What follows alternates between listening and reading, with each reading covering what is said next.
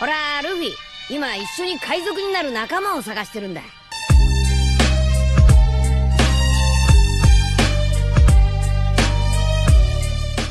Hello guys, welcome to my channel The Wandering Zoro, your go-to destination for anime-related content. And if you're new here, don't forget to hit that subscribe button and turn on notifications so you never miss out on our latest videos. In today's video, we're going to be diving into the series, so be sure to stick around until the end, and let's get started. Goku, I'll be waiting for you, Majin Buu. Kid Buu then felt the spirit bomb close in on him as he was trying to push the blast back with all his might. Vegeta, Kakarot, Dend, Goku, Piccolo, Goku, Gohan, Father. Everyone's voices came together in unison as they all spoke. Everyone, do it! Hearing the voices of his friends, Goku let out a battle cry as he pushed the spirit bomb forward as the blast engulfed Buu completely as he crumbled into pieces and was utterly destroyed. The spirit bomb destroyed any trace of Buu the demon was dead as Goku descended to the ground out of his Super Saiyan form as he stood in front of Vegeta's beaten body and spoke. Goku, we really make a good team, huh? He said, giving him a thumbs up. Vegeta raised his head with a smirk and gave Goku a thumbs up of his own as the two Saiyan warriors shared a laugh as their battle with the pink demon was over. Time skipped 10 years later. We go to a hospital room where a woman with long green hair and green eyes was coughing into her hand as a doctor was in the room with her. This woman's name was Inko Midoriya. Doctor, I am sorry, Ms. Midoriya. I am afraid that whatever sickness you have is too fatal. We could not find a cure for it. I am afraid you do not have long before. He goes silent as Inko lowered her head. Inko, I see. How long do I have, doctor?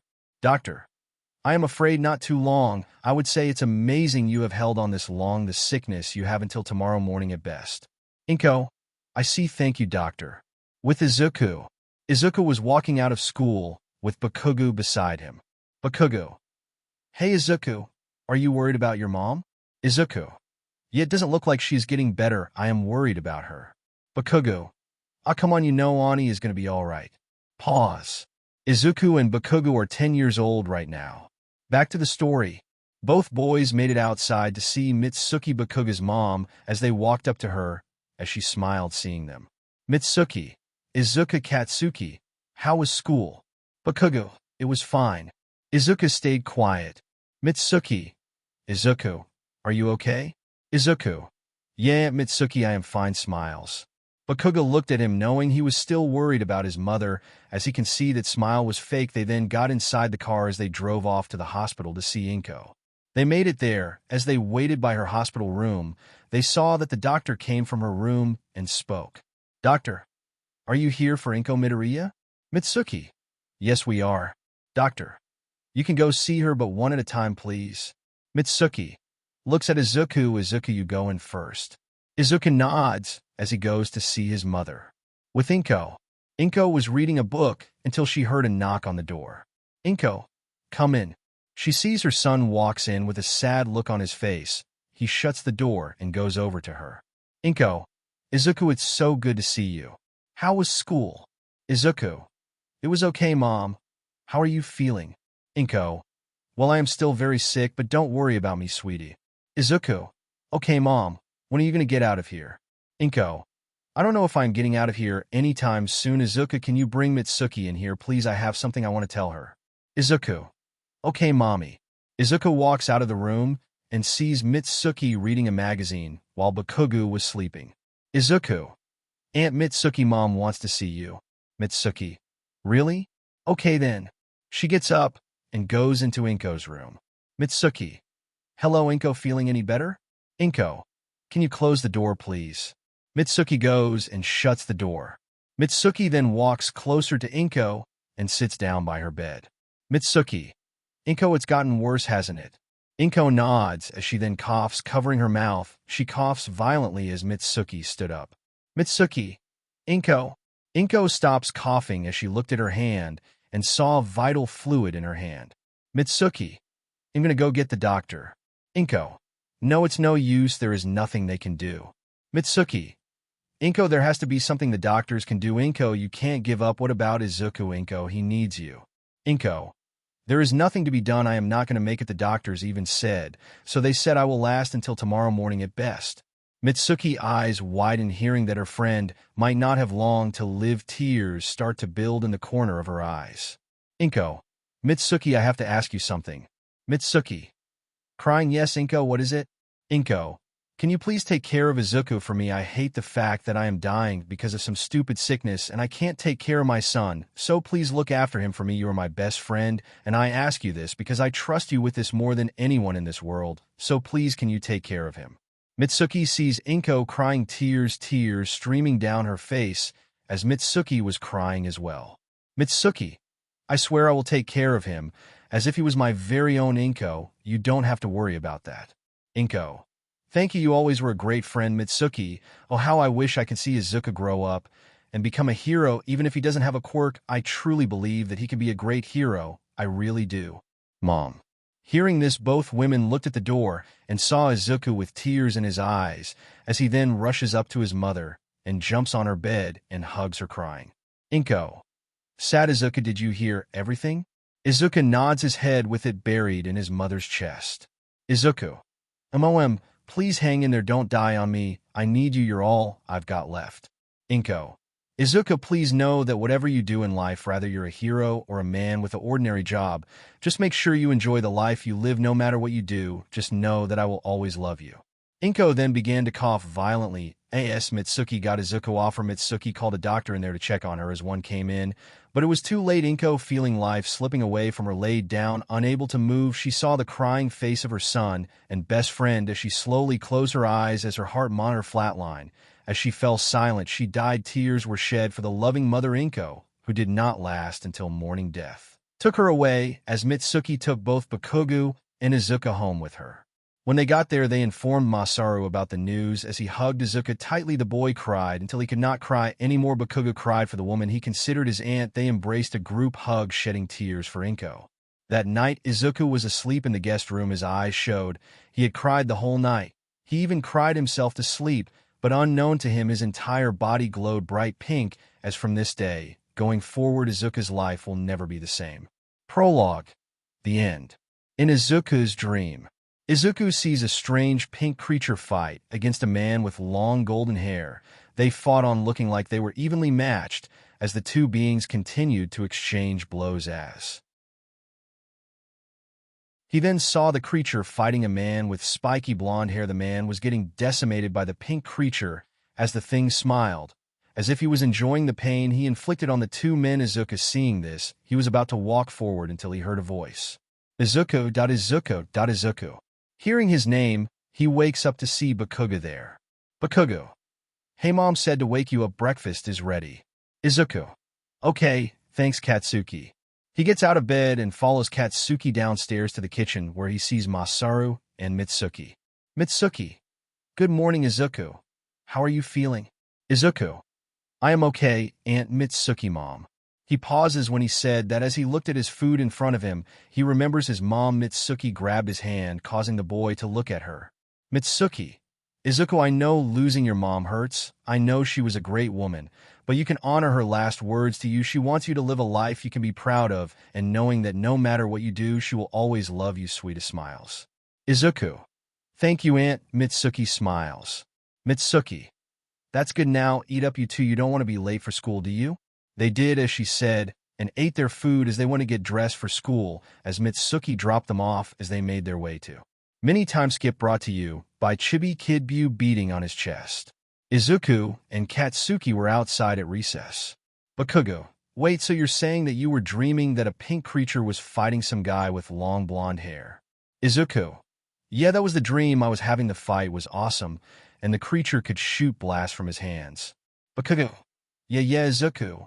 They then hear something as they look to see a gang of boys picking on someone. They made their way over there to see the group of boys picking on two girls. Random bully RB1. Haha, look at you, you're like a ugly alien with that pink skin and those horns. RB2. And look at the invisible girl, you can't even see her. They both have such useless quirks. Hey, leave us alone, jerks. RB1.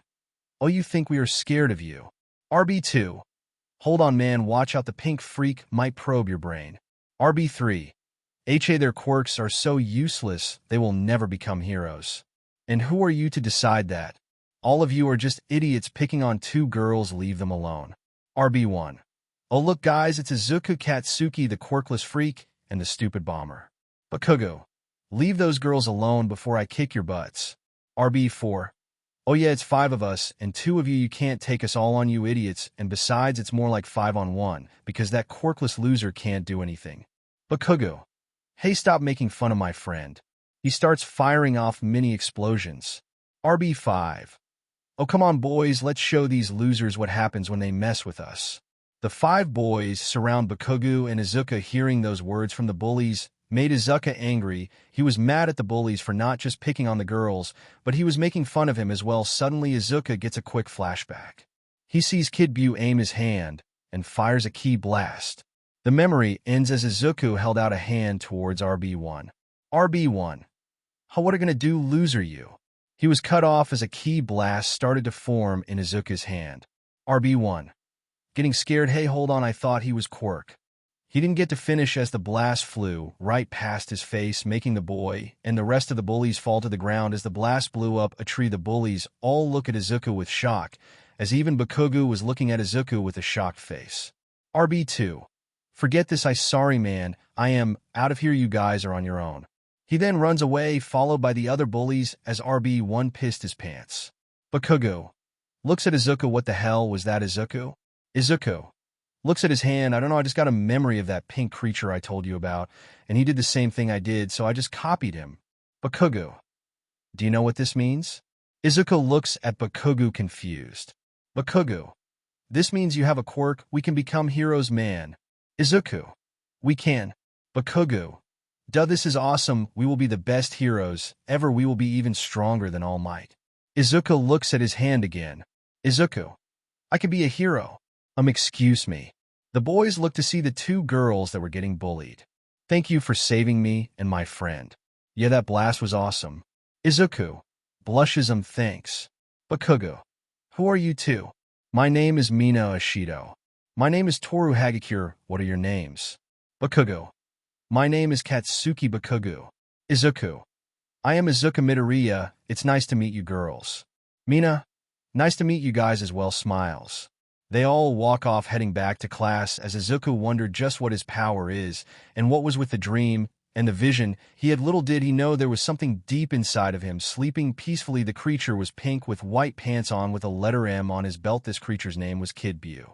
Izuku and Bakugo were in the principal's office waiting for Mitsuki to come as the principal looked at the 2 boys with an irritated look as Bakugo and Izuku looks at the man a little nervous as Mitsuki came in.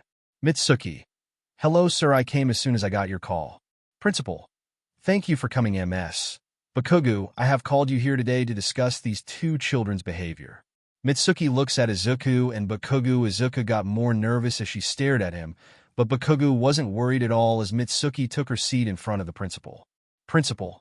Now MS Bakugo, your son and Izuku here were involved in an altercation with 5 other students today, and the students informed me that Izuku and Bakugo used their quirks and attacked the boys. Mitsuki. Confused quirks? She looks at Izuku and Katsuki. Mitsuki. Katsuki, what is he talking about? Bakugo. It wasn't me. I didn't even use my quirk. Izuku's quirk finally came. Mitsuki. Looks at Izuku. Wait, is this true, Izuku? Izuku. Yes, ma'am. See. He holds out his hand as a key blast forms in it, shocking both Mitsuki and the principal. Mitsuki looks at the principal, and you said they attacked this group of kids with their quirks. Principal. Yes, I called you here to inform you of their actions. Izuku. But they were picking on 2 girls, so we stepped in to stop them. Bakugo. Yeah, besides those idiots had it coming. Principal, you still attacked them. That is no right for you to attack other students of the school. Mitsuki. So you're just going to take the other student's side and not even bother to hear what really happened. Principal. What? Mitsuki. Why are you showing favoritism to the other kids? There are 2 sides to every story, so why are you going with only one? What makes those other students better than Izuku here now? After a while, the students that bullied Toru and Mina arrived, and Mina and Toru told the principal about everything that happened, gaining a ferocious glare from Mitsuki as he suspended the 5 boys and apologized to Mitsuki and Izuku and Bakugo as they then left. Mitsuki, Izuka Katsuki, we're going to look into sending you to another school. Bakugo, why mom? Mitsuki, because they were willing to punish you without hearing reason, so you two will be transferring to a new school, one where they won't show favoritism. Bakugo, don't worry mom, because when me and Izuku finally become pro-heroes, we will change things, isn't that right Izuku? Izuku chuckles, yeah right Bakugo. Both of them share a fist bump with each other as Mitsuki smiled at the two. After that day, Mitsuki was able to get Bakugo and Izuku transferred to another elementary school. They didn't see Mina or Toru again. Time skip 1 year later. Izuku and Bakugo are both 11 years old. Both boys are walking as they came into a forest area. Izuku, Katsuki, why are we here? Bakugo, I want to see what other kind of powers you have and also get a little training of my own. If we are going to be heroes, then we have to be strong. Izuku, oh I see. So what do we do first? Bakugo, try to shoot a blast at that tree. He points to a tree. Bakugo, let's see how strong your quirk is. Izuku, okay then. Izuku aims his hand at the tree. When he does this, a memory came to him, as it then stopped as his hand glowed pink and fired a beam at the tree. The beam hit the tree, but instead of it being destroyed, the tree was turned into chocolate. Bakugo, the hell, you turned the tree into chocolate? Izuku ran up to the chocolate tree and picked it up. Bakugo, dude, just what is your quirk? Izuku, I don't really know myself. Izuku takes a bite out of the chocolate tree and smiles. Izuku, it's good Bakugo. Really, let me get a piece. Breaking a piece off, he gives it to Bakugo as he bites it. Bakugo, awesome dude, you can turn anything into candy. Whoa, how did you do that? They both turn to see a red-haired boy with shark teeth staring at them with amazement. Bakugo, who the hell are you? Oh sorry, my name is Ijiro Kirishima. Who are you guys? Izuku, my name is Izuku Midoriya and nice to meet you. Kirishima, yeah, I saw what you did to that tree. It was awesome. What are your guys' quirks? Izuku, mine is kinda hard to explain. Bakugo, mine is explosions. Kirishima, whoa, your quirks are amazing. Mine is hardening. I can harden any part of my body. Izuku, whoa, that's awesome. Bakugo, hey, want to train with us? We're going to see how far we can push our quirks you in. Kirishima, yeah, let's do it. They start training and using their quirks for about 2 hours as the sun was now setting as the trio called it a day. Izuku, okay, that's all for today. Let's go Bakugo. Bakugo, hell no, I can still fly. He falls back about to pass out as Izuku caught him.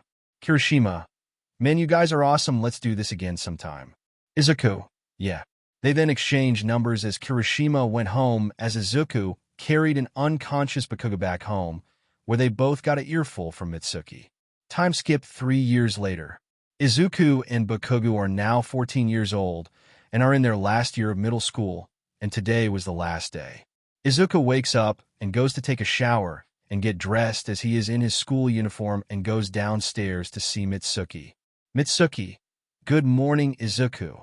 Izuku, morning Aunt Mitsuki. Katsuki, still not up? Mitsuki, no, can you go and wake him up for me so you're both not late? I know it's the last day of school, but at least be on time still. Izuku, yes ma'am. He goes back upstairs and makes it to Bakugo's room and knocks on it. Izuku, Katsuki, get up before it's time for breakfast. He gets no answer. He knocks on it again. Izuku, Katsuki, come on. He receives no answer. Izuku, so I guess we are doing this the hard way. He opens the door and walks up to Bakugo, who is asleep, as Izuku's sweat dropped, but an evil smirk spread across Izuku's face as he raised his hand. Slap. Bakugo, oh, what the hell, that thing you hurt? Deku, what the hell did you do that for, you idiot? Izuku, I have no idea what you're talking about, Katsuki. Bakugo, you slapped me, you jackass. Izuku, really, are you sure you didn't do that yourself? Smirks. Bakugo's eye twitch in anger. Bakugo, Izuku, Izuku, Bakugo, you're dead. Explosions were then heard upstairs as Bakugo was trying to kill Izuku for slapping him awake. Mitsuki, angered by this, made her way upstairs to see Bakugo trying to blast Izuku with an explosion while Izuku was dodging and laughing at the ash blonde. They then stopped when they saw an angry Mitsuki looking at them with a dark aura surrounding her, as the boys had only one thing going through their minds. Both were dead. Mitsuki, Get downstairs and get ready for school now. She then grabs the boys by their ears and drags them downstairs. They eat their breakfast as Bakugo got dressed, and him and Izuku both left the house. Izuku. Man, Aunt Mitsuki can be really scary when she is angry, huh? Bakugo. Oh, shut it, you trash. If you didn't slap me, then we wouldn't have gotten yelled AR by the old hag. Izuku.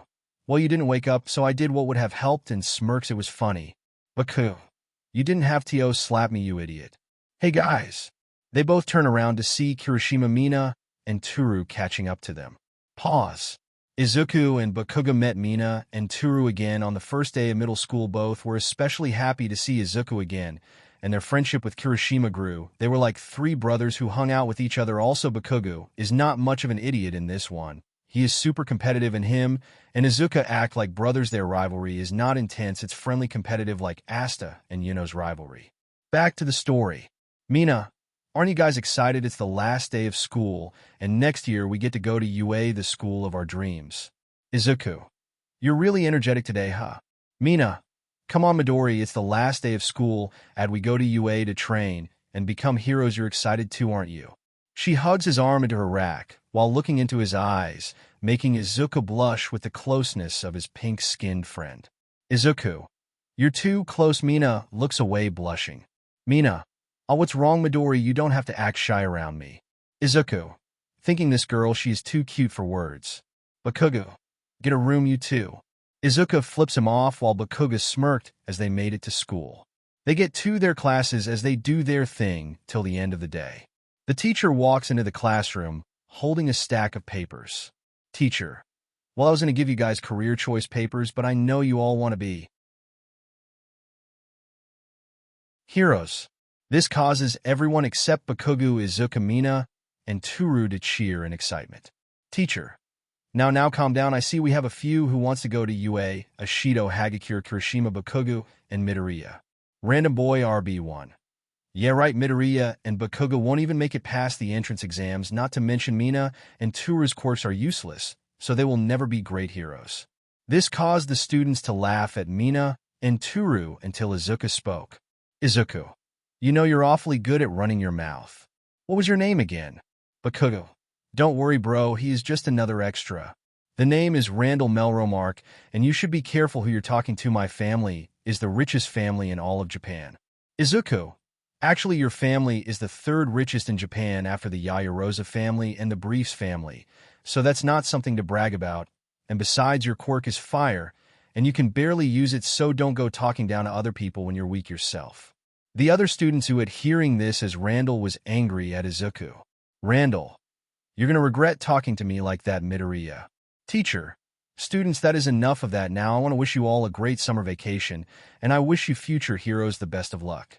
The bell then ranged as the students gathered their things and walked out as Mina had a sad look on her face. She ran out of the class before Izuku and others could get to her. Izuku! Mina! Izuku chases after her. Bakugo!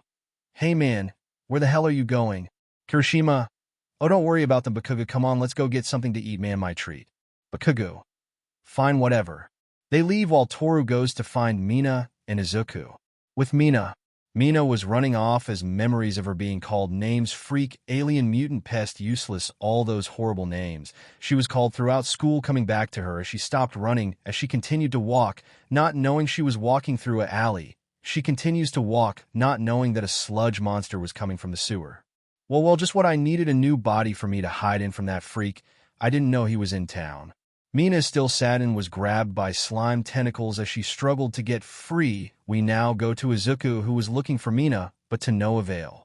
Izuku. Man, where did she go? He then starts walking as he then gets a call on his phone as he answers it. Izuku. Yeah, Bakugo, what's up? Bakugo. Hey man, have you found your girlfriend yet? Izuku. Sai, she's not my girlfriend, you idiot. I'm still looking for her. He sees many people gathering around an alleyway as he went there to see what was happening. As he makes it through the crowd, he sees empty Lady Kamui Woods and Death Arms watching as there was a slime villain who was holding Mina hostage. Izuku watched as she struggled to get free. Sludge villain SV. Stop struggling, kid. Just let me take over your body. Izuku watched as Mina was trying her hardest to get free. Izuku. Mina. He was about to charge in, but he was grabbed and restrained by MT Lady and Death Arms. Death Arms DA. Stay back, kid, it's too dangerous. Izuku.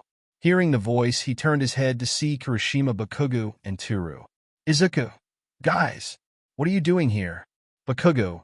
You never hung up your phone, and we heard all the noise, so we came to see what was going on. Kamui. You kids stay back, it's too dangerous. Izuku.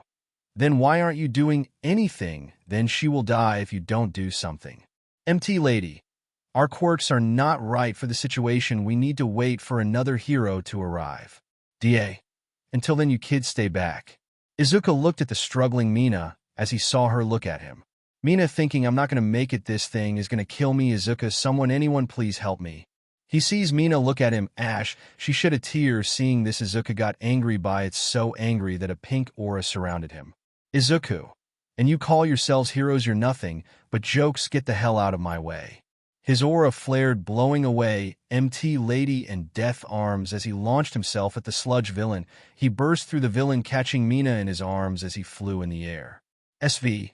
You brat, I will kill you. He was then hit with an explosion to his eye, courtesy of Bakugo. Baku. Don't even think about it, ugly. Izuku, who was holding Mina, charged a ki blast with his right hand. He then fired a blast at the villain as it hit dead on, splattering the villain everywhere. Izuku. That takes care of that. Izuku wasted no time as he flew off with Mina in his arms. He went to a nearby hospital, but a certain pro hero saw everything in HS skinny form. Those two, they jumped in without hesitation. Maybe one of them can be my successor. Izuku made it to the hospital as he gave Mina to a doctor. As they took her to a room, Izuku sat in the waiting room for her. Kirishima. Hey Baku bro, you alright? Bakugo. Yeah, I am fine. Those stupid heroes were scolding me because what me and Izuku did was reckless and stupid.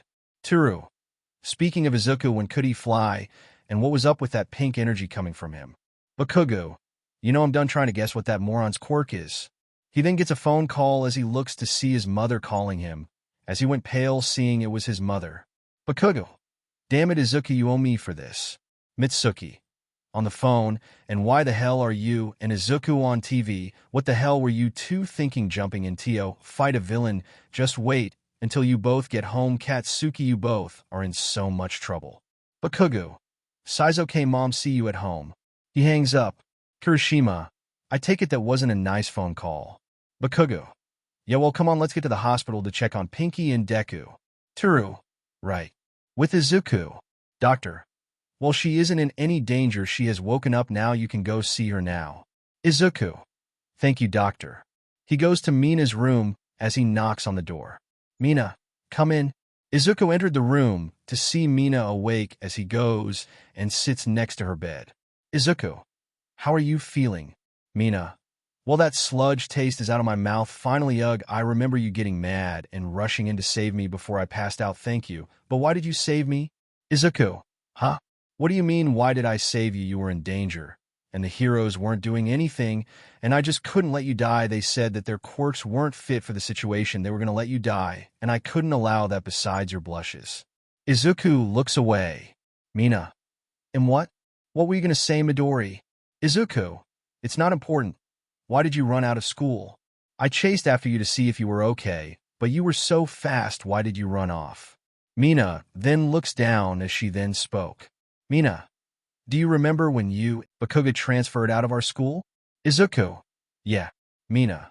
Well, during my time at school, people made fun of my pink skin and my horns. They called me names like freak, alien, mutant, loser, and many others. At first it hurt, but thanks to Toru and Kiri, I never let it get to me. But it still hurt when Randale called me. That it brought up those memories, and I started to think he was Izuku.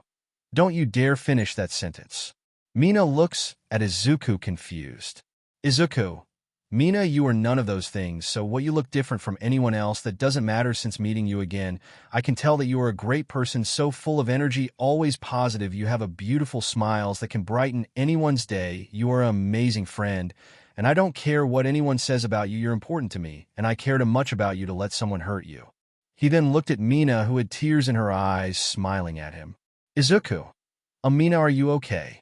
He was cut off by her grabbing him and pulling him into an unexpected kiss on the lips from Mina. Izuku was surprised, but gave into the kiss as he closed his eyes after a few seconds as they both stared at each other with blushes on their faces.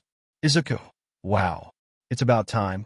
They looked to see Bakugo, Kirishima, and Toru standing there looking at them, as Kirishima gave Izuku a thumbs up with a squealing Toru. Both Izuku and Mina blushed seeing their friends. Bakugo. Well, Deku, as much as I would love to congratulate you on getting a girlfriend, and you have to go home because we have a furious old hag to deal with. Izuku. Sweat dropped. Oh, Aunt Mitsuki, I forgot about her. Bakugo grabs him by the collar and drags him out of the room. Bakugo. Come on, let's go. It's your turn to get cussed out by the hag. We will see you guys later. Izuku. Hey man, let me go. I can walk on my own. Kirishima. See you guys later. Bakugo and Izuku left as they went home, where they were met with a furious Mitsuki. Mitsuki. Finally. You two made it home. Now tell me everything that happened, and don't you dare lie to me. Izuku was scared, as Katsuki was also. He was trying not to show it. Izuku. Well, Aunt Mitsuki, it went like this. He then explains everything that happened as she listened to every word Izuku said as she closed her eyes thinking about everything she just heard. Mitsuki. So you saved a girl from your class because the heroes were going to let her die. Izuku. Yes, ma'am, that's it. Mitsuki. Besides, what am I going to do with you two?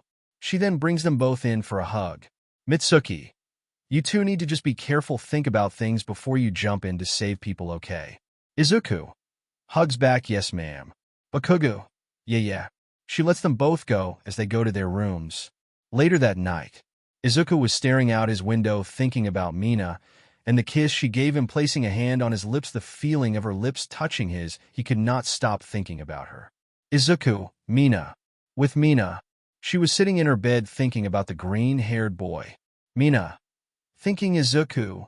The next day, Izuku was with Bakugo training in the backyard. Bakugo. HRRA. He fired an explosion as Izuku dodged to the left and kicked Bakugo in the jaw, sending him to the ground. Bakugo. Damn it. Izuku. That's 4-4, man. Want to keep going? Bakugo. Not really, man. Let's call it for today. We have been training since morning. Izuku. Yeah, I guess you're right. So the entrance exams are in 10 months, huh? Bakugo. Yeah, we need to prepare ourselves for what's to come, but for now, let's get showered up and go meet up with the others. Izuku. Right. They both go back inside the house as they take a shower and get dressed and head out to meet their friends. They head to the park and met with Kirishima, Mina, and Toru. Toru. Hey, there they are. They all walk up to Izuku and Bakugo. Izuku. Sup, guys. Kirishima. Nothing much, bro. So, what's on the agenda for today? Bakugo. There's a carnival in town. We can go there. Toru. Awesome, let's go. Mina looks at Izuku and turns her head with a blush when he looked at her. Izuku blushed and looked away, but Bakugo pushed him forward as he bumped into Mina. They then see they were close to each other. Izuku. Hi, Mina. Mina. Hi, Midori. Why so nervous? Izuku. I'm not nervous. Bakugo. Then why can't you look your girlfriend in the face? Izuku shoots Bakugo a glare as he looked at Mina and smiled and hugged her as she hugged him. Toru. You know, you two really make a cute couple. Mina. Thank you, Toru. Now, come on, let's go to the carnival. They made their way to see the carnival along with the many rides and food stands and many games. Toru. There are so many games and rides here. Bakugo smirked along with Kirishima as they silently left. Toru saw what they were doing as she followed through. Izuku. So, guys, what do? He looks and notices him and Mina are alone. Izuku. Thinking, damn it, Bakugo. He then got a text from Bakugo saying, good luck with your girlfriend. Izuku. I owe him a butt kicking when we are done. Mina. Izuku, come on, let's go on some rides. She grabs Izuku's hand and drags him around as they went and found a game to play where you knock the bottles down, you win a prize. Izuku stepped up as the host gave him a ball. He threw it and knocked all the bottles over, winning stuffed teddy bear. Izuku. Here you go, Mina. She takes the bear. Mina. Thank you, Zuzu. Izuku. Zuzu? Mina. Yeah, that's my new nickname for you. Get used to it because you're going to hear it a lot. Izuku. Whatever you say, my alien queen. Mina. Blusho, so you're trying to start a teasing war, huh, Zuzu? Izuku. Smirks, maybe I am, I love a challenge. Well, look what we have here. Both Izuku and Mina look to see Randall and Melromark. Izuku. Oh great, they're here. Mina. What do you want, Randall? Randall. We were just walking around enjoying the carnival until we saw something that disgusted us. Izuku. So you looked in the mirror. How well now your personality matches your face, smirks. Randall. Why you little? Malty holds out a hand, stopping him. She then looks at Izuku. She walks up to him, standing in front of him. Malty. So you're the famous Izuku I have heard so much about. I will admit you're cute. Nice body is just my type. What do you say you ditch this pink freak here and get with a real woman like me? What do you say, handsome? Izuku. No thanks, I'm taken, and besides my girlfriend here. He puts his arm around Mina. Izuku. Is way hotter than you, so be gone. Mina thought. Malty. You're rejecting me? Do you know who I am? Izuku. Am I supposed to care who you are? You're a non-factor getting in the way of me and my girlfriend's date now. If you're done making a show of yourself, then move aside. Randall. So are you two going to be taking the UA entrance exams? Yeah, we are. Randall. Neither of you are going to make it. We will be there to show you how to get things done. You losers won't last. Malty. Well, let's get going, brother. We have wasted enough time here. They both leave, as Izuku then grabbed Mina's hand, holding it as she looked at him. Izuku. Smiles, don't worry, I won't let anyone make fun of you or hurt, not while I am here. Mina. Smiles, thank you. They then made their way to the Ferris wheel. As they got on, as it went slowly, they were in the air looking at the night sky. Mina leaned her head on Izuku's shoulder. Mina. You know I don't want this night to end because it's just so perfect. Izuku. Yeah, and so are you. They both hold hands as suddenly fireworks flew into the sky, popping to end their glorious night. Time skip 10 months later. Izuku and Bakuga have trained for the last 10 months along with their friends as Kirishima has a good handle on his hardening and Mina has become more potent with her acid quirk. While Izuku and Bakuga made sure their combat skills were up to par, they also helped Toru with managing her quirk. Now she can turn visible, but not for long though. Now we go to the 5 teens as they are standing outside of the school of their dreams, UA High. Bakuga smirks. Well, here it is. Izuku, you nervous? Izuku. TCH, no way, I'm actually excited for this. Mina. Well, I'm actually nervous. Izuku. Don't worry, you will be fine. Kirishima. Alright, let's go. Skipping the written portion, we getting to the good stuff. We now find our favorite group of friends in the auditorium as they were conversing with each other. Izuku. So bro, do you think they will throw some kind of surprise our way? Bakuga. Well, this is UA, so we better be prepared for anything, but just know I'm going to score more points than you. Izuku. Oh, you're on. Kirishima. Count me in this as well. Baku. Both of you are going to lose, just wait and see. Present mic PM. What's up, little listeners, can I get a yeah? The crowd was silent. PM. Wow, tough crowd. Okay, now you will be doing the combat portion of the test where you will be. Excuse me, present mic SIR, it is said that there is another robot that will be on this exam, but it did not say that in the pamphlet we were given. I would expect a school like UA do things better than this, and you 5 points at Izuku's group. You all have been talking since you entered here. Take this seriously or leave. Izuku looks at the boy with a menacing glare. Izuku. Look, I don't know, you don't really want to know you, but you're the only person causing a disturbance here. If you would have let Present Mike continue to explain, he probably would have said something about that robot.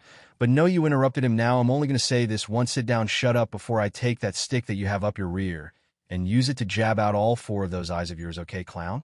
The boy got scared seeing the glare Izuku was giving him as he sat back down. Mina, fanning herself. Oh my, you're so hot when you put people in their place. Izuku. Well, I aim to please. PM went on to explain everything they needed to know as the students headed to their destinations. As they were separated, Izuku was stretching, getting himself ready.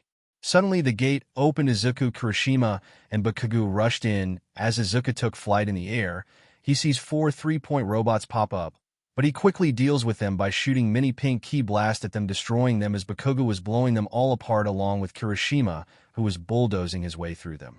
Random student RS1. Hey, those guys are cheating. PM. Intercom, there are NO countdowns in a real battle. Get moving. The students ran into the field and fought any robots they can find. Izuku had blasted a hole through another robot as it exploded. Izuku. Okay, I got 105. Bakuga lands on a building. Bakuga. That's it. Hi, I got 107. Catch up, loser. A 5-point robot appears behind Bakugo as he turned to it only for it to be destroyed by Ki Blast from Izuku. Izuku. Now I have 110 later. He flies off. Bakugo. Damn it, Deku, you cheated. In the observation room. Midnight. It seems we have some impressive students this year. Nizu. Yes, we do. They seem to show promise. AM. I am really impressed with 3 individuals so far, the red-haired boy, the blonde boy, and the green-haired boy. They are really good. Nizu. Let's see how they deal with this. He presses a button. Izuku destroyed 4 3-point robots. Izuku. Man, this is awesome. The ground then shakes as loud footsteps can be heard. Izuku sees many of the students running away. Izuku. TCH, and they call themselves heroes. He was about to fly off. Yunel. Mina. Zuzu. Someone help us. Izuku looks to see Mina, a brown-haired girl, and a green-haired girl stuck under some rubble. Izuku quickly flew down there and got the rubble off as Kirishima and Bakugo came to assist. Izuku. Bakugo, Kirishima, get these girls somewhere safe. Mina. But what about you, Zuzu? Izuku looks to see the 0-pointer approaching. Izuku. I'm gonna take that thing down. Without saying anything else, Izuku flies into the sky. As he then powered up his pink aura, seeing the 0-pointer, he then flies straight towards the monstrosity and burst right through it. As he lands on his feet on the other side, the 0-pointer then exploded, its upper half gone as it fell down to the ground, leaving many of the other students shocked at the incredible display of power. Izuku turned to meet with the surprised faces of the many students who took the entrance exams. He walked forward as they all cleared a path for him. As he made his way to his friends who were being looked at by Recovery Girl, he made his way to Mina, who jumped up and hugged him. Mina. My hero. You were amazing out there, Izuku. Izuku. Thanks, how are you feeling? Mina. Well, not too bad, my ankle hurts a bit, but other than that I am fine. Izuku. Well, that's good. Excuse me. Izuku looks at the brown-haired girl who got his attention. Izuku. Yeah, what's up? Thank you for saving me, and my friend, my name is Ochako Uraraka. And my name is Tsuyu Azui. Izuku. Nice to meet you, my name is Izuka Midoriya. Mina. And I'm Mina Ashido, Izuka's girlfriend. Ochako. Nice to meet you. Looks at Kirishima. Thank you too as well for saving us and getting us out of that rubble. Kirishima. No problem, just doing what a future hero should do. Bakugo. The next time be careful, okay? They then hear a horn blow. PM. Okay, little listeners, you all will be getting your acceptance letters in the mail. The students all start leaving as Izuku and his group left and went their separate ways to go home. 1 week later, Izuku and Katsuki were chilling in his room, playing Mortal Kombat 11. Izuku. Might as well give up, Katsuki, you know Scorpion can't beat Liu Kang. Bakugo. TCH, keep dreaming, loser, get over here. They then get a knock at the door as Mitsuki walked in. Mitsuki. Izuku, Katsuki, your letters from UA Cam. Izuku. Got UHA, I told you you couldn't win. Bakugo. Damn it, I want a rematch, you jackass. Mitsuki. Stop all that cursing, Katsuki, your letters came from UA.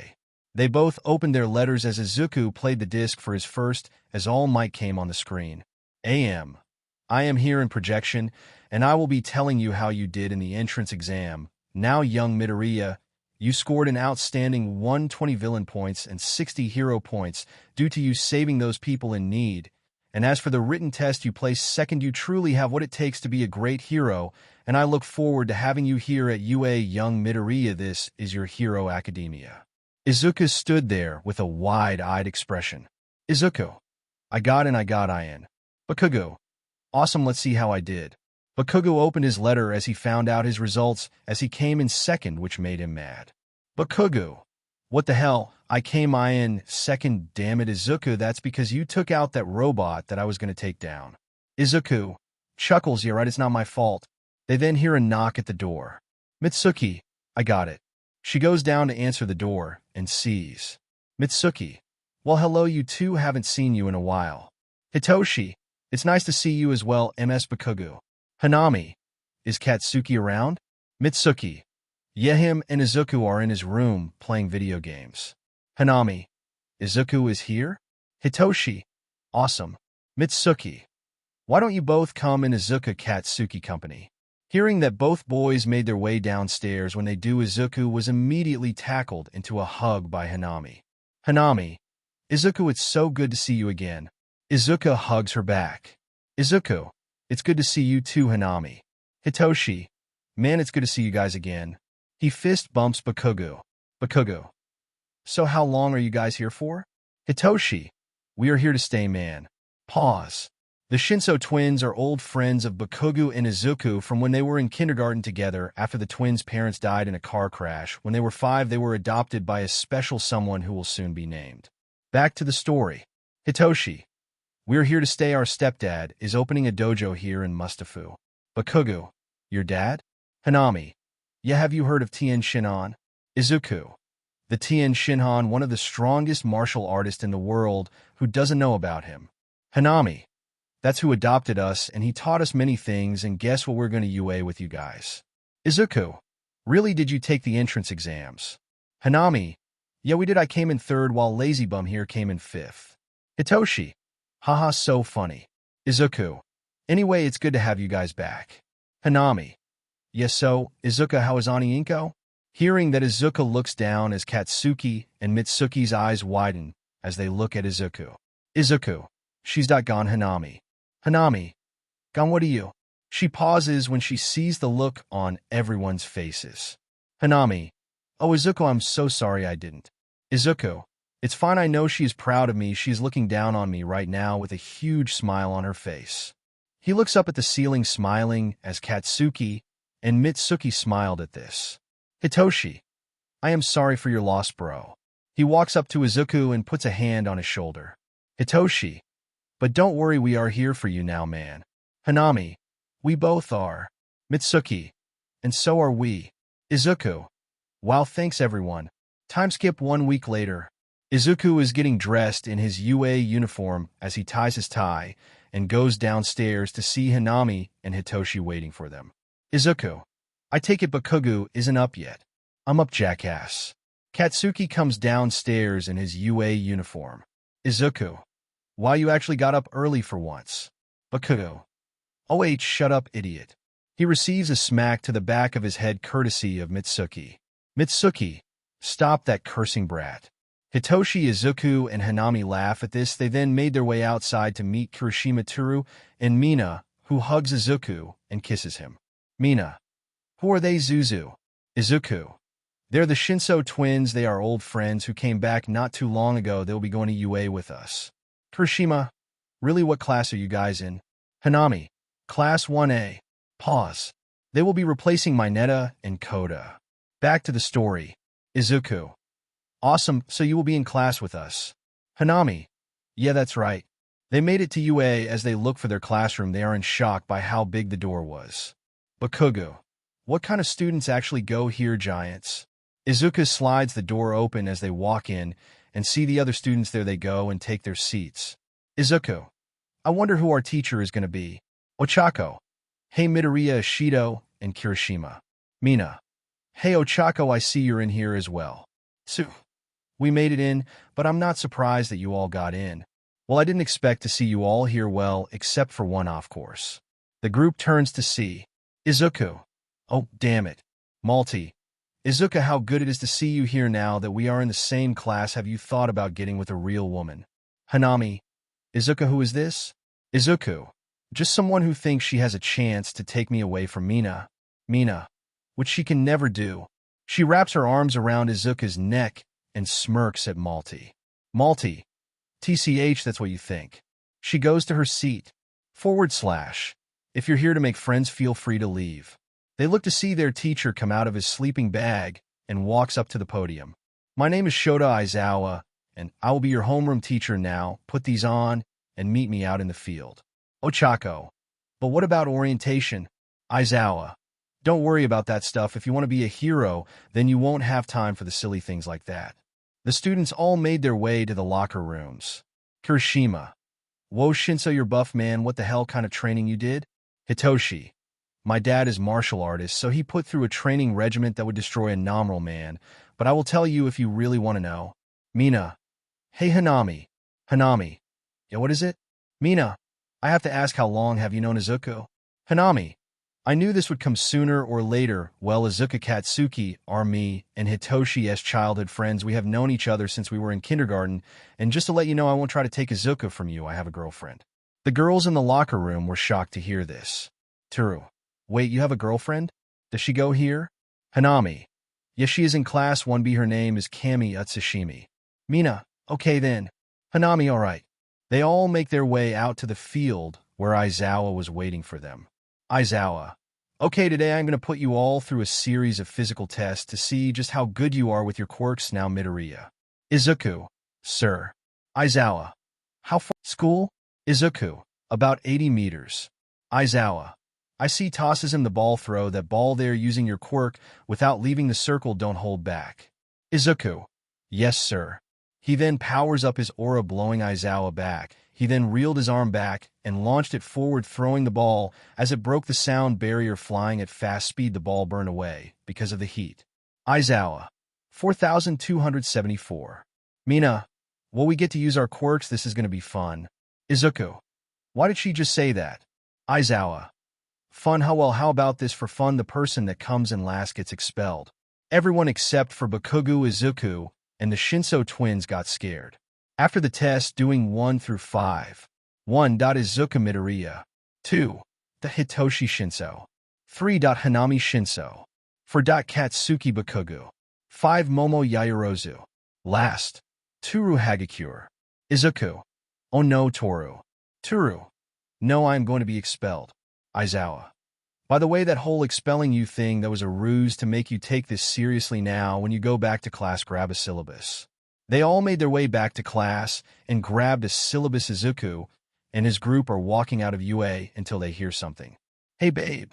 They all look to see a fawn blonde-haired girl walking up to them as she hugs Hanami and kisses her on the lips, surprising Izuku and Bakugo and Kirishima. Izuku. Whoa. Hanami. Everyone, this is Kami, my girlfriend. Kami. Hi everyone, nice to meet you. She looks at Izuku. Kami. You must be Izuku. Hanami told me all about you, and you must be Bakugo. Looks at Bakugo. Bakugo. Yeah. Izuku. Nice to meet you, Kami. Hanami. We'll see you guys later. Her and Kami walk off. Izuku. So Hitoshi, want to come by the house and play some video games? Hitoshi. Hell yeah, let's do it. Bakugo. TCH, yeah, I can crush someone else in Mortal Kombat. Izuku. Please, like you can beat me. Bakugo. Ha, we will see, you nerd, we will see. They all go to the Bakugo residence. Kami. So that's Izuku, you were right, he is a major hottie. Hanami. Yeah, but he has a girlfriend and I don't think she will be into sharing, she is definitely the jealous type. Kami. Yeah, but you didn't tell them you were by right. Hanami. Nope, I will tell him one day. Kami. Yeah, because I would love to have him. Hanami. Oh, Kami, bad girl. She slaps her on the rear. Kami. Babe, you know what that does to me when you do that. Hanami. Oh, keep on talking like that, you're going to get more than a slap on the rear. Smirks. Kami. Don't you threaten me with a good time. The next day, everyone was in class waiting on Aizawa until suddenly. I am coming through the door like a hero. Kirishima. Whoa, it's All Might. Tsu. I didn't know he was going to be teaching here. AM makes his way to the podium. AM. Okay, today we will be covering Heroics 101, and today's topic is battle training. Bakugo. Smirks battle. Izuku. Training smirks. AM. Yes, but what is a hero without their costumes? He presses a button as many suitcases come from the wall. AM. Your case is your desk number. They all get up and grab their cases and head to the locker rooms to change. With All Might. AM. Thinking this should be a good way to test them and to see which one could be my next successor. The students all make their way to the field in their hero costumes. AM. HM, where is young Midoriya and the Shinso twins? We're here, All Might. Sorry. Izuku's hero costume. They come into full view. AM. Not too bad, you bunch of newbies. Mina. Wow, Zuzu, you look hot in that costume. Izuku. Looks at her and blushes. You look good in your costume too. Mina. Are you blushing, Zuzu? Izuku. Looks away. No, I'm not. AM. Clears his throat. Okay, now as I said, today's lesson will be battle training. The class then starts asking multiple questions, but AM silenced them. AM. Here is how we're going to do this. He pulls out a box. AM. You will be on teams of two. One will be the heroes and one will be the villains. Now draw lots, and the letter that matches yours is your partner. They all draw lots. Izuku. It seems I got a. Hanami. Hey, we got the same letter, which means we will be on the same team. Awesome. Izuku. Yeah, it is. AM. Okay, now that you have your teams, we will proceed with the first match. Team A, Izuku and Hanami heroes versus Team B, Ida and multi-villains. AM. Okay, now the villain will enter the building first and set the bomb up while the heroes will wait for a while and then enter the building after 10 minutes. Class. Yes, SIR. Izuku. Let's do this. Hanami. Hanami. Right, Izuku. With Izuku and Hanami. Hanami. So what's the plan to deal with Ida and Malty? Izuku. Well, Malty has a fire manipulation quirk. She looks more like a long-range fighter rather than close-range, so she will probably keep her distance from us while shooting flames at us. Ida is fast. Those engines on his legs let him run really fast. At least that's what I can take from seeing him in the entrance exams, so he will probably our only concern. Hanami. Wow, overconfident are we? Izuku. It's not overconfidence if you can't back it up. AM. On the intercom, hero team may enter the building. Hearing this, Izuku and Hanami make their way inside the building. In the observation room, Tsu. Hey, Mina. Mina. Looks at her. Yeah, what's up, Tsu? Tsu. Please call me Tsu. I wanted to ask you about Izuku's quirk. What is it? Mina. He calls it energy manipulation. Ochako. Really, how does it work? Mina. Well, I can't really explain it. You have to ask Zuzu. Bakugo. Yeah, it's really complicated to explain because he can do different things with it. Denki. Yeah, like what? Kirishima. Well, he can use it to turn non-living things into candy. Ochako. No way. Kirishima. Yeah, he can also fire blast from his hands as a way to attack. Bakugo. He can fly as well. Back with Izuku and Hanami. They were walking through the building. Hanami. Seemed they are on the 4th floor. Izuku. Really? How do you know that? Hanami. It's called key sensing. I learned it from Tien. Izuku. Key? Hanami. Yes. She was cut off by a fireball shot at them, making them separated by jumping away from each other as Malty walked into scene. Malty. Well, seems like you have the worst luck of facing me. Hanami. Izuku, go on ahead. I can deal with her. Izuku. Are you sure? Hanami. Yes, I can take her. Izuku. Okay, then guess I will go take on Ida. Malty. I don't think so. She then blasts a wall of flames at the entrance. Malty. You're not going anywhere. Izuku. Smirks. So you think you can hold me here? Well, you're sadly mistaken. He formed a pink key blast in his right hand and aimed it at the ceiling and shot it forward, destroying the ceiling, causing some debris to fall. Izuku. Catch you later. Izuku flies through the hole he made, heading towards Ida's location. Malty. Well, no matter, I can handle you myself. She forms flames in her hands. She then brings them together and blast a huge fireball at her. Hanami. Child's play. Holding out her hand at the incoming fireball, she blasts air pressure at the flame, disintegrating it, leaving Malty shocked. Malty. What th? A kick to her jaw sent her flying into a wall with a boom as Hanami landed on the ground gracefully as she stared at the red head, who came out of the wall with an angry look on her face. Malty, you beach. I will make you pay for damaging my beautiful face. Hanami. Oh, I'm so scared. Come on, let's see if you can actually fight. Malty, angered by hearing this, channeled her flames in her hands and shot many fireballs at her as Hanami flew up, dodging the fireballs, and flew at Malty at incredible speed. Once she was close, Malty aimed a fireball at her, ready to attack at point-blank range, until Hanami left and after image Malty, then turned to her right, only to be met with a punch to her jaw, sending her back, but she used her flames to stop herself from hitting the wall. Malty, I have had it with you. She then blasted herself forward with her flames, as she then went for a flaming punch to Hanami, who catches her punch effortlessly as stared at the girl with a bored expression. Hanami, has anyone ever told you you're really weak? This is so disappointing. She then moved her fist out of the way as she spun and hit Malty with a kick to her side, sending her crashing into the wall again. Hanami, well, that was a shame. I expected a better fight than that. Oh well, time to see what Izuku is up to. Izuku has made it to the floor where Ida was on, as he was looking at Ida, doing his horrible villain monologue. Having had enough of this, Izuku made his way into Ida's view. Izuku, you know your villain acting sucks, man. Ida, you there? This is the end of the line, hero. Ida then fires up his engines and charges towards him. Izuku stood there and waited for Ida to attack. Ida goes for a kick, only for Izuku to duck. Acting quickly, he saw that he was under Ida and kicked him in the gut, sending him upward. As he hit the ceiling, Ida then fell from the ceiling, but Izuku flew up to catch him as he flew down to the ground and laid Ida down as Hanami came in. Hanami, well, seems like I wasn't needed. Izuku flies over towards the bomb and places his hand on it. Am. Hero team wins. Hanami runs up and hugs Izuku. Hanami, we did it.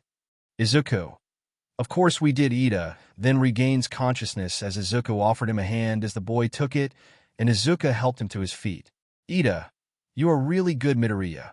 Izuku, thanks, I hope you're not hurt too bad. Ida, oh, just a little hurt in my back and my stomach, but I think I will be fine. They go back to the observation room, where they are met by their classmates asking them many questions. Ojiro, Hanami, where did you learn to fight that good? Hitoshi, our dad trained us. Ojiro, really? Who is your dad? Hitoshi, Tien Shinhan. Ojiro, no way. He's one of the strongest martial artists in the world. Am. Okay, students, now who was the MVP in this match? Momo. Sir, the MVP was Hanami. She decided to take on Malti alone and allowed Izuku to look for the bomb. Am. Okay, now for the next match. Skipping the rest of the matches. After the battle training, the students are in class. Hitoshi. Man, battle training today was kind of fun, don't you think, guys? Kirishima. Yeah, it was kind of fun, and we got to see just where we are with our quirks. Mina. Hey, how about we all introduce ourselves and say what our quirks can do? Izuku. Sure, why not? They all introduce themselves and what their quirks can do. They then make their way out of the classroom with Izuku and company. Izuku smiles. Bakugo smirks. Look at you all smiling and happy. Izuku, well, I am around great people. I have the best of friends, and an amazing girlfriend, and a great family, even if my brother is an annoying idiot. Bakugo, who the hell are you calling annoying? Izuku chuckles. You, who else? Bakugo, you idiot. They both laugh as they walk home. The next day, Aizawa, okay, I have seen the footage of your battle training, and some of you need work, some did very well, but you're still lacking in some departments. With that aside, I have an announcement to make. Get ready and get into your hero costumes. Today we will be taking a trip to the USJ. Denki, Universal Studios Japan? Aizawa, no, the unforeseen stimulation joint there. You will be learning about rescue training. Pause. I am skipping the part where they pick the class reps. Ida and Yayorozu. They all grab their suitcases and go to get changed in their respective locker rooms. While getting changed, Izuku could not help but shake this bad feeling he was having as Hitoshi sees this and goes over to his friend. Hitoshi, you okay, Izuku? Izuku looks at him. I don't know, man. It's like I have a feeling that something bad might happen. Bakugo, come on, man. Just relax. I'm sure you're just being paranoid, man. Everything is going to be fine. You will see. Izuku, if you say so. Bakugo. Finally dressed in their costumes, they make their way to the bus stop, where they see Aizawa there. Aizawa, okay, now that you're all here, let's get going. They all got on the bus and sat where they wanted to sit, with Mina being by Izuku and him being by Tsu, who asked. Tsu, hey, Midoriya. Izuku, yeah, what's up, Tsu? Tsu, I have to ask, what exactly is your quirk? I heard that you can turn stuff into candy and you can shoot mini blasts from hands as well. Izuku, well, my quirk is kind of hard to explain. I call it energy manipulation, where I can channel energy through my body and use it in many ways. Tsu, I see your quirk is really interesting, but can you really turn stuff into candy? Izuku, I will show you sometime later, though. Kirishima, you know your quirk is really versatile, man. I can only harden my body. Izuku, any quirk is useful as long as you train it. The bus then comes to a stop. Aizawa, all right, we are here. They all get off the bus, and they go up to the USJ to see Ochako. ITS 13, she's my favorite hero. 13. Hello, students. Looks at Aizawa. Where is All Might? Aizawa goes up to her and whispers in her ear. 13. All right, then now let's begin. She goes on and gives her speech about how quirks can be dangerous as she is leading them inside the Ust while she is giving her speech. Hitoshi and Hanami sense something. Hitoshi. Hanami. Hanami, I know A's.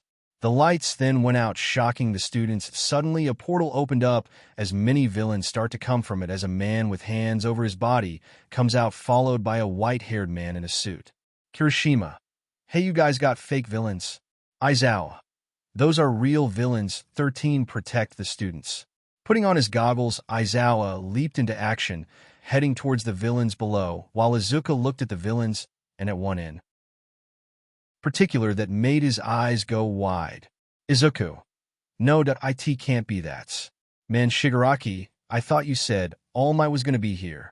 Hisashi Midoriya, Izuku's father. Shigaraki, well, that was the info we had gotten from the spy. It seems we were misinformed. Oh well, maybe if we killed some of these students he will show his face. The man with the white hair looked at the students who looked scared as his eyes landed on Izuku as he smirked. Hisashi. Well, that useless brat is here. Guess he really did have a quirk. Hey, Kurogiri. Kurogiri. What is it, Hisashi? Hisashi then points at Izuku. Hisashi. Bring that kid to me. Teleport the rest somewhere else. I don't care. Just bring the green-haired kid to me. Kurogiri. Okay then.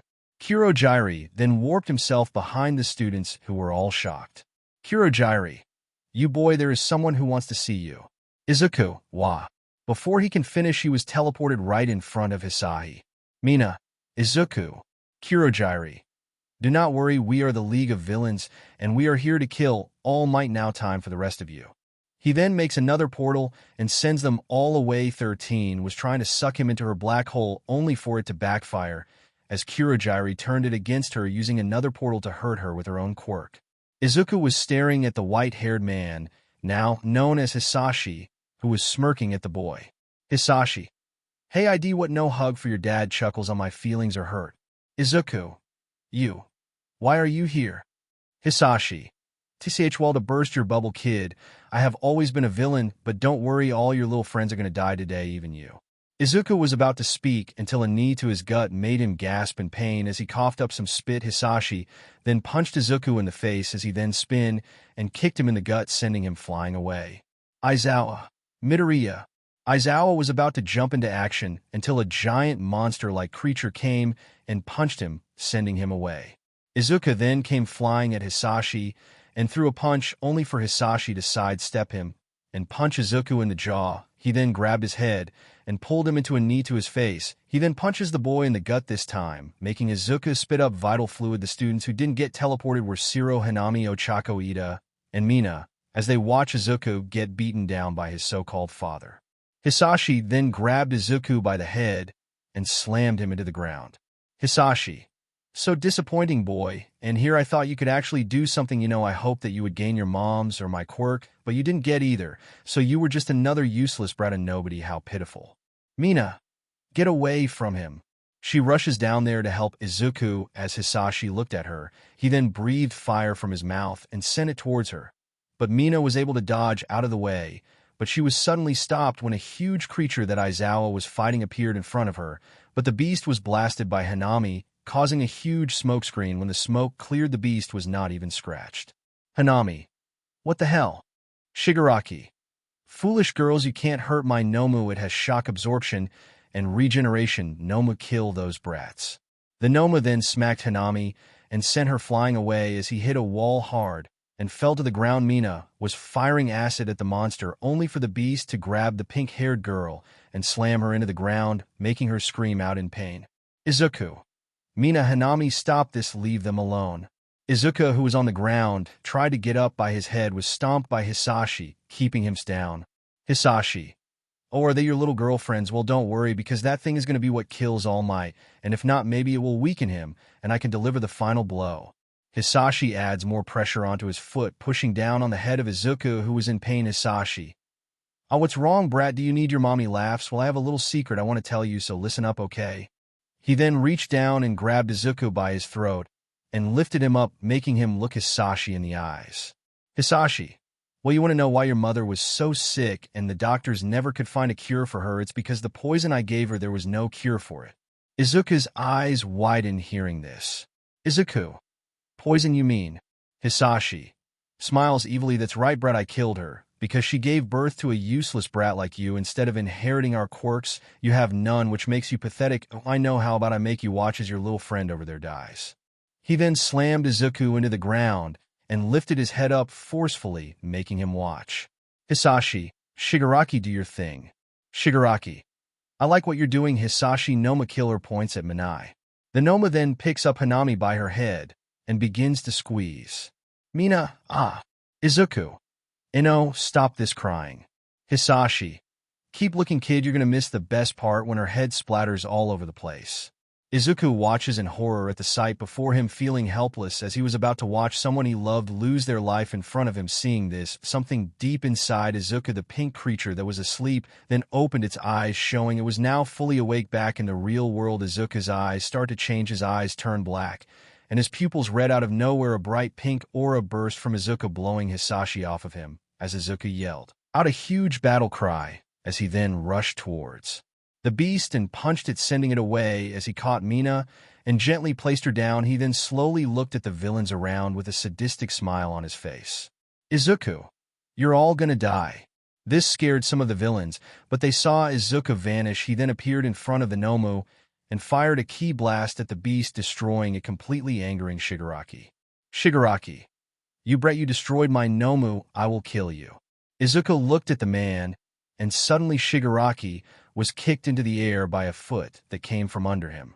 Izuku appeared above him and kicked him down to the ground with a boom, creating a huge crater. Shigaraki struggled to his feet, but Izuku appeared in front of him, smiling evilly as he aimed a blast to Shigaraki's face. He was sent flying, but Izuku flew after him and unleashed a brutal assault on Shigaraki's face. With a final punch, Shigaraki was sent to the ground with authority, but Izuku flew down, and Kurogiri tried to step in, only for Izuku to appear behind him and grab him by the neck brace and slam the Mistman to the ground. He suddenly made a pink ring ki blast to bring Kurogiri to the ground, keeping him unable to move as he turned his gaze back to Shigaraki, who was trying to get vanished and appeared in front of him. Shigaraki, stay away from me, you most. Izuku grabbed him by the throat and crushed it, keeping him from speaking any further. He then did something no one saw coming. He shoved his hand right through the man-child's chest and rips out his beating heart. Shigaraki starred as the life slipped away from him. His lifeless body fell over as Izuku smiled. He then turned his attention to Hisashi, who was wide-eyed, seeing his son just kill without even batting an eye before he can even speak. Hisashi was punched in the gut, making him cough up vital fluid, but Izuku wasn't done there. He aimed his hand at Hisashi's chest. Hisashi, Aizu.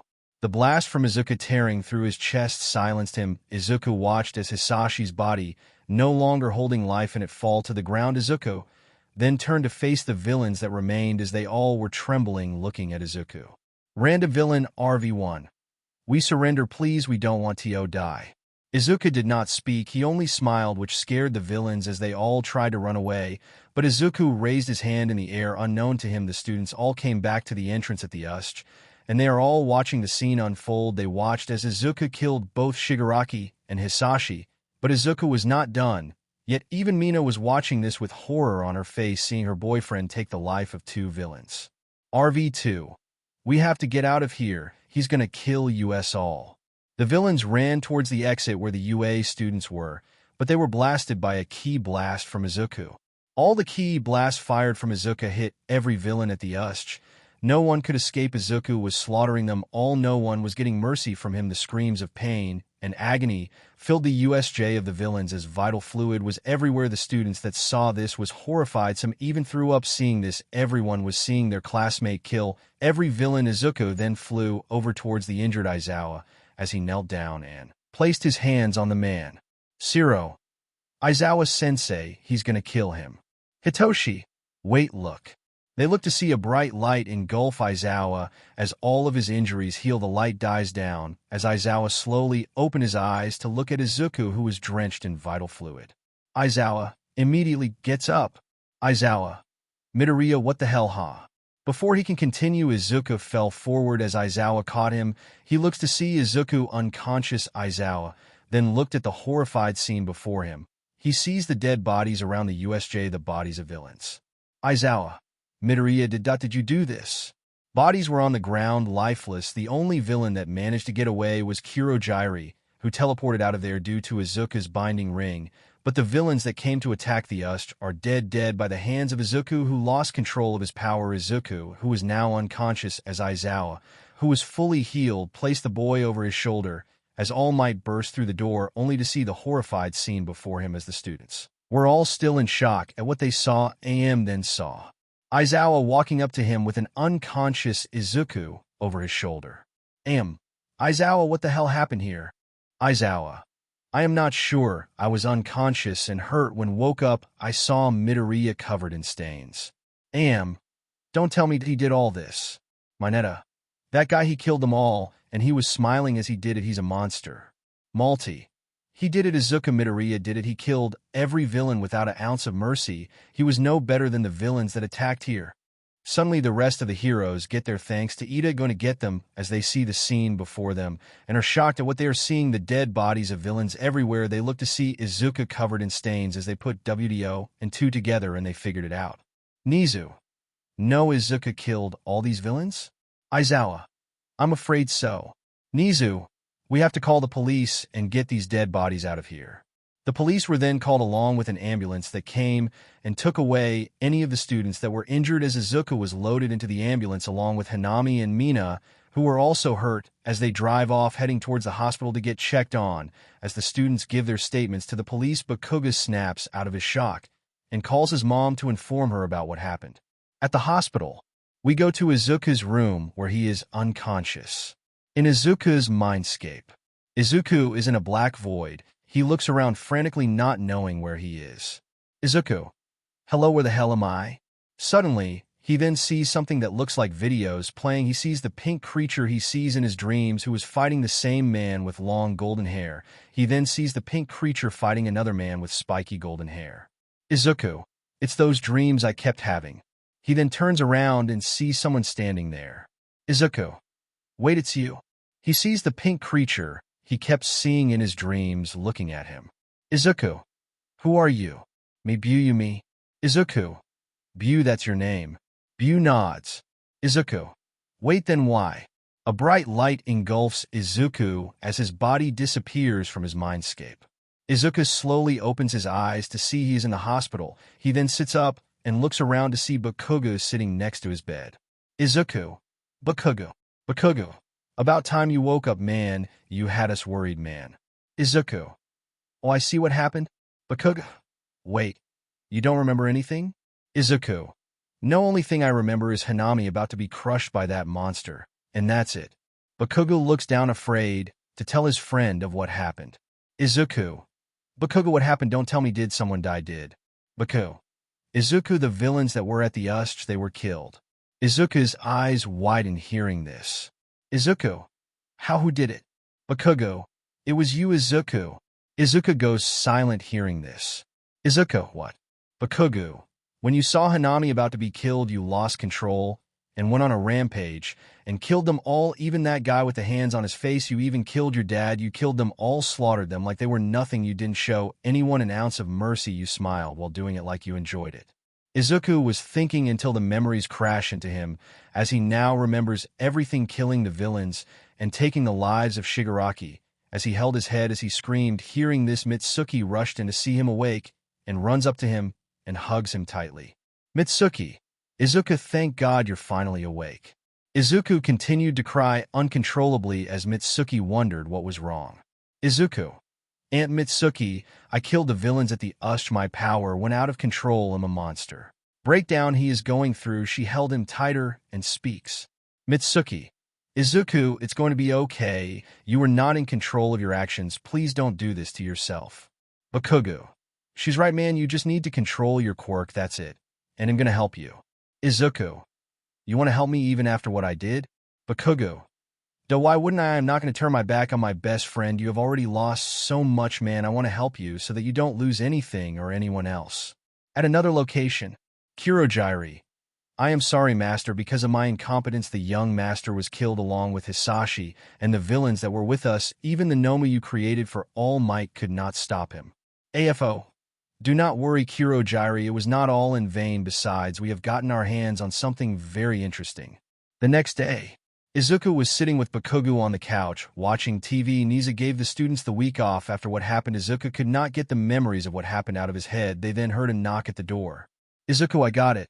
Izuku got up and walked over to the door. As he opened it to see Detective Sakaichi along with several other police officers. Sakaichi, Izuku Midoriya. Izuku. Yes, what is going on here? Sakaichi. You are hereby under arrest. Please do not resist. Hearing this, Bakugo ran up to the door. Bakugo, what? What do you mean he's under arrest? Hearing the commotion, Mitsuki and Masaru come in the living room, where they see Izuku getting handcuffed. Mitsuki. What the hell are you doing? You can't take him. Sakaichi. Ma'am, please stay back. We are under orders to bring Midoriya down to UA for the murder of many villains at the UST. There he will be trialed in order to answer for his crimes. Mitsuki. You monsters aren't taking him, I said. She goes to move forward, but the cops step in front of them. Bakugo. Out of our way, damn it, that's my brother you're taking to jail. Izuku. Katsuki, Aunt Mitsuki, please stop. They both look at Izuku, who just smiles at them. Izuku. Please don't make this any worse than it already is. Everything is going to be alright. Okay, looks at Sakaichi. Let's go, sir. The officers then lead Izuku out and place him inside a police car. They then drive off as Mitsuki had tears coming from her eyes. Mitsuki. Thinking Inko, I'm sorry. They made their way down to UA, where many news reporters are outside trying to get information from UA. They then stopped the car as the police got out and got Izuku out. As well, they made their way into the building of UA. As they made their way to Niza's meeting room, entering, they saw many heroes, All Might, Endeavor, Aizawa, Midnight, and the rest of the UA staff there. As Niza looks directly at Izu, who feels nervous. Nizu. Mr. Midoriya, your actions at the UST are very unbecoming of a hero. You did the one thing heroes do not stand for. You killed every villain that was there, even though they were villains. No one has the right to take another person's life. From what we heard from the students, you went on a rampage and slaughtered them all. And to make matters worse, there was even a video of you brutally killing the villains. Izuku's eyes went wide with shock. Izuku, what? Nizu presses a button on the remote aimed at the TV as video footage came on as it showed Izuku's murdering the villains. As some could stand to see that kind of brutality, Aizawa was horrified at what he saw as he watched Izuku rip out Shigaraki's heart. Izuku, seeing this for himself, sees just what happens when he loses control. He held his head down in shame. Nizu turns off the TV. That video was uploaded and now is on the internet. This puts UA in a bad situation. Midoriya, thanks to your actions, people are questioning our ability to teach the next generation of heroes. We are in a horrible spot thanks to you. If there is anything you would like to say in your defense, please speak. Izuku. I know that an apology can't fix what I have done. I killed those villains, and looking at it, I wish I could have done something different. I lost control of my power, and doing that I did something that cannot be undone. I am sorry for the situation you are all in, and whatever you decide, any punishment, I will take it. Endeavor. If you think your little innocent act is going to save you, brat, well, it won't. You killed those villains. You took the law in your own hands, playing judge, jury, and executioner. TCH, you're just like your father. Izuku. I am nothing like that. Endeavor.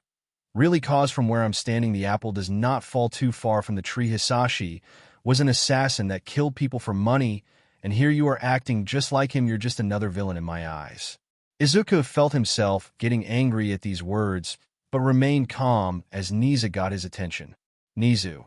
Izuku Midoriya, due to these events that has transpired, I am left with no other choice. You are hereby expelled from UA. You are blacklisted from any hero schools. It is with a heavy heart, but I must do what needs to be done.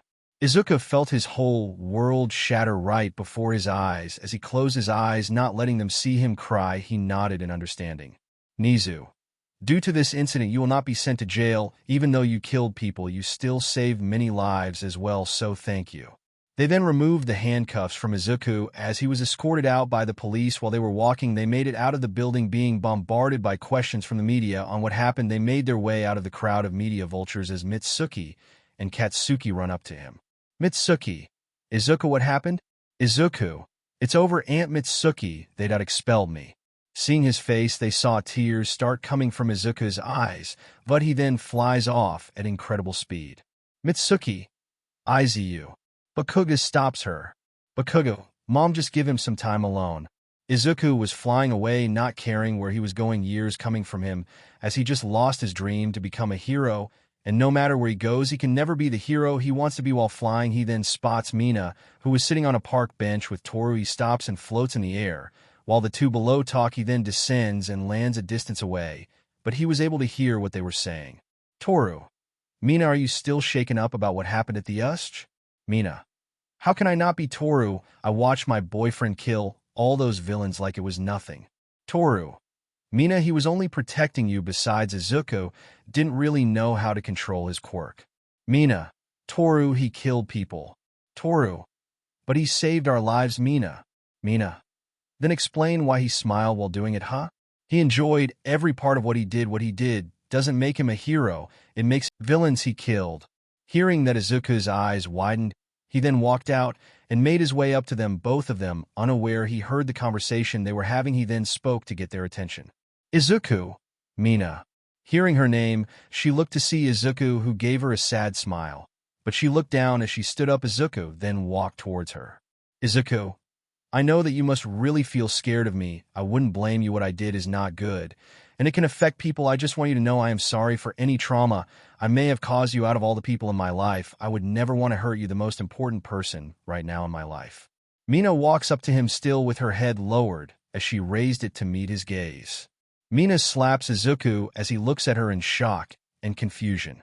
Mina, stay the hell away from me. You're a killer. I can't be with someone like you. The way you murdered those villains, I can't believe it. You think a simple apology can erase everything you did? Well, didn't stay the hell away from me. I never want to see your face ever again.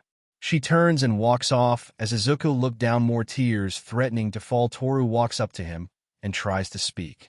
Toru, Izuku, why? Izuku, what are you going to call me a monster too? I already heard enough of that today. I don't need to hear it anymore. I already lost my dream now. I lost the girl I loved. Before Toru can say anything, he flew off again, leaving Toru there shocked at what she just heard. This time he flew towards a graveyard as he lands in front of a tombstone to read, Inko Midoriya, beloved mother, a great friend, and a kind spirit. Izuku looks down at the grave as tears poured out of him as he dropped to his knees. Izuku, Mom, I'm sorry, but I don't think I can live the life I can be proud of. My dreams were just taken away from my girlfriend, just broke up with me. I don't know what else to do. I need your help. I wish you were still here. You always knew what to say to help me. I need you here, Mom. Suddenly someone appeared behind Izuku, making him jump up. Izuku is looking at a man wearing orange. Izuku, who are you? Hi, my name's Goku. And as for why I'm here, well, I have come to train you. Izuku was staring at the man in confusion, wondering if he was insane. Izuku, excuse me, but what did you just say? Goku, oh, you are Izuku Midoriya, right? Izuku, yes. How do you know my name? Goku, well, I got your name from a friend of mine. Like I said, I am here to train you. Izuku, train me? Goku, that's right, I know what that power is inside of you. Izuku was surprised at this. Izuku, you know about my quirk? Goku, huh? What's a quirk? Izuku, it's my power. Many people have different quirks. Goku, well, sorry to tell you, kiddo, but what you have is not a quirk. That's an entirely different power. Izuku, do you know what it is exactly? Goku nods. Yes, I do. The power inside of you belonged to someone else. You see, years ago, I fought this guy called Buu. He was evil and very strong, so strong I couldn't beat him alone, so me and my friend Vegeta both fought against him, and he still could push us back, but I was able to use my trump card against him and win. Izuku, wait, Buu. Goku, yes, that guy was really strong. Izuku, when I went unconscious, I met someone that called himself Buu. He said you were me. I didn't know what he meant by that, though. Goku, well, you see, Buu is inside of you because you are his reincarnation. Izuku looked at Goku with shocked eyes at what he heard. Izuku, wait, reincarnation? Goku, yeah, that's it. You see, when I fought Buu and was about to take his life, I wished that he would return someday a better person, and it seems my wish was granted. Izuku, wait, what do you mean wish? Goku, well, that's a story for another time. Anyway, I know about Buu and the power he has, and I want to train you so you can fully use it. Izuku, use this power, but I lost control. I killed people. They were villains, but they were still human beings. I took their lives. This power, it's Goku. Dangerous. Izuku looks at Goku, who walked up to the boy and patted him on the head. Goku, Yes, power like that can be dangerous, but that is what I came here for to teach you how to control it. So what do you say, kiddo? Izuku, can you really teach me how to control this power? Goku, yep, sure can, and that way you can protect your friends and not worry about losing control. Izuku looked at Goku in disbelief at his words. He then thought about it for a moment, letting the words of Goku echo in his mind. He then looked at Goku, who waited patiently for his answer. Izuku, okay, I will train with you. Goku, excellent, let's go. Izuku, wait. Goku looked at Izuku in confusion as he was about to fly off. Izuku, you're going to have to explain this to my aunt. She is my legal guardian, and I can't just leave without talking to her about where I am going. Goku, okay, let's go then. Izuku then floats in the air. As Goku did the same, both of them fly off, heading towards the Bakugo residence. With the Bakugis, Mitsuki, you think he is alright? Masaru, I am not sure, honey. With Katsuki, Hitoshi, that's nonsense. The Shinso twins came over Bakuga's house to see how they were doing. Hanami, they just expelled him. Katsuki, yeah, I saw the look on his face. He was crushed. It was like he lost his mom all over again. Hami, Izuku. Izuku opens the door to the house. Seeing this, Mitsuki ran up to him and wraps the boy into a bone-crushing hug. Mitsuki, Izuku, I was so worried. Izuku, Aunt, the Mitsuki can't breath. She lets him go as he regains his breath. Izuku, sorry I am so late, Aunt Mitsuki, but I have something to talk with you about. Katsuki, Hanami, and Hitoshi comes downstairs. Izuku, Hanami, Hito. He was tackled into a hug by Hanami. He was confused by this, but Izuku wrapped his arms around her, hugging her back. Hanami, I am so sorry you got expelled. Izuku, it's fine. If anyone should be apologizing, it should be me. I am the one that took the lives of all those villains. Hitoshi, you are not in control of your power, man. It's not your fault. And besides, you're our friend. We care too much about you to turn our backs on you. Izuku, thanks guys. By the way, Aunt Mitsuki, Uncle Masaru, I have someone you have to meet. Mitsuki, what are you talking about? Izuku goes to the door and opens it. Izuku, you can come in, Mr. Goku. Goku walks inside the house as the others wonder who he is. Goku, hi, my name is Goku. Mitsuki, hello. Can I ask who you are and why do you want to meet us? Goku, yeah, well, it's about Izuku here, points to Izuku. Hanami, wait, Goku as in Son Goku. Goku, yeah, that's me. Hitoshi, our dad always speaks very highly of you. He says you're the strongest person he's ever fought. Goku, who is your dad? Hanami, Tien Shinan, sir. Goku, oh. I remember Tien saying something about adopting kids. You have a great father, and I can tell you both are incredibly strong. Mitsuki, getting back on subject, what is it you want to discuss about Izuku? Goku, oh, well, I want to take Izuku here and train him in how to control his power. Katsuki, wait, control his power? Goku, yeah, I know about how his powers work, and I know I can help him master them. The power he can be the strongest person on this entire planet. They all sat down as Goku explains the nature of Izuku's power, which leaves Mitsuki and Masaru wide-eyed, thinking that Goku was crazy, but Izuku believed him and tells them he was not lying. Mitsuki, so you're saying you can help Izuku control this power? Goku, yes, I can. He said that he wants your permission before he can do anything. Masaru, well, Izuku, what do you think about this? Mitsuki, this is your power. What do you want to do? Izuku thinks for a moment as he came to a decision. Izuku, well, I am not going to lie, meeting Mr. Goku here and hearing what he was saying was crazy, but I trust him, and if he says he can help me, then I would like for him to train me. Mitsuki smiles, okay, then you can go with Goku and train with him. Masaru, I agree as well. Goku, all right. Now, it was nice meeting you all, but I have to get home. I will come and pick up Izuku tomorrow at noon. Well, I better get going or Shishi is going to kill me. Izuku, who is that, Mr. Goku? Goku, that's my wife. Well, kids, see you tomorrow. Goku places 2 fingers on his forehead. Izuku, well, I hope he can teach me that. Later that night, Bakugo was in Izuku's room, sitting with down as they were playing video games. Bakugo, so, do you think this Goku guy can help you master that power of yours? Izuku, I believe him. He didn't lie in his words, so I think he can help me. Bakugo, Just know that when you do get control of that power, I am not going to fall behind. I'm going to get stronger. After all, even if you can't become a hero, I am still going to be the #1 hero and going to do it for you, bro. Izuku. Thanks, Katsuki. They then hear a knock at the door. Izuku. Come in. Hanami walks in. Hanami. Hey. Bakugo. What's up? Izuku.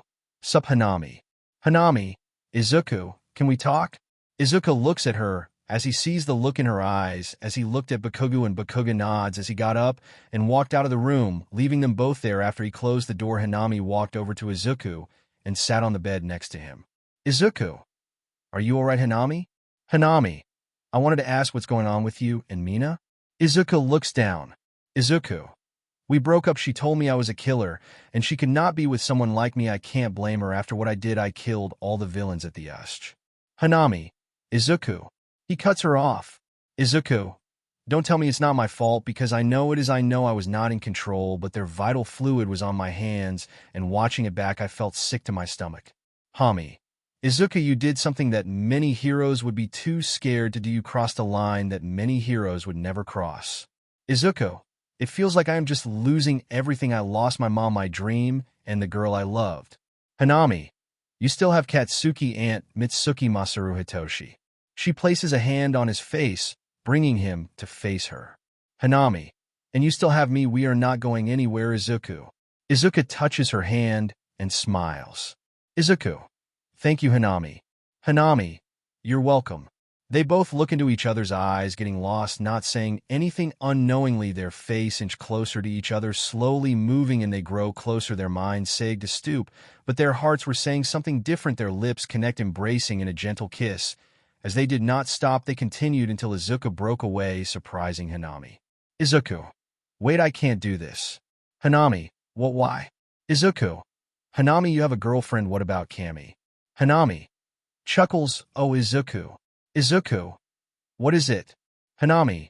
Yes, I have a girlfriend, but I am into guys and girls, and so is Kami. Izuku.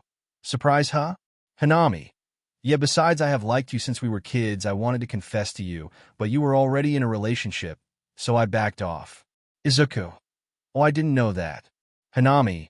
You never asked, so is there a problem with me being by Zuzu? Izuku. Not at all. I mean, what man doesn't love girls who like girls? Besides, just the thought of you and Kami. He then wraps an arm around her waist and pulls her closer. Izuku is hot. Hanami. Oh, who knew the cinnamon roll has a nasty side to him? I like it. Izuku. Now where were we? They both clashed their lips together for another kiss, this time with more passion, as Hanami pushed Izuku on the bed. She got on top of him. Hanami. Does this mean you're over Mina? Izuku. Who? Hanami smirks and kisses Izuku again as they spent the night making out until Hanami Hitoshi had to leave. The next day, Izuku has his things packed. As he was waiting on Goku, he was standing outside with Katsuki and Mitsuki and Masaru along with the Shinso twins. Mitsuki.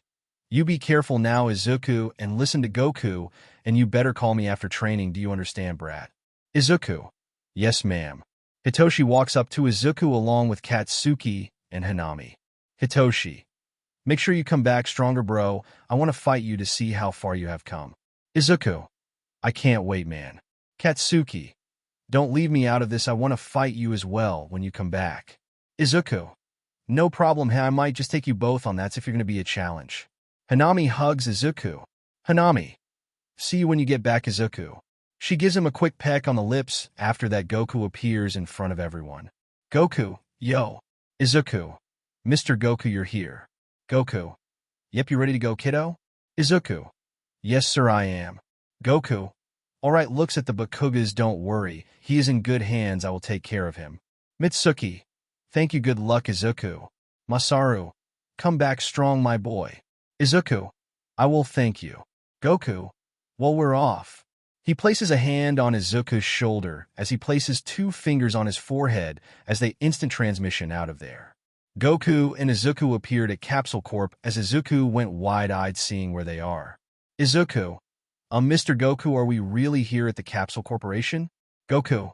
I brought you here to meet a friend of mine. He also fought Buu with me. They made their way inside while Izuku was shocked. He was inside Capsule Corp owned by the Briefs family, They then heard a voice call out to them. Goku, how are you? Turning in the direction of the voice, Goku recognized her, but Izuku was shocked seeing her. Goku. Hey Bulma, how have you been? Bulma walks up to them and notices Izuku standing beside Goku. Bulma. Oh, hello, who are you? Izuku. Oh, my name is Izuku Midoriya MS. Bulma, it's an honor to meet you in person. Bulma. Wow, well-mannered good kid. So what can I do for you, Goku? Goku. I am looking for Vegeta, is he around? They then feel the ground shake as Izuku fell on his butt. Bulma. Signs he is out back training with Trunks. Goku. Alright, thanks, Bulma. Bulma. By the way, why do you have this kid with you? Goku. Oh, Izuku here is my student. I am going to be training him. I wanted to ask Vegeta if we use the gravity chamber. Bulma. Well, there is no problem with that. Goku. Okay, thanks, Bulma. Come on, Izuku. They both walk around with Izuku, being amazed at what he was seeing walking around the capsule corp building him, and Goku made it to the back where they see two people in the air fighting. Goku yells, Hey, Vegeta, Trunks. The father and son stop trading bows with each other and look down to see Goku and Izuku. Vegeta. Kakarot, what are you doing here, and who's that kid? Goku. This here is my new student Izuku. Both Vegeta and Trunks floated down and landed on the ground as Goku and Izuku approached them. Izuku was a little nervous seeing Vegeta's face. When they were close, Vegeta looked at Izuku and felt the power inside of him. Vegeta, thinking this power. Vegeta looks at Goku. So what do you want? Goku. I wanted to ask if we could use the gravity room for Izuku here. Vegeta. And this brat must be Izuku. Izuku. Yes, sir. I am Izuku Midoriya. It's a pleasure to meet you, Sir Bose. Trunks. Nice to meet you, man. The name's Trunks. Izuku and Trunks shook hands. Goku. And another reason being he is Buu's reincarnation. Vegeta and Trunks went wide-eyed hearing this. Vegeta. What? Majin Buu? Goku. The same Buu we fought on the Kai's planet all those years ago. His soul was reincarnated in Izuku, and he needs help in controlling that power and I know just how bad things can get if he does not know how to control it. Vegeta looks at Izuku. Vegeta. Boy, you said your name was Izuku, right? Izuku. Yes, sir. Vegeta. Nods, being Buu's reincarnation. That explains the power coming from him. You might need the hyperbolic time chamber if you want him to be able to get stronger faster. Goku. Yep, but let's get him up to par strength-wise. Come on, Izuku. They both leave with Vegeta and Trunks following them, heading towards the gravity room. They made it to the gravity room, looking around. Izuku. W.S. awestruck. Izuku. So this is what a gravity chamber looks like. Trunks. Yeah, Dad uses this for training. Follow me. They walk over to a computer. Trunks. Here you can set the level of gravity to train under, seeing as how we are able to walk around the gravity is not on, but trust me, training in here has its benefits. Vegeta. Seeing you right now, I say we should start him off with level 100, that is if he doesn't die. Goku. Okay, Izuku, go get changed into your workout clothes because your training starts now. We will be training in here for the rest of the week. Izuku. Yes, sir. He then goes into another room and gets changed into some workout gear. He came back and stood in front of Goku. Goku. Okay, your training starts now, and here you get to train under a different type of gravity. Each setting is designed to make it harder than the next, so we will start you off with the level of 100x gravity. He goes over to the computer and sets the level. It then turns red inside the chamber as Izuku went slam into the floor, trying his hardest to stand. BT barely could. Izuku. What is this? Goku. This is 100x gravity, but it seems like you can't handle it quite yet, so we will start off with 50. He turns the gravity down, and Izuku stands, but still with difficulty. Vegeta. The kid's not going to last long if he doesn't get used to this. Izuku. Don't worry, I promise I will get stronger, Mr. Goku. Goku. Alright, let's get started. Time skip 1 week later. At UA. In Class 1A, their week off from the school was over and classes started back up again. The students were all in class sitting down, but the mood was not good at all, as they all remember what happened at the USH. They were all traumatized after what happened while Bakugo, Kirishima, and the Shinso twins were talking amongst each other. Kirishima. Man, I sure miss Izubro, just doesn't feel the same without him. Shinso. Yeah, but things didn't work out that way. It sucks, but we have to deal with it. Their conversation was cut, when the doors slid open revealing Aizawa, who walked in and greeted his class. Aizawa. Good morning, class. Class. Morning, Mr. Aizawa. Aizawa. Okay, now, I know some of you may be wondering what's going on. As you may have noticed, we no longer have Izuku Midoriya here in class with us. It is with a heavy heart that I say he has been expelled due to what happened at the USH. The staff was left with no other choice but to do it. But with that said, on to more pressing matters. Your fight is not over yet. Kirishima. What do you mean by that, sensei? Aizawa. What I mean is the UA Sports Festival is coming up. You all will have the chance to show the world what you can do in this festival. You will be watched by not only civilians, but heroes as well. This will be good for your future as well. They were allowed to speak amongst themselves. Bakugo. Awesome, we get to compete. If any of you guys face me, you better come at me with all you've got. Shinso. Yeah, I was going to tell you the same thing. Aizawa. Bakugo. Bakugo looks at Aizawa. Aizawa. I want to speak with you after class. Don't worry, you're not in any trouble. Bakugo nods. Throughout the rest of the class period, they talk about the sports festival until the bell rings, and they all tried to leave only for students to block the door. Random student RS1. So these are the guys that survived a villain attack. How they don't look so tough. RS2. I bet they look down on us because they are in class 1A. Ida. What are you doing? Let us out. Ochako. Why are you blocking our class door? Bakugo. They are scouting the competition. One person then walked into view. Monoma from class 1B. Monoma. Well, look who it is, the arrogant class 1A, thinking you're all hot stuff because you survived a villain attack. Don't think just because you survived that it gives you the right to look down on the rest of US, because we of class 1B will show you your place. Bakugo. This guy is annoying. Monoma. Oh, it seems that your class is down a person. Rumors say he was expelled. Oh well, that just goes to show how pathetic he truly was if he could not. He went rocketing straight into a wall by an explosion to his face. They all look back at class 1A to see Bakugo glaring at Monoma, who was in the wall. Bakugo.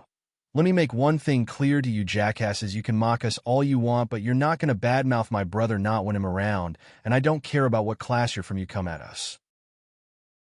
We'll crush you now. Get the hell out of my sight before I blow all of you to pieces. They all scattered away quickly, seeing this, as the students of class 1A left after that, while Bakugo stayed behind and spoke with Aizawa. Bakugo. Sorry about that, but I won't let anyone badmouth Izuku. He's my brother, and he has suffered enough. Aizawa. I understand. That is the reason I asked you to stay. How is he doing? Bakugo. He is doing fine. He is training, trying to get that power under control. Aizawa. I see. If it means anything, I want you to know that I was one of the ones fighting to keep him here. Bakugo. What? Aizawa. Yes, even though he did cross a line at the USH, it was not completely his fault. Anyone would lose it when seeing someone close to them in trouble. I wanted him to stay, so that we could help him control that power, but I was overruled. Bakugo. It's fine, sensei. Aizawa. You and your class have 2 weeks off to train for the sports festival. Oh, and don't worry, Midoriya can attend the festival as well. Bakugo. Thanks.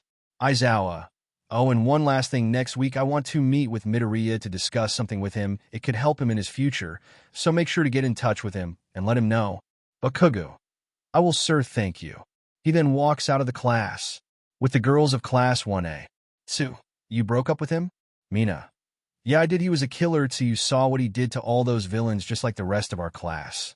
Momo. I don't disagree with you. To think that he could kill all those people without batting an eye is frightening. I haven't been able to get a good night's sleep over it. Malty. Even I didn't know Izuku could do such a horrible thing like that. Tsu, I think you're all just passing too much judgment on Midoriya. I mean, to me, he wasn't in control of his actions. Mina. Don't even try to defend him, Tsu. He's a monster, plain and simple. I don't want to see his face again. Hanami. Okay, that's enough, Mina. Mina then looks at her. Mina. What? Hanami. Honestly, do you all hear yourselves standing there judging Izuku like you know him? Yes, he killed people, so what? Jiro. Are you saying what he did was okay? Hanami. No, I am not, but look at it this way. What if Izuku didn't go berserk and kill all those villains? Our teachers was down and injured, and there was no All Might in sight. So what do you think those villains would have done if they had gotten their hands on us? They would have killed us, tortured us, or raped us, but thank God Izuku ended their lives. Mina. Why are you defending him? Hami. I am just saying what could have happened besides. If Izuku was really a monster, then why did he stoop and heal Aizawa-sensei instead of killing him? Mina, you know you're acting like you're dating him or something. Hanami, and what if I am? Mina went wide-eyed hearing this. Mina, what, but I thought you had a girlfriend. Hanami, chuckles, no, my sad alien friend, I am bi, I like boys and girls, and so does Kami anyway. Speaking of Kami, I have to go, I am done talking with you, also see ya. She then walks off, leaving them all there. With Izuku. Izuku was resting in his room. Bulma allowed him to stay with them while he was training with Goku in the gravity chamber. Izuku has made some progress, but something is still holding him back. He was looking at the picture of his mom when a knock came at his door. Izuku, come in.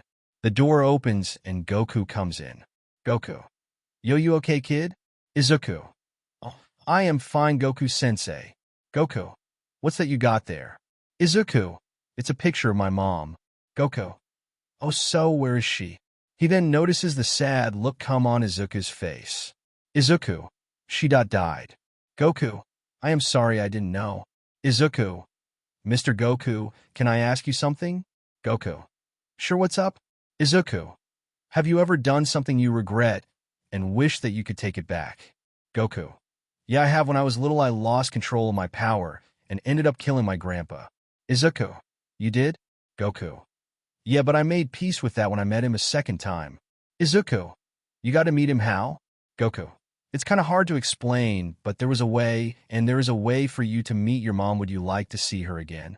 Izuku. Yes, more than anything. Goku. Okay, then place your hand on my shoulder. He does as he was told, and they both vanish via instant transmission. They then appear in front of a giant desk. Oh well, if it isn't Goku, what can I do for you, old friend? Goku. Hey, King Yama, I came here to ask if you can help me out with something. Yama. Ichim, what do you need? Goku. I was wondering if we could visit someone. My friend here lost his mom, and he would really like to see her. Izuku was surprised seeing the giant before him. Izuku was surprised seeing the giant before him. Izuku. Yes, her name is Inko Midoriya. Yama then looks through his book and searches for the name. Yama. Inko Midoriya, I found her. He then tells them where she is, and Goku and Izuku go there. They go to an open field with flowers and a gentle breeze. A green-haired woman was walking around with her halo over her head as she was picking flowers while humming to herself until a voice called out to her. Izuku, Mom. Hearing that, the woman slowly turned around only to be met with the sight of her son, who was much older than the child she remembered. Inko, Izuku. Without saying anything else, both rushed up and embraced each other in a warm hug. Inko was crying non-stop as Izuku was as well. Izuku has dreamed of this day. Since he was a kid, Inko was thinking that this couldn't be real as they let each other go. Inko, I don't believe this. How are you here? Don't tell me you. Izuku. No, ma'am, I am not dead. I am alive. I am here. Because of Mr. Goku, he brought me here. Inko looks past her son, seeing Goku, who waved at her. Inko. I see. So since you're here, tell me, how has things been going for you? Izuku. Well, it's a long story, Mom. They sat down in the field of flowers as Izuku told her everything that happened to him after she passed away. He even told her what he did in the Ust, making sure to hide nothing from her. This made her sad that he killed many villains, though he was not in control. He then told her that he was expelled from UA, and after that meeting, Goku. Izuku. And I am still training to control this new power of mine. Mr. Goku is a good teacher. I am glad he is able to help me. Inko. It's good to see you happy, son, and I am glad to know you have such wonderful friends. They both stand up as Goku walks up to them. Goku. Izuku, there is not much time left. We have to go soon. Izuku looks down as he looks ABC at his mother, who gave him a sad smile. Izuku. I don't want to leave. I still have so much I want to talk to you about, Mom. A few tears escape his eyes. Inko. It will be fine, son. Just know that I am very happy and proud of the young man you have become. Even though you have done bad things, you can always atone for those sins and be a better person. Accept yourself for who you are and own up to what you have done and work to make amends. I am so glad I got to see you all grown up. Please let me speak with Mr. Goku before we say our last goodbye. Izuku nodded as Goku looked at Inko, who gave him a warm smile. Inko. I cannot thank you enough for letting me see my son again. Seeing him after all these years, I have no regret. Goku. You raised a good son, and Inko. Inko. Thank you, I want you to look after him for me, please. I know he has Mitsuki and Masaru and his friends, but I know you will help him become the hero he is supposed to be. Goku. You have my word, I promise to look after him for you. Inko then looks at her son and embraces him in one last hug. Izuku held on to her, not wanting to let her go. Inko. Remember, Izuku, no matter what, I will always love you, son. Izuku. I love you too, Mom. He was shaking, crying as his arms slowly unwrapped themselves from around his mom. He walked back over towards Goku as Inko smiled at them and sent them off with a wave. As they both instant transmission out of there, they appeared back in King Yama's office and bid him farewell, with them soon returning back to Izuku's room. Izuku looked at Goku, smiling. Izuku. Mr. Goku. Goku. Yeah, what is it? Izuku. Words cannot express how grateful I am to you for letting me see my mom again. I am finally happy. I feel as if a weight has been lifted from my shoulders. I no longer feel guilty for what I did now. I want to train hard and master this power of mine and live a life I know I can be proud of. Goku. Okay then, well, you better get some rest because tomorrow training gets serious from this point onward. Izuku. Yes, sir. Izuku then walked to his window, looking at the night sky. Izuku. Thinking, Mom, I swear, I will make you proud, just watch me. Izuku laid in his bed asleep. Goku told him that he will be taking him to the hyperbolic time chamber. As he is sleeping, he goes into his mindscape. Izuku looks to see he is in a forest, open field. The winds blow gently. He didn't mind it, but he then turned around to be greeted with the sight of Kid Buu. The pink creature stared at his reincarnate, showing no emotion. Izuku. Hello, Buu. I am Izuku Midoriya, but you probably already know that, chuckles nervously. Buu then walks closer as he walked around Izuku, making the poor boy more nervous than he already is. Izuku. Is something wrong? Buu stops walking around the boy and now stands in front of him, still not saying anything, just staring at Izuku. Izuku. I have to ask, why did you kill all those villains at the Usch? Buu doesn't answer. Izuku. Please tell me, I know they were villains, but they were still human beings, so why? Buu looks at him for a while and then speaks. Buu. They dot hurt that you, they dot hurt. You, me dot me, you. Izuku didn't know how to respond to that, but was more surprised when he saw Buu stick out his hand towards him like a handshake. Izuku. You want me to shake your hand? Buu nods, with Izuku being somewhat hesitant. He slowly reaches out, slowly his hand inches closer to Buu's. Their hands connect into a handshake, as Buu then smiled at him. Buu. Now you me are one. Confused by this, Izuku didn't know what that meant, but he did not have time to figure it out due to a pink light taking over him. The same bright pink light takes over Buu. They were now two bright pink silhouettes. The two silhouettes then move in and merge together into one being. Suddenly, an explosion of power overtakes the mindscape. In the real world, Izuku's entire body glows brightly, and it soon dies down with the green-haired boy still sleeping. The next day, Izuku woke up feeling different. He got out of bed and stretched his muscles. He got dressed in his training clothes, knowing that Goku would come soon. He goes downstairs and meets Bulma, who was at the dinner table eating. Bulma. Oh, good morning, Izuku. How did you sleep? Izuku. Morning, and I slept fine, thank you. Izuku sees all the pancakes, eggs, waffle, sausage, and even omelets. He then grabs a seat. As his plate was made, without hesitation, he started digging in as Trunks walks in. Trunks. Morning, Mom. Izuku, how are? He stopped talking, seeing Izuku eating everything in sight. Even Bulma was wide-eyed seeing this. Trunks. Whoa, man, save some for the rest of us. Izuku chuckles. He then takes a seat and grabs him a plate and starts eating. After eating breakfast, and Izuku Trunks went outside as Izuku was in his training clothes doing some stretches. Trunks. So, I can tell you different from yesterday. What happened to you, man? Izuku. Well, in a way, me and Buu fused. Trunks. Fused like fusion? Izuku. Yeah, both of our souls combined, and now I can use most of his abilities. I still need training, though. Trunks. I see, well, got to go, man. I have to get to school, or Mom is gonna kill me. Izuku. See ya, Trunks. At that moment, Goku appeared. Goku. Are you ready, Izuku? Izuku. Yes, sir. Goku. Good, fair warning, though, in the time chamber, it's a lot different from when you're here. The gravity there is changed, and the weather conditions are beyond anything you have felt before. Izuku slams his fist into his palm. Izuku. Hey, you're just making me more excited to go. Goku. You seem different from the other day. Izuku. Me and Buu merged together, and now we are one being entirely. Goku. Wow, that's awesome. Okay, then let's get going. Goku placed a hand on Izuku's shoulder, and they instant transmission to the lookout. When they got there, Izuku looked around in awe at the sight. Izuku. Well, what is this place? Welcome, Izuku, you're at the lookout. Iza turned to see Dend and Mr. Popo. Goku. Izuku, this is Dend, and Mr. Popo. Dend was the one who told me that you were Buu's reincarnation. Izuku. Really, how? Dend. I am guardian of Earth. I know everything that goes on down there. Why don't you go take a look over the edge? Izuku.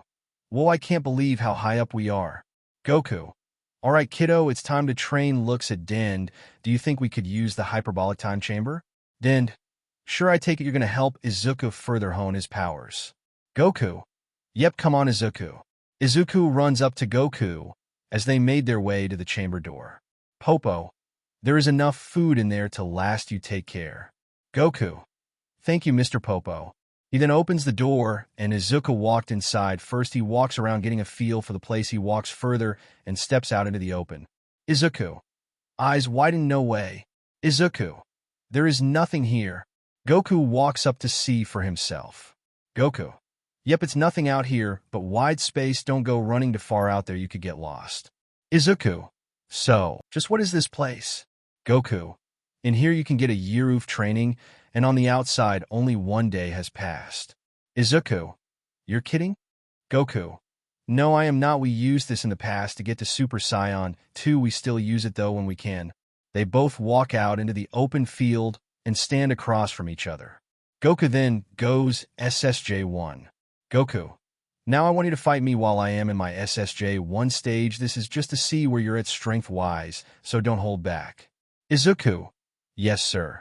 Izuku then powers up to his strongest. Goku felt the difference in his power, but Izuku then rushed at him and threw a punch that Goku blocked with his hand. This caused a shockwave as Goku was staggering a bit while still holding Izuku's punch. Goku. Not bad, this is going to be good. They then begin to spar with each other as Izuku's true training has begun. In the time chamber, Izuku was taught martial arts by Goku. He also took the time to get his body in great condition. Year 1. Izuku learned about ki control and how to hone it to the same degree Goku can. Thanks to fusing with Buu, Izuku was able to learn rather quickly and adapt to Goku's style of fighting. Year 2. Izuku was being pushed past his limits with Goku sparring with him this time. He was able to take Goku to SSJ2. But not only that, he also gained a better handle on his power. Goku even told him that meditation was a good way to balance the ki your body, and it can keep Izuku calm so that he does not get angry. Year 3. Izuku was now learning all of the key techniques Buu had in his arsenal, and even managed to learn the Kamehameha technique from Goku along with the solar flare and the multi-clone technique. He can even regenerate his limbs like Buu and turn himself into a ball like Super Buu. Both men were now sparring with each other, trading heavy blows with Goku being in SSJ3 as Izuku delivered a punch to his gut, and Goku kicked the green-haired boy in the jaw, sending him away. Izuku then wiped the small amount of vital fluid from his lips and smirked at the Saiyan. He then vanished and appeared above him about to axe-handle him, but Goku vanished himself, but Izuku saw that coming and quickly backflipped and kicked the Saiyan in the face. With Goku dazed a bit, Izuku launched a barrage of punches at Goku, who did his best to dodge. They crossed fist once more, and Goku flew back, gaining some distance. Goku. Okay, now this is getting good. Raw. He transforms into SSJ Blue. Goku. Now it really begins. Izuku powers up to the highest his power can take him. Both men there with their auras flaring as they charged at each other. Izuku. Raw. Goku. Huh. They clash fist one more as an explosion occurred, engulfing the two warriors. When it died down, Izuku and Goku were standing, but Izuku fell to one knee, panting. Izuku. I'm gonna get you one of these days, Goku-sensei. Goku turns back into his base form and walks up to the teen. Goku. Hey, you came a long way, Izuku. It's been 3 years in here. You have been doing great. Izuku. Hey, Mr. Goku. Goku. Yeah, what is it? Izuku. You told me about the Dragon Balls, and you said they can grant any wish, right? Goku. Yeah. Izuku. Well, can they be used to bring someone back to life? Goku. Yeah, they can my best friend Krillin, Tien, Yamcha, and even Piccolo, and we even used them to bring everyone on Earth back at one time. Izuku. Eyes widen, so can I use them to bring back my mom? Goku. Yeah, you could, but you will have to wait a few months until they are ready to be used again. Izuku. Oh, I see. Goku.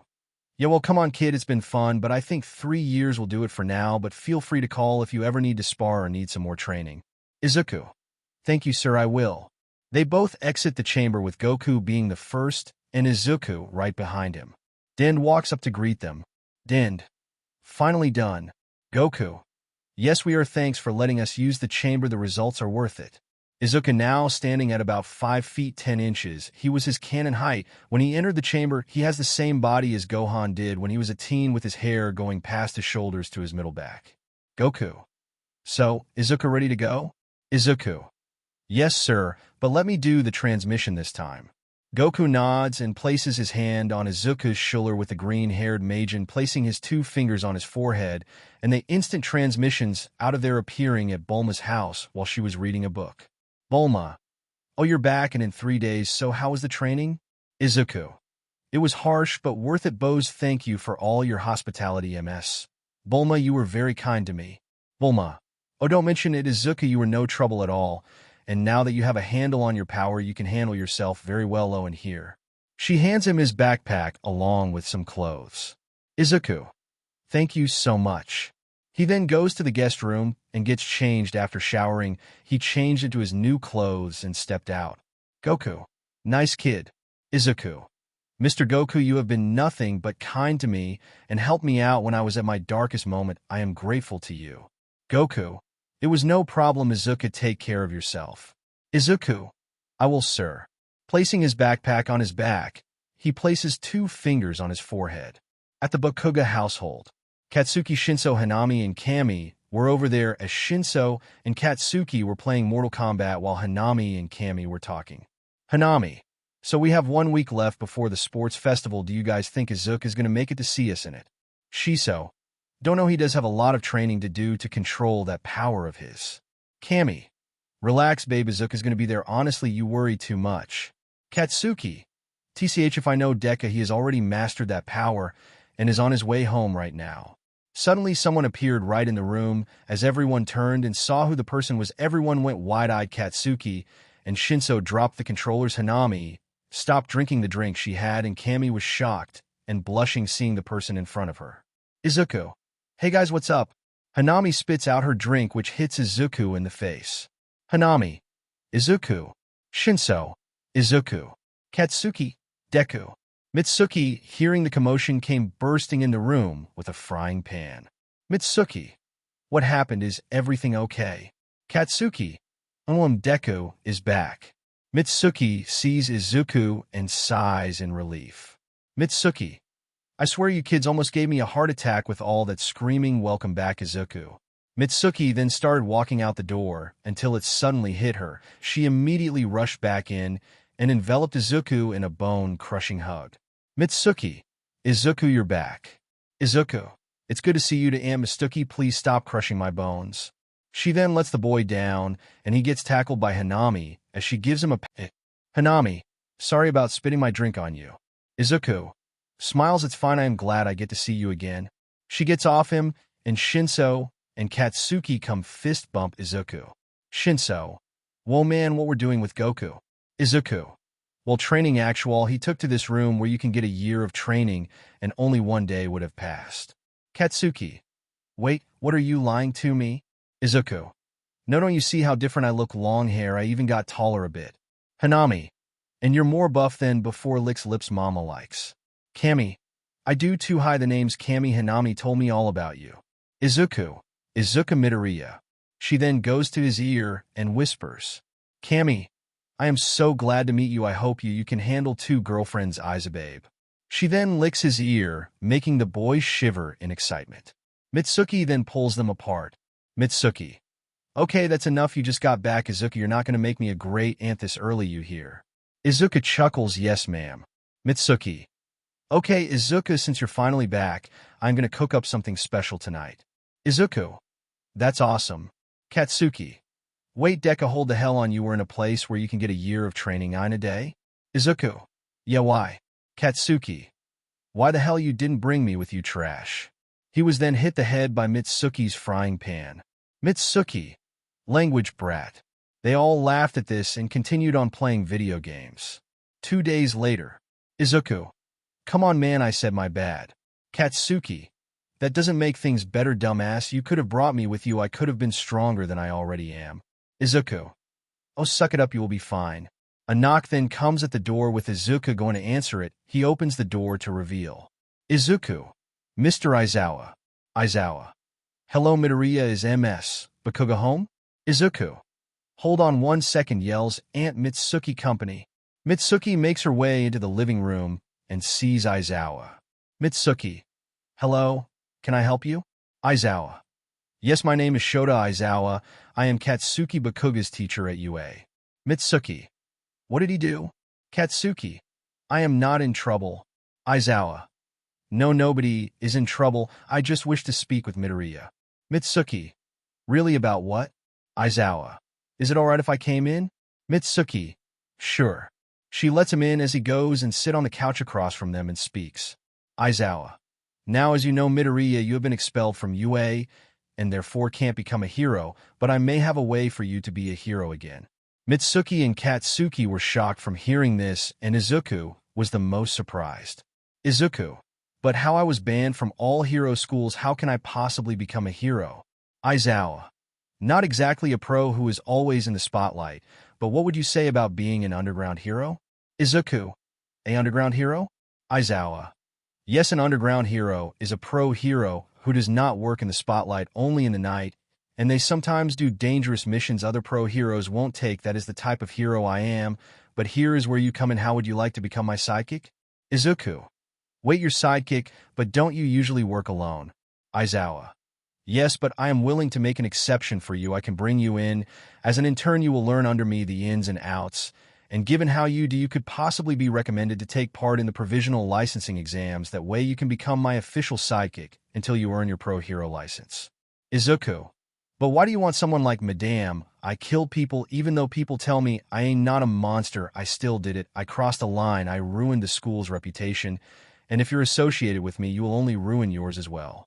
Aizawa. Kid, I know you see yourself as a monster, but you are not. Yes, you took lives, but you can also save lives. I went to Nizu and told him of this, and yes, I am risking my reputation doing this, but do you want to know what I see when I look at you, kid? I see a boy who lost control and needed guidance on how to properly utilize his powers, and I can help with that. Learning from me can put you back on the road to being a hero. So what do you say? Izuku looks at Mitsuki, who smiles at him. Mitsuki. It's your choice, Izuku. Whatever it is you decide, I will support it. He then felt a hand on his shoulder and looked to see Katsuki. Katsuki. Smiles, go for it, man. You can be a hero and make your mom proud.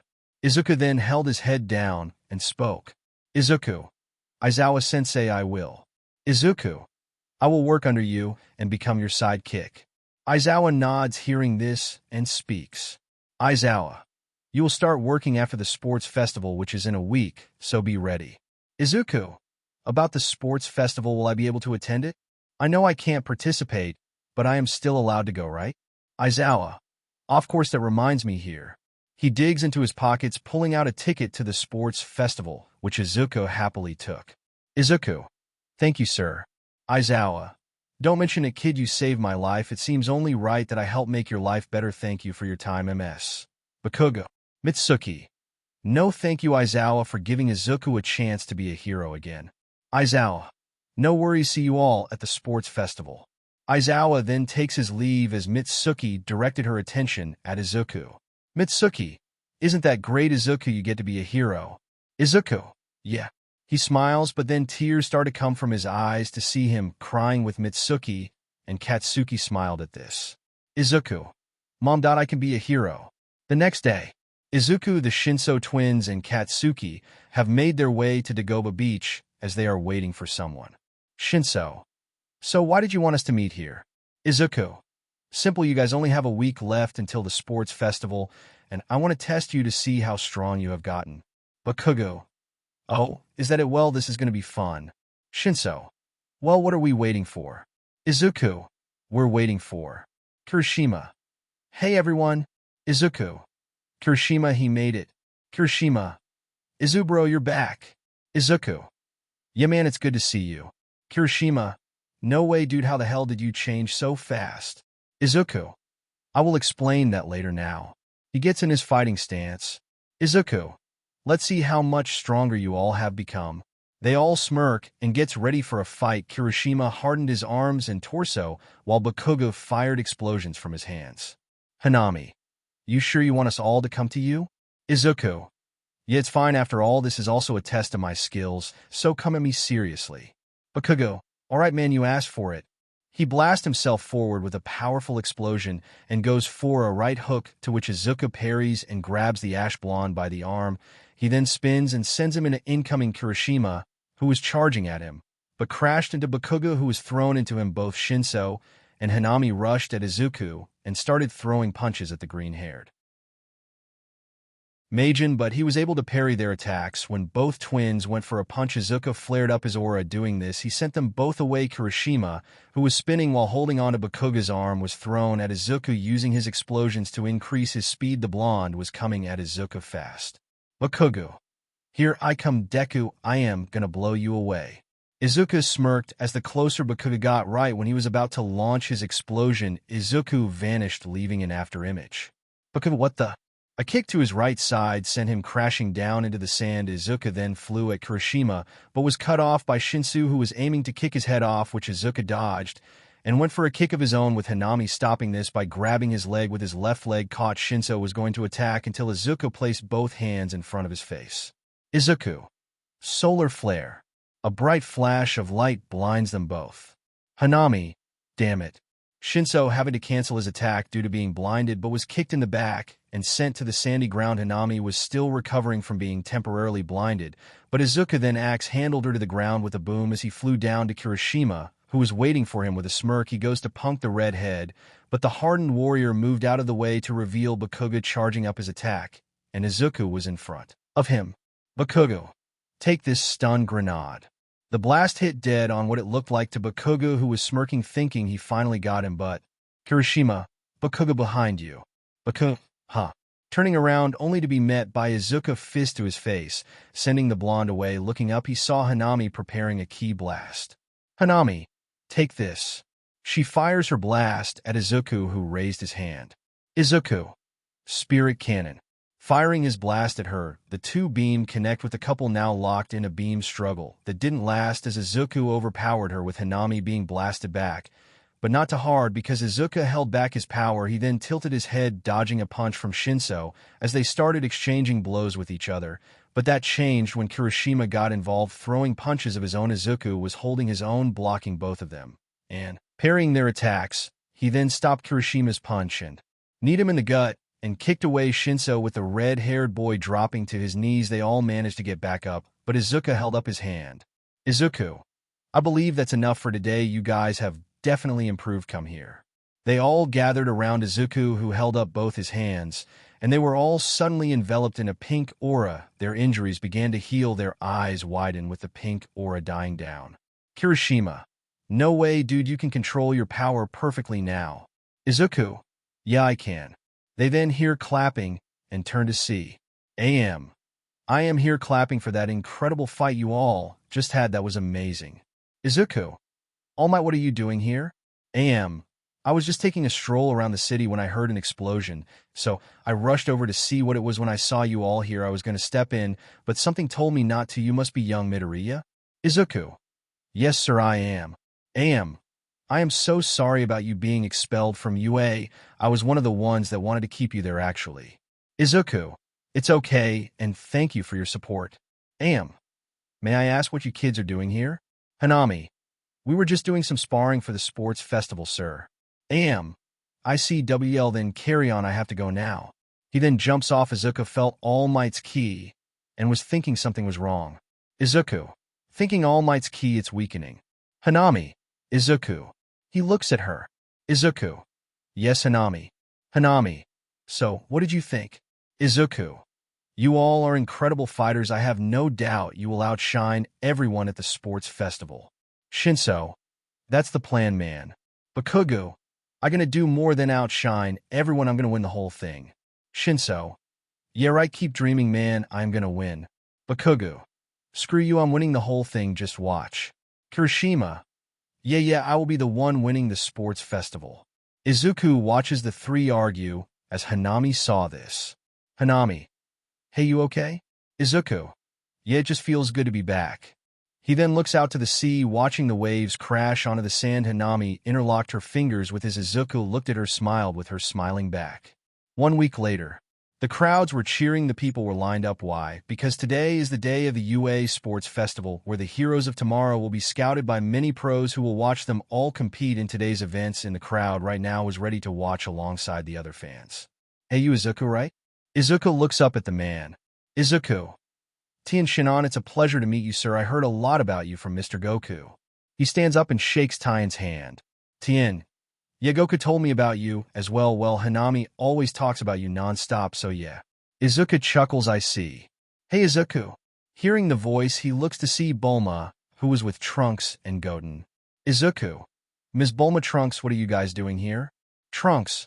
We decided to check out the sports festival this year. Bulma. And plus, there could be some interesting inventors looking to be an asset to Capsule Corp. Goten. Oh, so you're Izuku. My dad told me all about you. The name's Goten. Izuku. Likewise, Izuku Midoriya. With Class 1A. They were all in their waiting room in their gym uniforms. Bakugo. Hey, ready to lose. Shinso. Kirishima. Kirishima. I was just about to ask you the same thing, man. Hanami. I believe you're all overlooking me. That is why I am winning this entire thing. I don't think so. They all looked to see Todoroki walk up to them, catching the attention of everyone in the class. Shoto. It seems to me that you Bakugo and you twins are the strongest in the class. With that being said, know this, I am going to beat you all. Consider this my declaration of war. Shinso. You know. Shoto. What? Shinso. Look, man, no offense, but if you want to face us, then you're going to have to come at you use with all your power. Hanami. Yeah, your little declaration doesn't mean a thing. Bakugo. Know this, icy hot. If you come at us with half-baked power, we won't even waste our time with you and just blow you out of the ring. Shoto. You think you can beat me? Bakugo. I know I can beat you. The two stare at each other, with everyone feeling the atmosphere getting more tense. Just then their class was called, and they made their way out to the arena to hear all the cheers from the crowd. Pause. I also put Kami in Class 1A to take Izuku's spot because he was expelled. Just letting you know, I forgot to add that in the last chapter, so there. Continuing with the story. The rest of the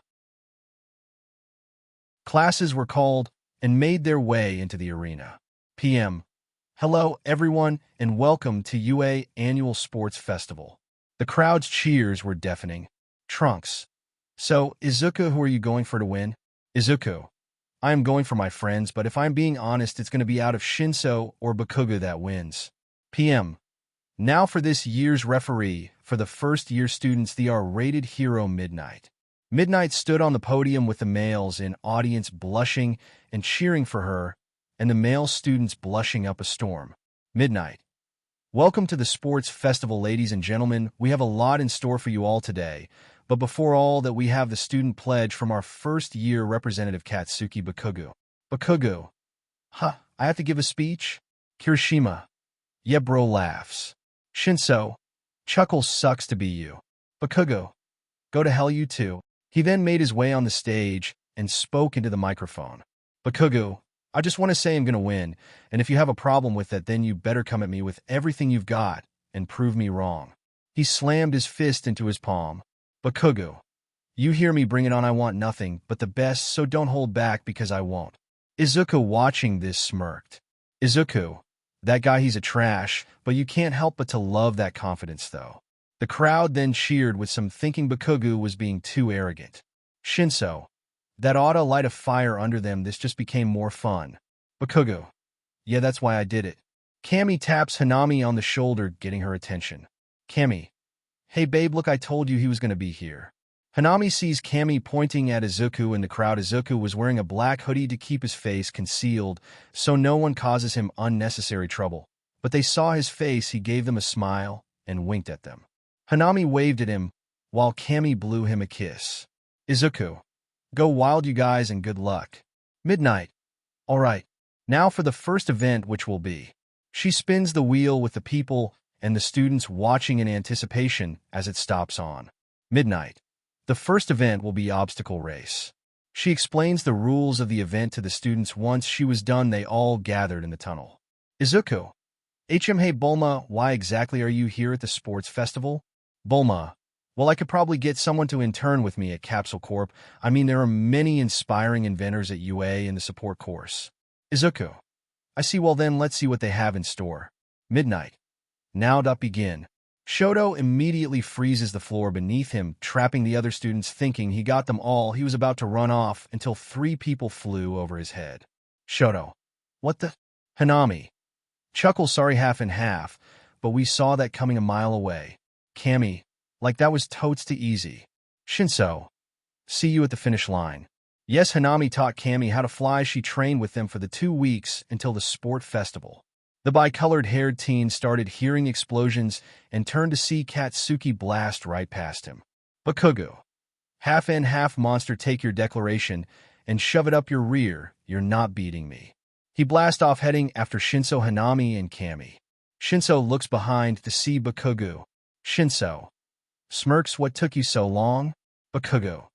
I shut up, zombie, as if I was going to be stopped by Icy Hot. The 4 teens then came upon Robo Infernos blocking their path. Putting both hands together, Shinso conjures up a ki blast. Shinso, Masenko HA. The blast goes right for the robot's head, destroying it completely as the body explodes. PM. Whoa, Hitoshi. Shinso packing some serious heat there. Hanami. Dodon Ray. Firing a beam from her finger, she pierced through the robot's body, setting off an explosion that took out the other 2 robots beside it. Using his explosions, Bakugo manages to get over the robot and land on its head. Bakugo. TCH show-offs. They all proceed to the next obstacle. PM. Oh, it looks like they have made it to the next obstacle to fall. Shinso, Hanami, and Cammy fly over it effortlessly, with Bakugo doing the same. Soon the other students followed behind, using everything they could to get past the fall. Shinso was blasted in the back by an explosion. Turning around, he saw Bakugo. Bakugo. Told you I'm winning this. Shinso. Oh yeah. He aimed his hand at Bakugo, who blasted himself out of the way to dodge the ki blast, and fired another explosion at the purple-haired boy, to which he dodged. While they were battling it out, Hanami increased her speed as Cammy did, as well, leaving them both behind as Shinso and Katsuki see this. Bakugo and Shinso. Hell no.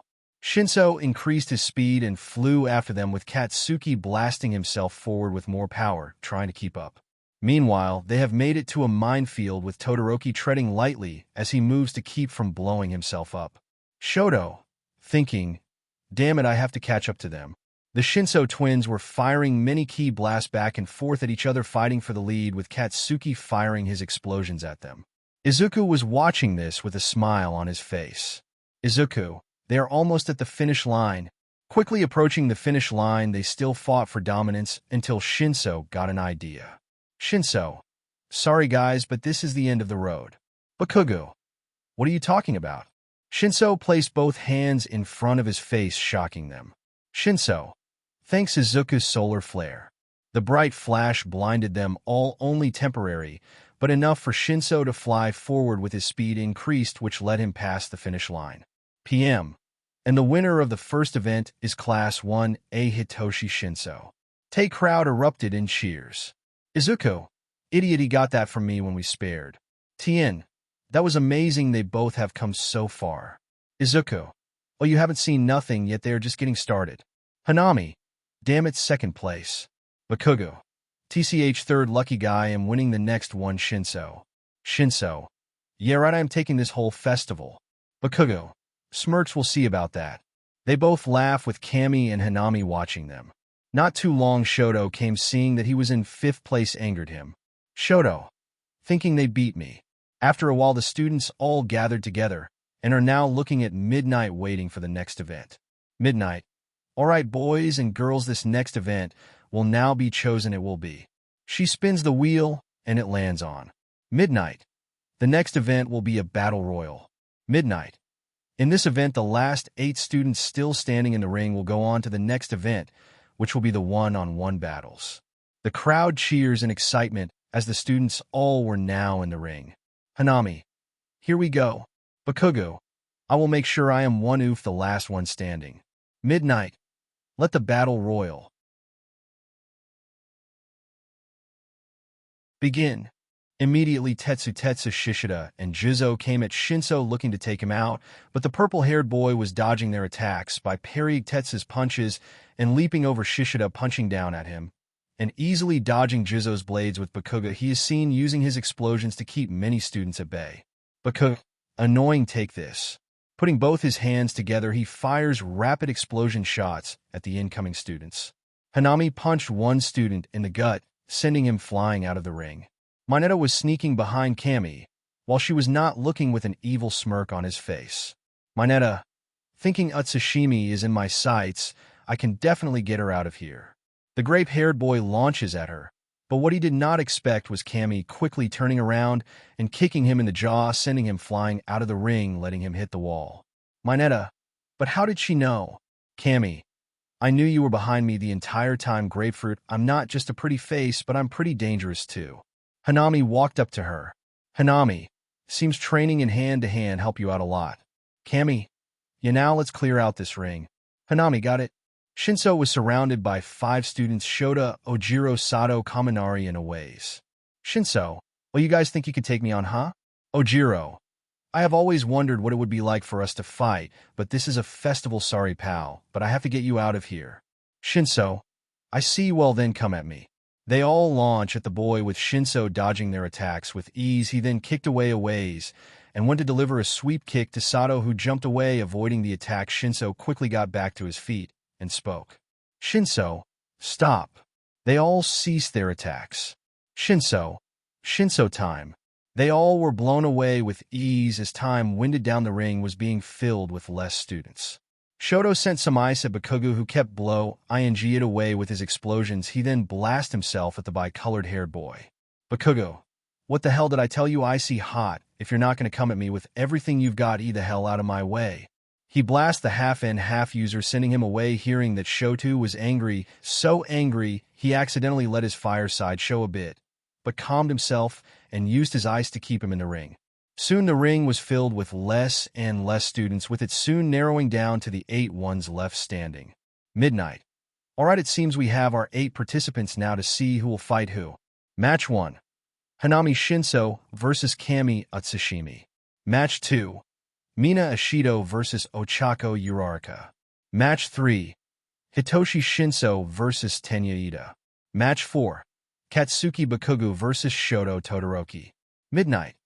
Now with that out of the way, we will take a 2-minute break for lunch, but we will be back. They all walked off, but Shoto stopped Bakugo. Shoto, Bakugo. Bakugo. Yeah, what do you want? Shoto, I wanted to speak with you in private. Do you have a minute? The blonde shrugged and walked off with Shoto, while Shinso twins and Kami went off. Hanami, I'm gonna go find Izuka, see if he wants to get lunch together. Kami, yeah, let's do that. I'm sure Izubabe would love it if you fed him too. Hanami, blushes Izubabe? Kami, yeah, that's my new nickname, him. Hanami sighs. With Bakugo. Bakugo. So, what did you want to talk about? Shoto. I almost broke my own vow when we fought in that battle royal. I almost said my fireside. I made myself a promise not to use it no matter what. Bakugo. What the hell are you talking about? Shoto goes on to tell Bakugo about his past, and the reason he had the scar on his face, and the abuse he suffered from Endeavor, revealing that to be the real reason he would not use his fireside. Shoto. With that being said, I will beat you using only my ice, not my flames. I will prove to that monster I don't need his power. Bakugo. TCH, listen to yourself telling me about your past and how bad it was. Yeah, it was terrible, but if you think you can beat me with half power, you're wrong. When we fight, you better give it your all. Shoto says nothing, with him soon turning around and walking away from the ash blonde. Well, that was interesting. Hearing that voice, Bakugo turns to see Izuku walking up to him. Bakugo. Hey man, how long have you been there? Izuku. Long enough to hear everything that was said. I was looking for you guys, seeing if you wanted to eat together. I don't think the cafeteria would be a good place for me, so. Bakugo. Don't worry, man. I understand you don't want people to complain about what you did at the Come on, Hanami and Kami are looking for you too. They walk off and meet up with Hanami, Kami, and Shinso as they went off to get lunch as they ate in the waiting room. Izuku: so how do you guys feel about the matches? Bakugo: I'm gonna blast Icy Hot out of the ring. Shinso: the only thing I have to worry about with Ida is speed. He mainly focuses on kicks for combat, so I'm not too worried. Kami: me and Hanami are going to tear it up in our match. Even though I haven't trained in martial arts like her, I can at least give her a good fight. Izuku: I see the way you kicked my Netta out of the ring was hilarious. Kami: hey, the little perv got what he deserved. Besides, he tried to peep on us while we were changing into our gym uniforms. Izuku got a serious look on his face. Izuku: he did what? Hanami giggles: ah, come on, Isaac, calm down. He didn't see anything. Kami: such an overprotective boyfriend, every girl's dream guy. Shinso: so Katsuki, do you think you got through to Todoroki? Bakugo: I don't know, but just because he had a bad past doesn't mean I'm going to pull my punches. Izuku: I think you should push him to where he has no choice but to use his flames. Trust me, when he uses his flames, he will be able to let go of his past. Bakugo: what if he doesn't? Izuku: oh well, blow him out of the ring and call it a day. Bakugo chuckles: when did you become so ruthless? Izuku: since I learned how to control this power. Kami: so Izuku, have you thought about what you're going to do since you're no longer going to be a hero? Izuku looked at Bakugo as he smirked, and Izuku smirked. Izuku: don't worry, I will be fine. Besides, I got a job I'm trying out for. Kami: really, where? Izuku: it's a surprise. Hanami: really? Izuku: yes, really. Hanami: Izuku, don't make me interrogate you to get the truth out. Izuku: you can try, but I won't talk. Kami: oh, we have ways of making you right. Hanami: Hami: that right. Izuku: well, you will have to try later since you guys need to get back out there. And make sure to kill out there, I will be watching. They all stood up with Shinso and Bakugo walking out, with Izuku about to follow behind, but was pulled back by Hanami. Izuku: what's up, babe? Hanami: Aiza, we need to talk. Izuku: about? Kami: well, Hanami told me you have no problem with me and her being bi, so what do you say about me joining in on your relationship? Izuku: so you want to be with me? Kami: yeah, I mean, you're hot, amazing guy from what Hanami told me, and just seeing you, I want to understand you more, and don't worry, I'm not going to judge you on what you did. I am fine with it. Izuku: I see. Well, if Hanami is fine with it, then I have no problem dating you both. That is, if you can handle me. Smirks. Kami grabs Izuku by the collar and pulls him into a kiss. She then slips her tongue in his mouth, exploring it while wrestling with his tongue. She then breaks the kiss with a trail of saliva between them. Kami: oh, we can handle you, Izu, babe. Hanami: Kami, don't be selfish. Hanami pulls Izuku into a kiss of her own, breaking it after a few seconds. Hanami: after all, sharing is caring. Izuku clears throat: well, you two might want to get back out there. Don't want you to be late. Both girls giggle and left the waiting room, with Izuku following behind, and went to make his way back to the stands. Izuku: thinking, I still can't believe Endeavor did that to his own son, and that clown had the gall to call me a villain. That's just sick. While in thought, he failed to notice someone in front of him. Well, if it isn't Hisashi's little villain. Hearing that, Izuku was snapped from his thoughts and saw the number 2 hero standing in front of him. Izuku: Endeavor. I am surprised you were allowed in here after what you did. Izuku: well, I am a civilian, seeing as I can't be a hero. Endeavor: TCH, you a hero? That's laughable. Izuku: just like you being the number 1 hero. Endeavor: what was that? Izuku: well, you said me being a hero was laughable, so I said just like you being the number 1 hero, something you can never do. Endeavor narrowed his eyes at Izuku. Endeavor: watch yourself, boy, you're talking to the number 2 hero. I would tread lightly if I were you.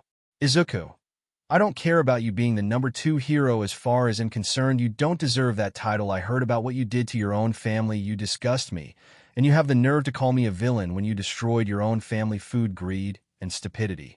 Endeavor's flames start to flare, but Izuku didn't look intimidated at all. Endeavor: watch yourself, kid, you don't know a thing about me. Izuku: I know you're an idiot who hurt his own family all because you couldn't beat All Might. Well, let me tell you something. Izuku: you will never be better than All Might because he's a true hero. Unlike you, you're a coward who has to hurt the people closest to him. Because of your ego, you make me sick. I don't even know how you can look at yourself in the mirror. I know I killed those people at the Usk, but I lost control of my powers. What's your excuse for destroying your family, huh? The flames on Endeavor's costume was raging with the flame hero now angrier than ever. Endeavor. You think you can judge me? You're nothing more than Hisashi's villainous son. The apple doesn't fall too far from the tree. You're just like that guy. Izuku. TCH, I am nothing like him, but you are seeing how you both literally destroyed your children's lives, and you hide from them like cowards. At least I can own up to my mistakes, where you just hide and try to forget like nothing happened. You're pathetic. Endeavor had enough. He was livid, but he then calmed himself and walked off. Endeavor. Thinking brat, think you can talk down to me, the number 2 hero. I will fix that attitude of yours, just you wait. Izuku then walks back to the stands.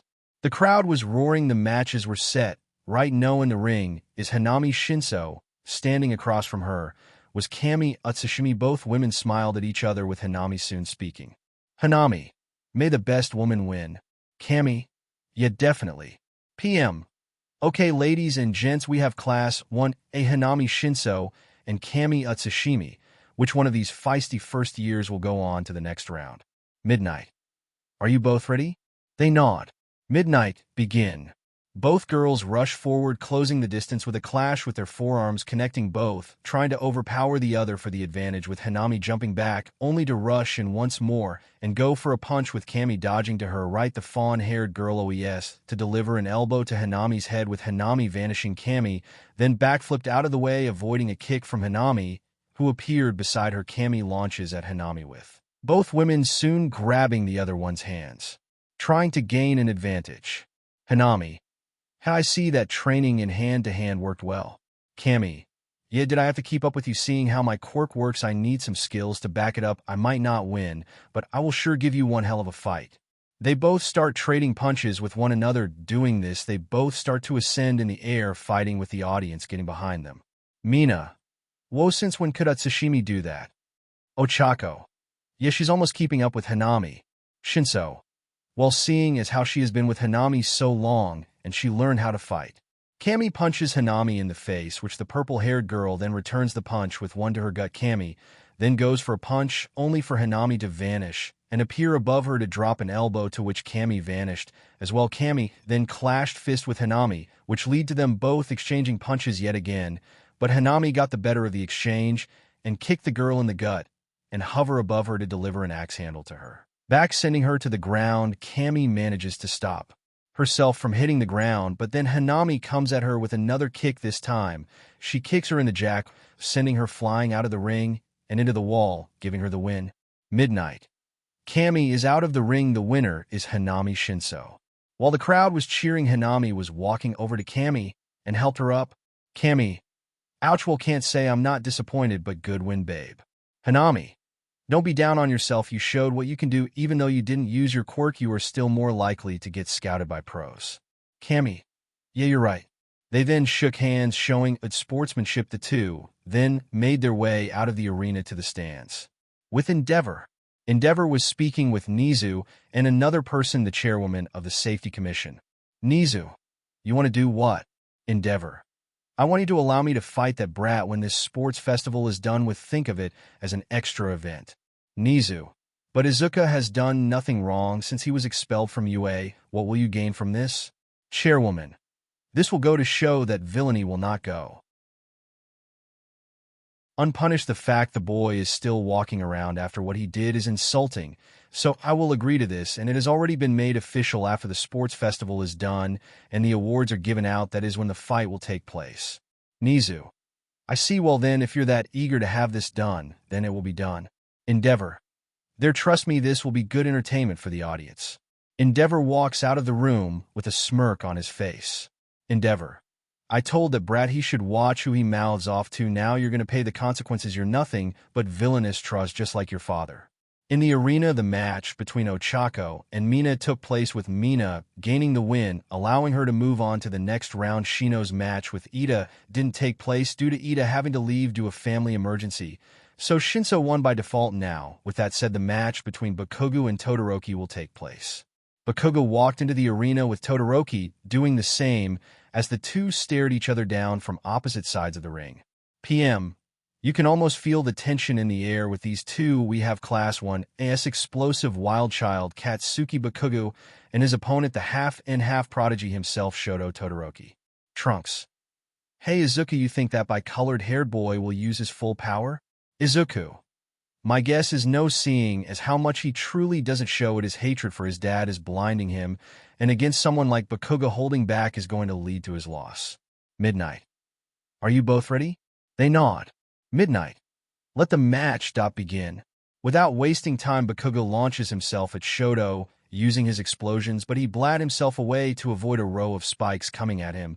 He then sees another row of spikes coming his way, with him soon stopping and started blasting the ice coming his way. Placing his hand on the ground, Shoto sends a massive build of ice at the blonde, creating a glacier that traps him. Thinking that it was over, he let out a breath, but he heard explosions. He then saw Bakugo blast a hole in the giant ice glacier.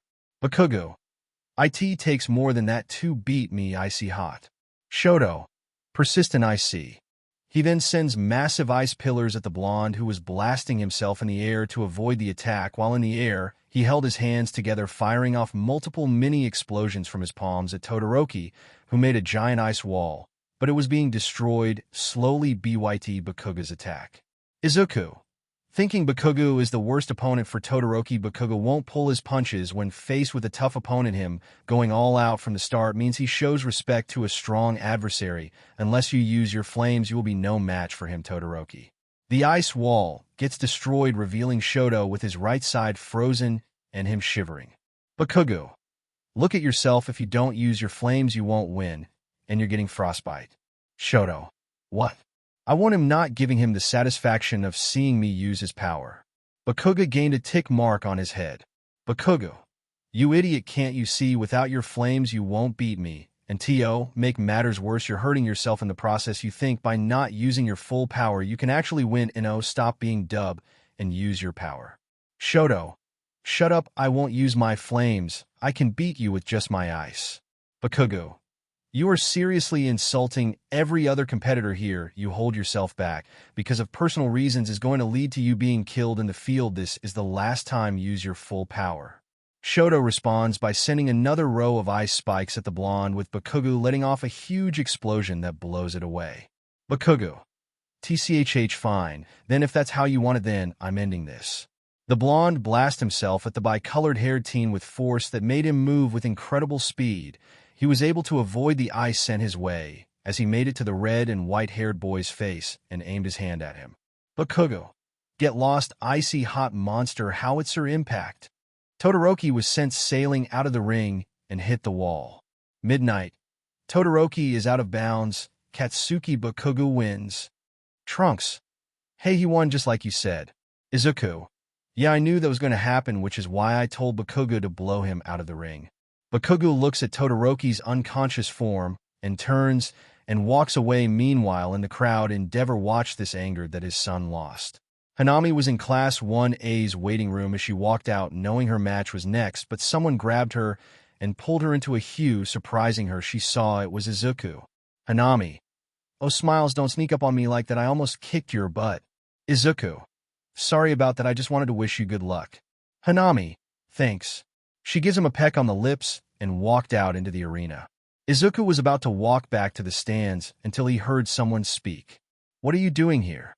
Hearing that, he turned around and saw Izuku. Mina. Mina. Why are you here? Izuku. I just came to see the sports festival, even though I'm not at UA, but I can still see the festival and cheer on my friends. Mina looked at Izuku with anger in her eyes. Mina.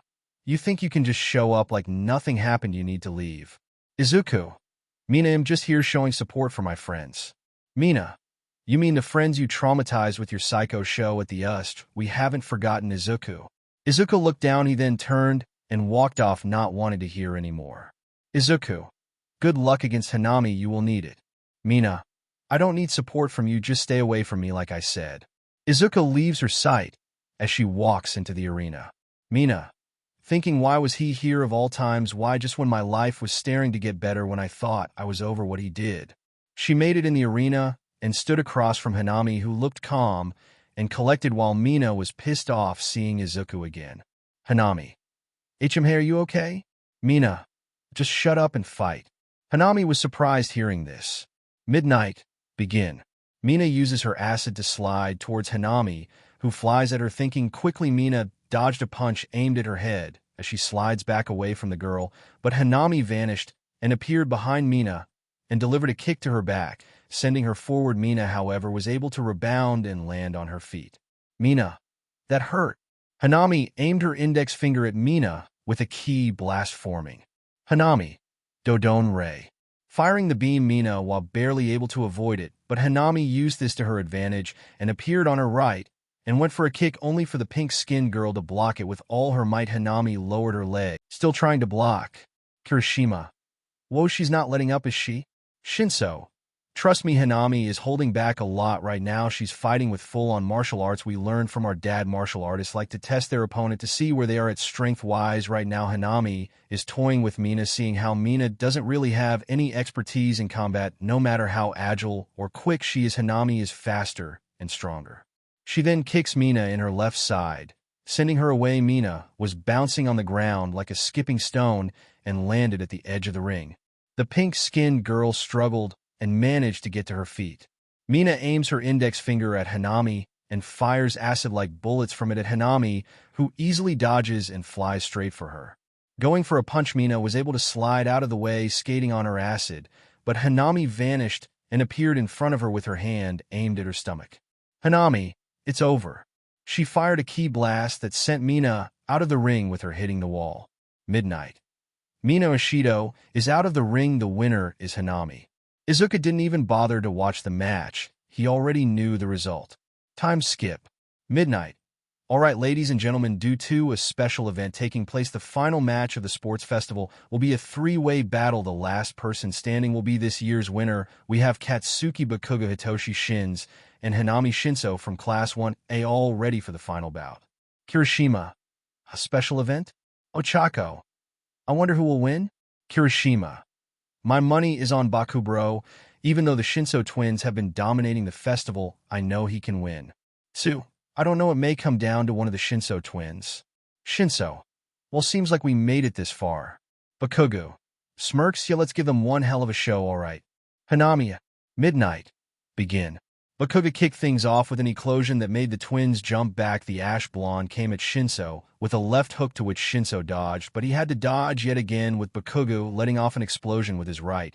But Shinso was kicked in the jaw by Hanami, who then went for a kick to Bakugo's head only for the blonde to lean back, avoiding the kick. He then aimed his hands at her and yelled, Bakugo. Stun grenade. Being blown away by the attack, Hanami was sent sailing, but she managed to stop herself by floating in the air. Hanami. That was a good one, Katsuki. Bakugo then looked around and looked up in the air. He saw Shinso charging an attack. Shinso. Masenko Ha.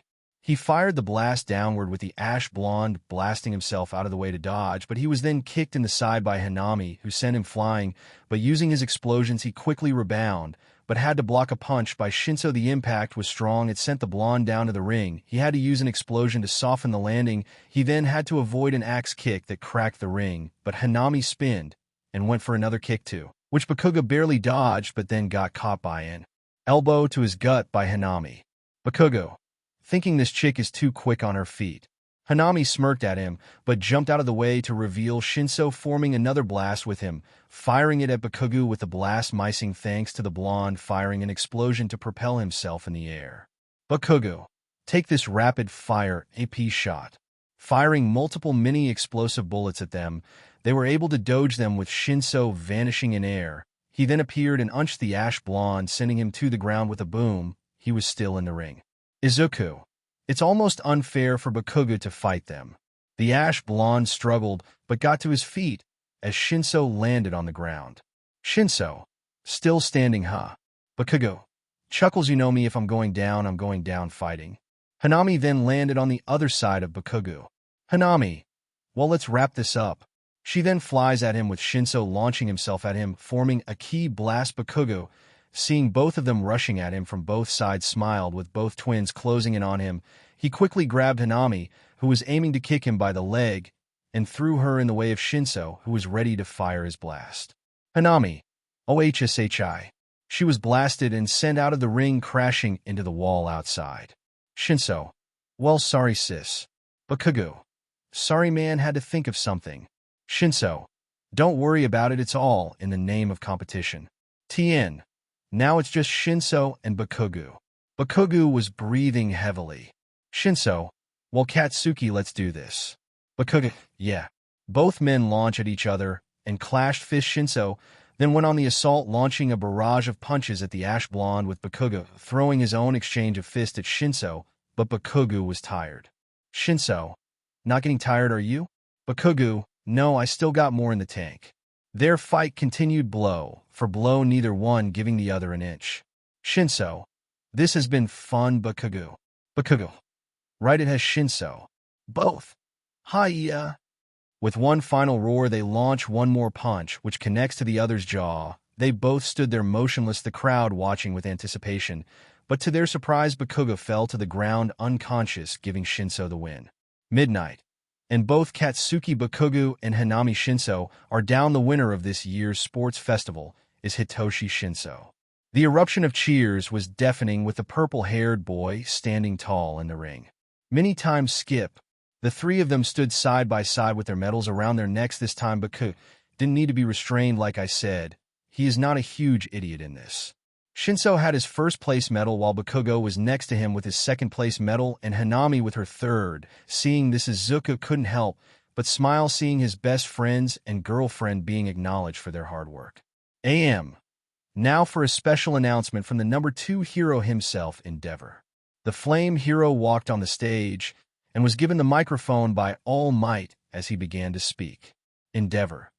Hello everyone, what you have all just witnessed was an amazing festival, and we do have some incredible future pro heroes, don't we? But enough with that, I am here for a special reason. You see, a while back there was a student who went on a rampage and killed many villains in the USH.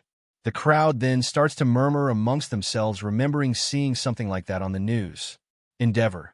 That student, well, former student, is in the crowd right now. The boy goes by the name Izuku Midoriya Smirks, son of the villain Hisashi Midoriya, the assassin who has killed many innocent people, and the boy is following in Hei's father's footsteps.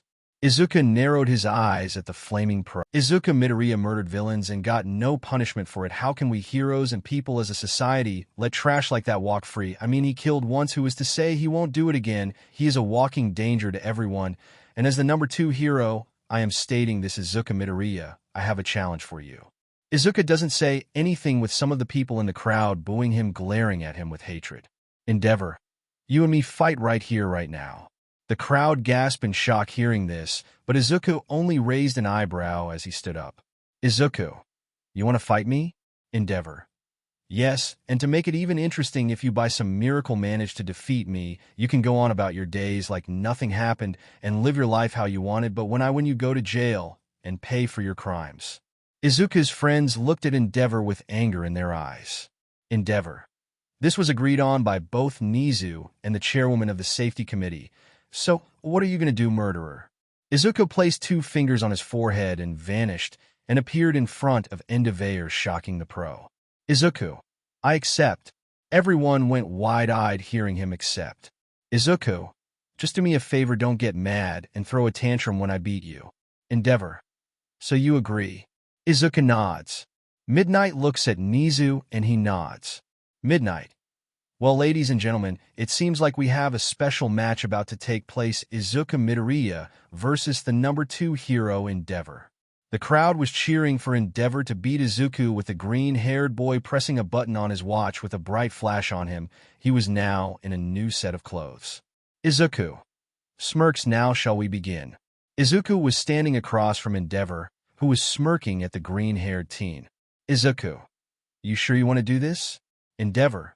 What, having second thoughts about facing me, kid? Tell you what, just give up and let me take you to jail. Besides, what is there left for you, a villainous brat whose hands are stained with vital fluid? You think if you try to be normal, everything you did will suddenly be erased? No, what you did will haunt you for the rest of your days, well, your days in prison when I take you there. Izuku then starts laughing, which confuses Endeavor. Izuku. Do you honestly think you can win? I will admit that you are the number 2 hero and you're strong, but you're not on my level. Endeavor. Not on your level, tch, arrogant brat. Seems I'm gonna have to humble you. Ojiro. Wait, is this really gonna happen? Endeavor's about to fight Izuku. Jiro. It would seem so. Toru. Oh no, well Izuku's done it now. Momo. Going against the flame hero Endeavor, this is just crazy. They then hear laughing as they look to see Bakugo, the Shinso twins, and Trunks, and Goten all laughing. Sue. What's so funny? Shinso. Do you guys really think Izuku's gonna lose? You are in for a rude awakening. Goten. Yeah, I honestly feel bad for Endeavor. Bakugo then walks up to Shoto and hands him a shovel. Shoto. Why are you giving me this? Bakugo. Trust me, you're gonna need it for when Deku's gonna kick Endeavor's butt. Malty. Come on, that's the number 2 hero, the hero ranked high up. Why the All Might himself, do you guys really think Midoriya can beat him? In the arena. Izuku. You know what, I will even give you the first move, go ahead. Endeavor gains a tick mark on his head. Endeavor. Arrogant brat. He flares up his flames and charge at Izuku, and delivers a flaming punch to the green boy's face, making his head turn. Endeavor. TCH, how about that, kid? Izuku slowly turns his head back to face him smirking at the flame hero. Izuku. Congratulations, that's the only hit you're gonna get for free. Without hesitation, Izuku kicked the flame hero in the gut, causing Endeavor to cough up some vital fluid. The impact of the kick sent him flying away, with Endeavor soon stopping himself, and he lands back on the ground standing. Endeavor. Thinking, what the hell, that kick shattered a couple of my ribs. I thought this brat couldn't control his power. Izuku smirked and stomped his foot in the ground, making it come under Endeavor to kick him in the chin. Izuku then rushed at the pro, with Endeavor charging up flames in his fist. Endeavor.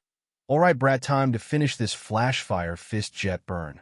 Thrusting his fist forward, he unleashes a current of flames at Izuku, who is still approaching him, with the boy soon being consumed by the incoming inferno. PM. And just like that, folks, Izuku Midoriya has been swallowed by the flames. The people then cheers for Endeavor, but their cheers turned to shock when they saw Izuku blow the flames away using nothing but his hand. He stands there smirking at Endeavor, who was shocked seeing him still standing. Izuku. Well, you got my clothes dirty at least, but tell me that's not your full power. I would be so disappointed if it was. Endeavor. Growls, kid, you're seriously testing my patience. Izuku. Well, is there anything else you want to show? Come on, throw everything you got at me after all. Izuku vanished and appeared above Endeavor, and delivers a kick to the left side of his face, sending him sailing towards the edge of the ring. Izuku. You challenged me. It would look so bad if the flame hero lost in such an embarrassing manner.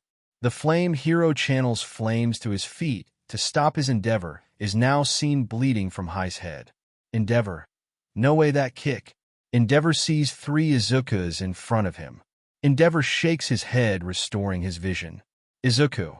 What's wrong? That kick got you seeing double. It's not easy to fight someone who's fighting back after all. You're so used to beating on your family.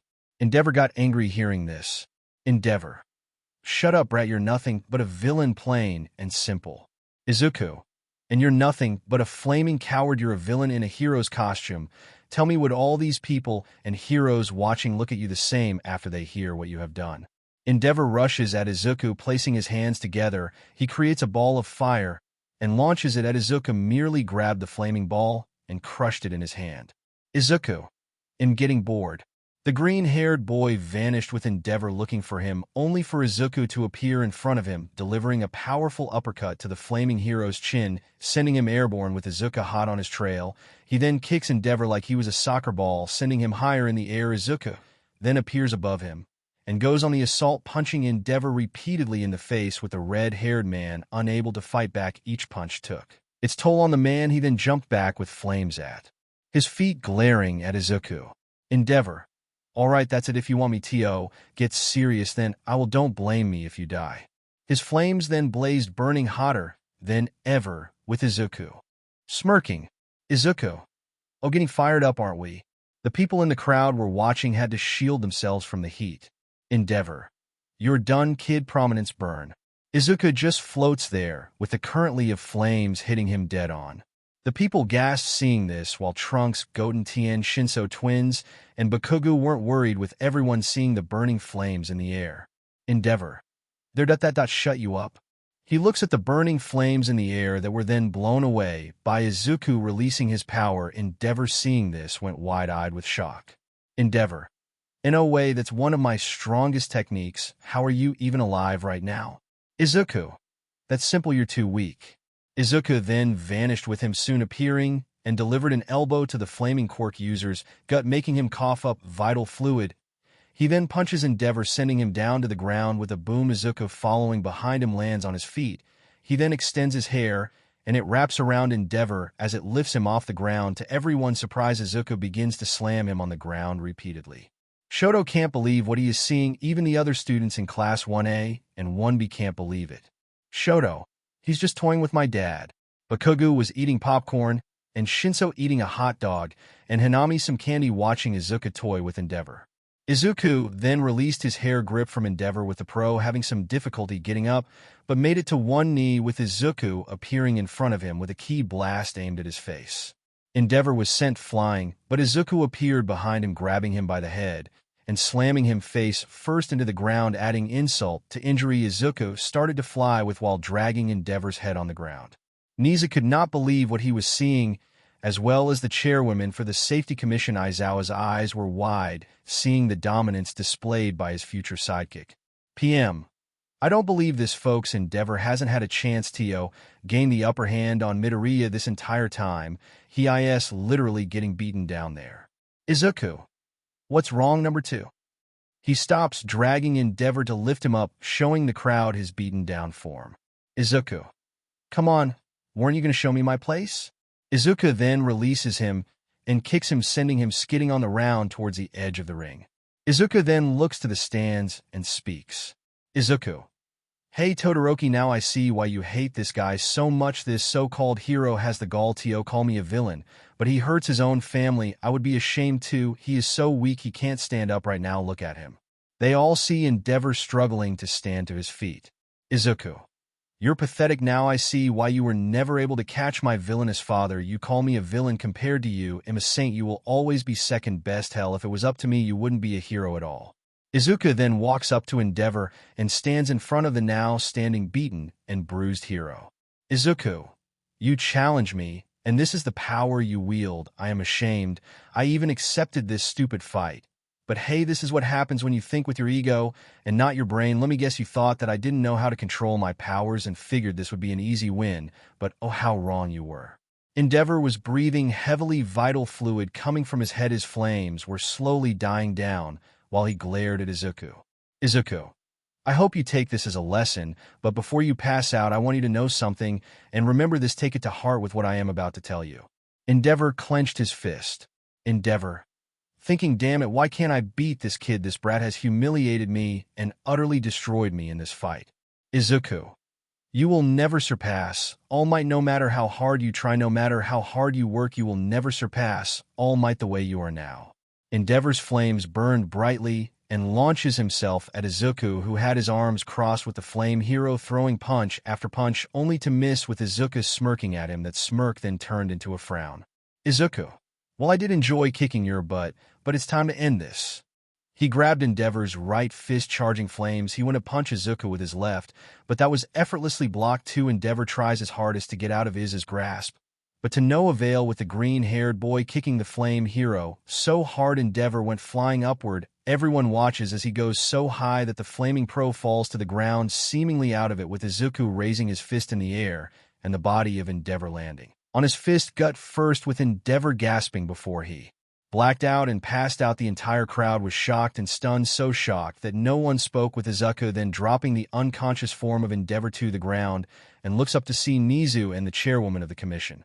"Izuku, it's over. He lost, but do not worry, he is still alive. But the next time you want to bend the rules and give me a fight, send me a stronger opponent. That guy was such a disappointment. I insulted that he even challenged me."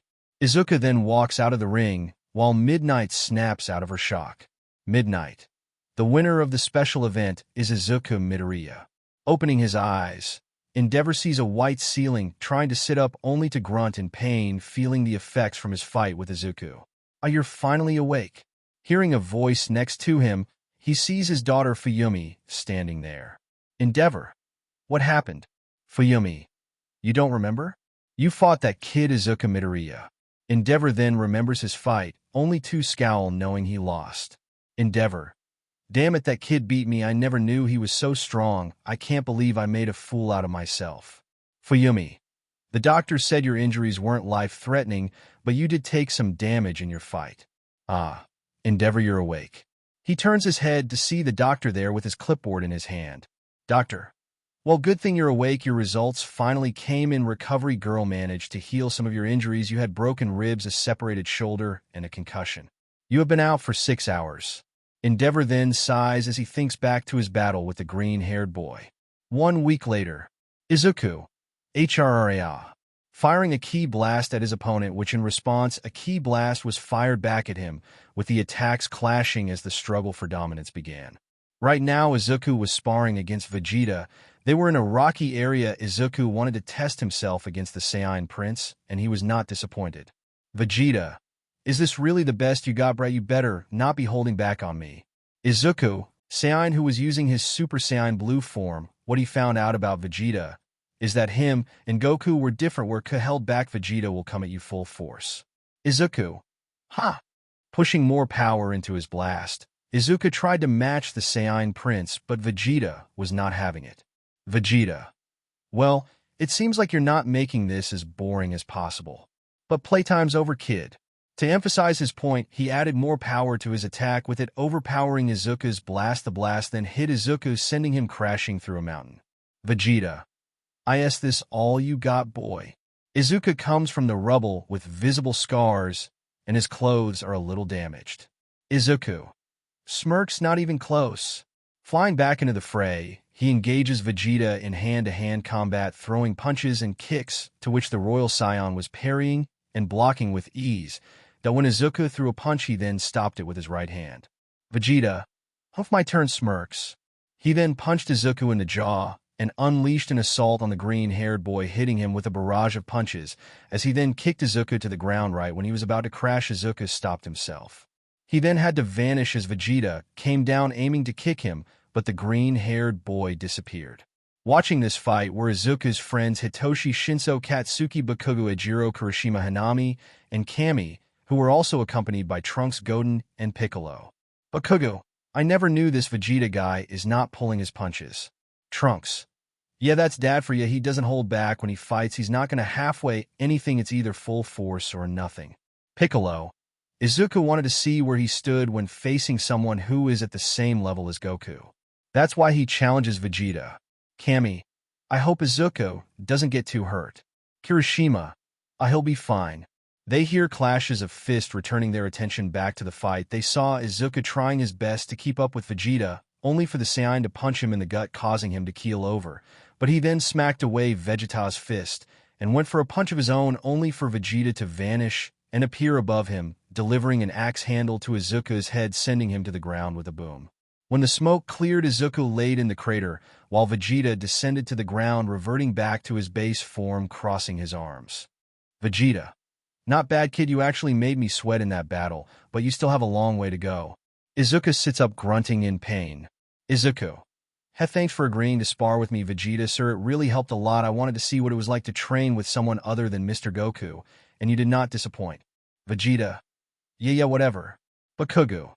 Yo, Deku, how are you feeling, man? Izuku. Sir, as hell getting your butt kicked does that to you. Bakugo. Yeah, you did get yourself handed to you, which was funny as hell. Izuku. Oh, shut up.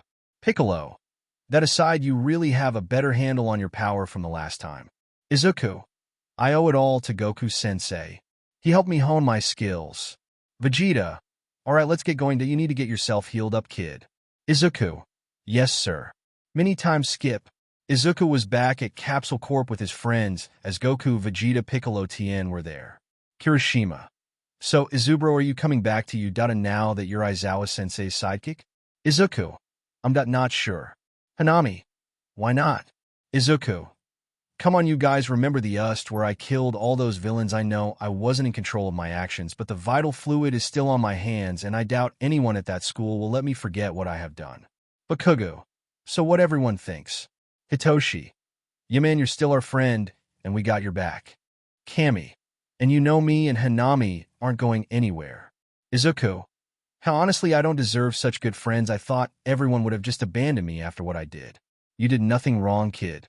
Hearing this, Izuku looked at Vegeta, who walked up to him looking down at him. Vegeta, you killed all those villains, so what is moping around about it going to bring them back? Trunks, hey dad, you don't. He was stopped as Goku placed a hand on his shoulder. Trunks looked at the man, receiving a look that says don't interfere. Vegeta, you say you feel bad about what you did? Then tell me this, what would have happened if you didn't kill those villains? Izuku thought about the question he was just asked. Izuku, then my friends would have gotten hurt, or worse, they could have died. Vegeta, exactly, if you didn't do what you did, your friends here would have all been killed. Would you prefer to watch as they died knowing you had the power to save them, but didn't use it? Izuku, I. Vegeta, TCH, you're hesitating to answer the question. You know I am right, boy. We even fought people way worse than those weaklings you all were against. Unlike that clown, I have no problem killing when the time calls for it. This caused Izuku's eyes to widen. Izuku, you got killed before Mr. Vegeta? Vegeta, yes, I did. Am I ashamed that I did some of it? Yes, but there are times when you can do nothing but take a life. Kakarot over there is far too forgiving to get the job done. There are times when you are left with no other choice. Piccolo, Vegeta is right. Sometimes you have to make the hard decisions to protect your loved ones. Izuku sat there with his friends thinking about everything he was hearing. This advice helped him see the world differently. At another location, we go to the Ishido household where we see Mina Ishido, who is looking at an old photo of her and Izuku when they were together. Mina, sighs, why am I thinking about this now? You okay, dear? Jumping up from the voice, she turned and saw it was her mother, who walked up to her and saw the picture in her hands. Mina's mom, reminiscing, I see. Mina, what oh this thing here, I was just going to throw it away, no sense dwelling on the past, right? She smiles at her mom, but her mother saw right through it. Mina's mom, sweetheart, you can lie to everyone else, but I can see right through that. I know you still love Izuku. Mina, Mom, I have no idea what you're talking about. Mina's mom, oh, well then if you didn't love him, then you wouldn't be holding on to that picture and staring at it so much. When I pass by your room, I hear you crying to yourself about him. Mina looks down, not meeting her mother's gaze. No matter what she tried to do, she could not stop thinking about him. Izuku, her first love, and her boyfriend. They were together for almost a year before heading to UA. Mina's mom, why don't you just talk to him, sweetie? Mina, why would I need to talk to him, Mom? I have nothing to say to him, not after what he did. Mina's father then knocks on the door, making his presence known.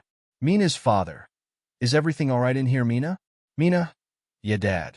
Mina's father, doesn't sound like it's wrong.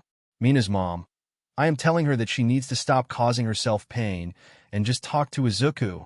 Mina's dad, that kid was the one that scared our daughter by what he did? Mina's mom, yes, it's obvious she's only going to keep hurting herself like this emotionally. Mina's dad, forget it after what he did. I don't want him anywhere near our baby girl. He had no right to kill those villains the way he did. Mina's mom, so are you saying that he should have let them kill our daughter?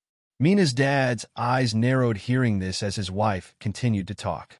Mina's mom, look, I know the boy did a terrible thing, Mina, but think about it. What if he didn't kill those villains? From what I heard, that monster thing was about to snap your neck until Izuku stopped it, and the hero who was already there was injured. If Izuku didn't SNA the way he did, you probably wouldn't even be alive right now, and we would be grieving having lost our daughter. But you want to know something? Mina, what? Mina's mom, Izuku would have never forgiven himself if he just sat there and watched you die. From what I have seen from Izuku, I can tell that he really does care deeply about you, possibly even love you, Mina. Even with his mistake, he is still human, and he is probably hurting more than anyone else now. It's not easy doing what he did, but I am sure if there was another way, he would have tried anything to keep you safe. Sometimes it's best to go with one evil over the other. Mina looks down, taking in everything her mother just said. As her parents leave her alone, she sat down on her bed, thinking about everything that has happened between her and Izuku. The next day, at UA, we see Shota Aizawa in Nizu's office as they were talking.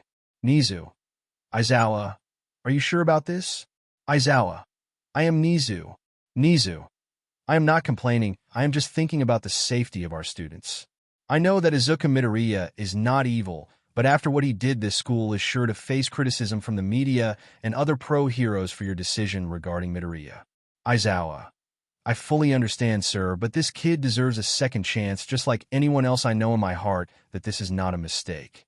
Nizu, I only have one question. Why are you trying so hard to help this boy? Aizawa. At the Ust, he did indeed kill many of the villains there, but he stopped and healed me. He healed my broken bones and saved my life. And not even once did he attack the students. People are calling this boy a monster for what he did, but I don't see a monster. I see someone who needs help, and I am willing to help him become the hero he is meant to be. Nizu. I wish you luck then. Outside the gates of Yu, Stad Izuku, who was dressed in a suit, not the Yu school uniform, but a nice suit Mitsuki, helped pick out for him as he stood with his friends. Hanami, you ready? Looking at Izuku. Izuku looked at her and spoke. Izuku. Yeah, let's go. They made their way into the Yu, as Izuku was ready to start Hai's path to atone for the sins he committed. Izuku walked through the gate of Yu, followed by his friends, steering his nerves, knowing what to expect once he entered the school. When he goes inside with many students around who stared at him, recognizing him, seeing everyone staring at him made him uncomfortable, but he didn't show it. He continued to walk with Bakugo, Kirishima Kami, and the Shinso twins as they made their way to class, while their class, since Izuku has to go meet with Nizu. What he's wearing? They made it to class 1A, where they saw Aizawa standing there waiting for them. Aizawa. Hanami, Hitoshi, Bakugo, Kirishima, go inside. I will be there in a while. The students did as they were told with Hanami, giving Izuku a quick peck on the lips before heading inside. Izuku stares at Aizawa, who walks up to him and asks, Aizawa, are you ready? Izuku, yeah. They both began to make their way to Nizu's office. Aizawa, how are you feeling? Izuku, honestly, I am nervous. The last time I was here, my dreams were basically crushed. Aizawa, sorry to hear that. Izuku, Aizawa, sir, can I ask you something? Aizawa, what is it? Izuku, why are you giving me this chance after what I did? Aizawa stares at him as he then resumes walking, but he speaks. Aizawa, we'll talk after this meeting with Nizu is over, come on. They both continue to walk after a little, while they made it to Nizu's office with Aizawa knocking on the door. Nizu, come in. Opening the door, Aizawa comes in, followed by Izuku. He stood beside Aizawa looking at Nizu. He then looked around the room, seeing the teachers there, Ectoplasm, Midnight, Present Mike, Hound Dog, and the now recovered 13 along with All Might in his small form. They were all looking at the green-haired boy who stood firm despite the nervous feeling in his stomach. Nizu. Hello, Izuku Midoriya, how have you been? Izuku. I am fine, sir. Thank you for asking. Nizu. Now to get down to the matter at hand. You are here because Aizawa vouched for you, believing that you are deserving of a second chance here. I was honestly surprised that he would recommend someone for a second chance here. Now I am not upset with you over your actions at the USCH, but remember I expelled you for the betterment of our school, and I was left with no other choice. I want to see why you deserve your second chance, so you'll be allowed to be here, but you will not be a student in the hero course. You are here to be Aizawa's sidekick, but seeing as you do not have your provisional license, you will only be an intern until he deems you fit to get your license. Izuku nods with Nizu continuing to speak. Nizu. As for your education, well, you will be taking online classes given by me. Izuku's eyes widened hearing all this. Nizu. If you truly wish to be a hero, then here is your chance, Midoriya. Do you accept this offer presented to you? Izuku. Yes, sir, thank you. I won't let you down. Nizu, sir, can I say something? Nizu. Sure, what is it? Izuku bows, getting their attention fully on him, as he then speaks. Izuku, I am sorry for my actions at the USCH. I know what I did brought shame to your school. I promise I won't mess up this second chance you have given me. Nizu smiled, hearing the sincere apology from the boy. Nizu, very well, you are dismissed. Izuku nods as he and Aizawa walk out of Nizu's office. They then began to make their way back to Class 1A. Aizawa, now you ask me why I wanted to give you another chance? Tell me something, what do you think of yourself truly? Izuku did not know how to answer that, but Aizawa spoke before he could give an answer. Aizawa, I asked this because I want to know, do you see yourself as a monster for what you did at the USCH? Do you feel as if you don't deserve this chance to make amends for what you've done? Izuku, I won't lie, a part of me feels that way, that I really shouldn't be here, but there is also the promise I made to my mother before she died, and that promise was to live a life that I could be proud of, so I no longer see myself as a monster. That is why I will take full advantage. I know it's going to be hard, but I can endure it. Aizawa smirks, that's what I like to hear. Come on, let's go. They both continue to make their way to class. At an unknown location. The mist villain Kurogiri was in the bar hideout speaking with a man on a monitor, the villain all for one. Kurogiri. Master, are you sure this is wise? AFO. Yes, I am. With Shigaraki now gone, I have to look for another successor. It does pain me greatly with Tamura's death. I would have never thought that a child would be the one to put an end to his life, and the famous hitman, Hisashi Midoriya, killed by his own son. A shame, a true tragedy, but where there is a dark cloud, there is always a silver lining. Just then the door opened, and 4 people walked inside. AFO. And here are our new allies. With Izuku. Izuku was standing outside of class. One Aizawa kept him out there and wanted to bring him into the class as a surprise. Aizawa.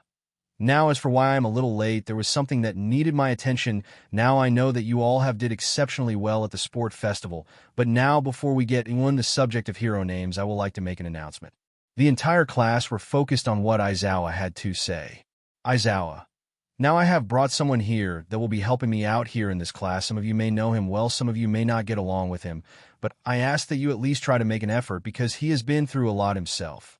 The entire class looked confused hearing this as Aizawa turned towards the door and spoke. Aizawa. You can come in now. The door slid open to reveal the man himself. His long green hair trailed down to past his neck, stopping between his shoulders. He walked in with his suit on and stood next to Aizawa, getting different looks from the class in front of him. Aizawa. Welcome back, Izuku Midoriya. Izuku stood in front of class 1A. After being away for a while, he was standing in front of the class that was traumatized by his actions at the USH. His face showed no emotion staring at the class, but the looks he was given in return were no better.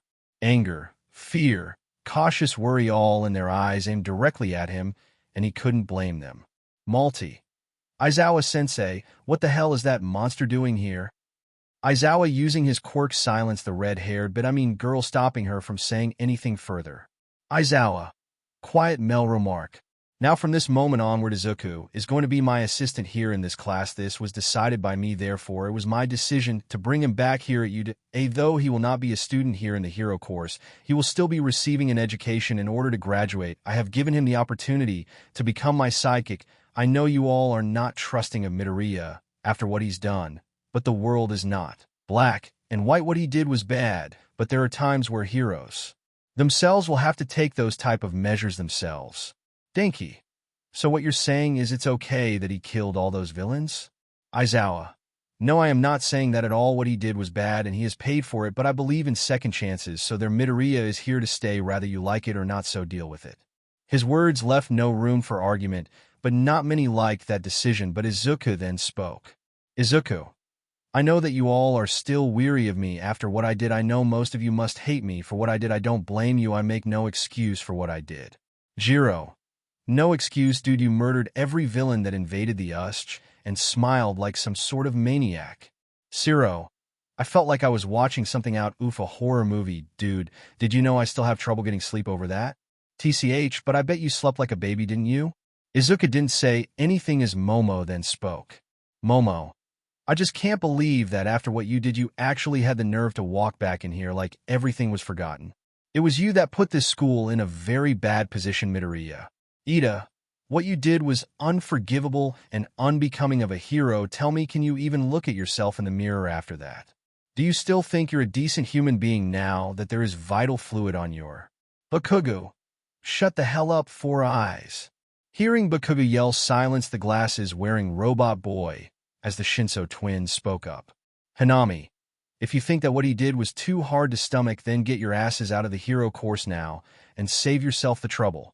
Hitoshi, because like Aizawa clearly said earlier, there are times where even a hero will have no choice but to take a life, and you're sitting here, Ju. Izuku. Hitoshi. He looks at Izuku, who shakes his head, telling him not to go any further.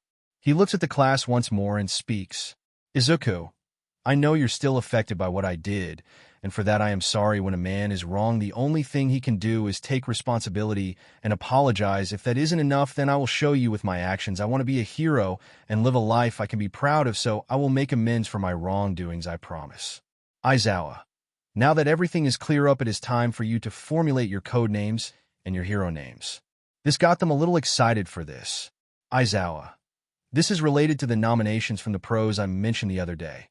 The nominations will truly start mattering only after you've gained some experience, and your adaptability and fighting ability is judged by during your sophomore and senior years. He then went on to show the amount of offers from pro heroes that they all received, with Hitoshi Bakugo and Todoroki being the top 3. After his speech, Midnight came in with the class, soon going over their hero names. While they went over their hero names, Izuku kept picking up on Ida's key. He felt hatred and anger. He decided he would see about that later. The bell then rings, signaling it's time to go. The class then packed up their things and headed out. Izuku. Really, Bakugo King Explosion Murder? Bakugo. Shut it, damn it. Izuku. Explosion King doesn't sound so bad. Bakugo. Hell no, it's corny. Izuku. So who are you guys going with for your internships? Hanami. I am going with Maruko. I am already good with hand-to-hand combat. I want to see where I can improve. Izuku. Nothing wrong with knowing more about yourself, Kami. What about you? Kami. I was going to go with Iwabumi, but she's more of a model than hero. I'm going with Gang Orca. Izuku then sees Ida walking out of the classroom. Izuku. Hey guys, I will be right back. He then goes and catches up with Ida. Izuku. Hey Ida. Hearing his name, he turned around and looked at Izuku, who was walking up to him. Ida. What do you want? Izuku. I heard that your brother was in the hospital. How is he? Ida. As if a villain like you cares. Izuku. If I didn't care, I wouldn't have asked. How is he? Ida. He is fine. Izuku. If you're gonna lie, then at least make it a good one. Ida glares at Izuku as he then speaks. Izuku. Look, I know he had a run-in with the hero killer stain. I have gotten a better handle on my powers, so. Ida. Would you get to the point already? Izuku. I can heal your brother. Ida's eyes widened hearing this, and he asked. Ida. What did you just say? Izuku. I said I can heal your brother. Ingenium is a great hero. I respect him a lot. If I can help him in any way I will. Ida. You better not lie to me. Can you really heal my brother? He saw the glare Ida was giving him, and he remains calm in response to his question. Izuku. Yes, I can. Ida. I know you're not just doing this out of the kindness of your heart. What the hell do you want? Izuku. Just stay right there. There is something I want to see. He then places a hand on Ida's head and closes his eyes. He then searches through Ida's mind, seeing what he had planned and what his intentions were. He then stops searching Ida's mind, who was wide-eyed. Ida, what did you just do? Izuku, I know you're going after the hero killer. Ida, so what? He ended my brother's hero career. Izuku, you're going to get yourself killed.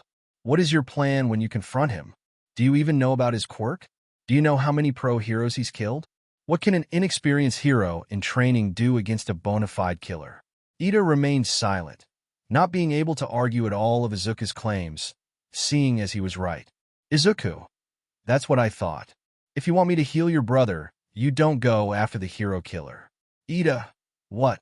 Izuku, I am trying to keep you alive and give your brother a chance at being a hero again, that if you don't take this deal, then your brother's career truly ends, and if you go after the hero killer, then I won't stop you. Oh, what will it be? Ida glared at Izuku, wanting to say screw his deal and do his own thing, but he wanted his brother to continue with his hero career. He clenched his fist tightly and saw Izuku holding his hand out. Ida then accepts the handshake. Izuku nods and walks off, heading back towards his friends. Kami, everything all right, babe? Izuku, yeah, just keeping one of your classmates from getting himself killed. Come on, let's go. They all left U.A and went to hang out together. Bakugo, take this.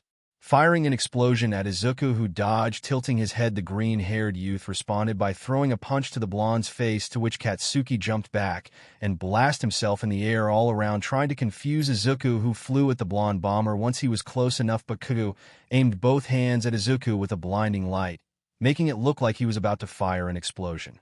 But it blinded Izuku, as that was what Bakugo wanted. He then blasted Izuku with an explosion from his foot that he kicked at Izuku's stomach, sending him to the ground, but Izuku stopped his descent.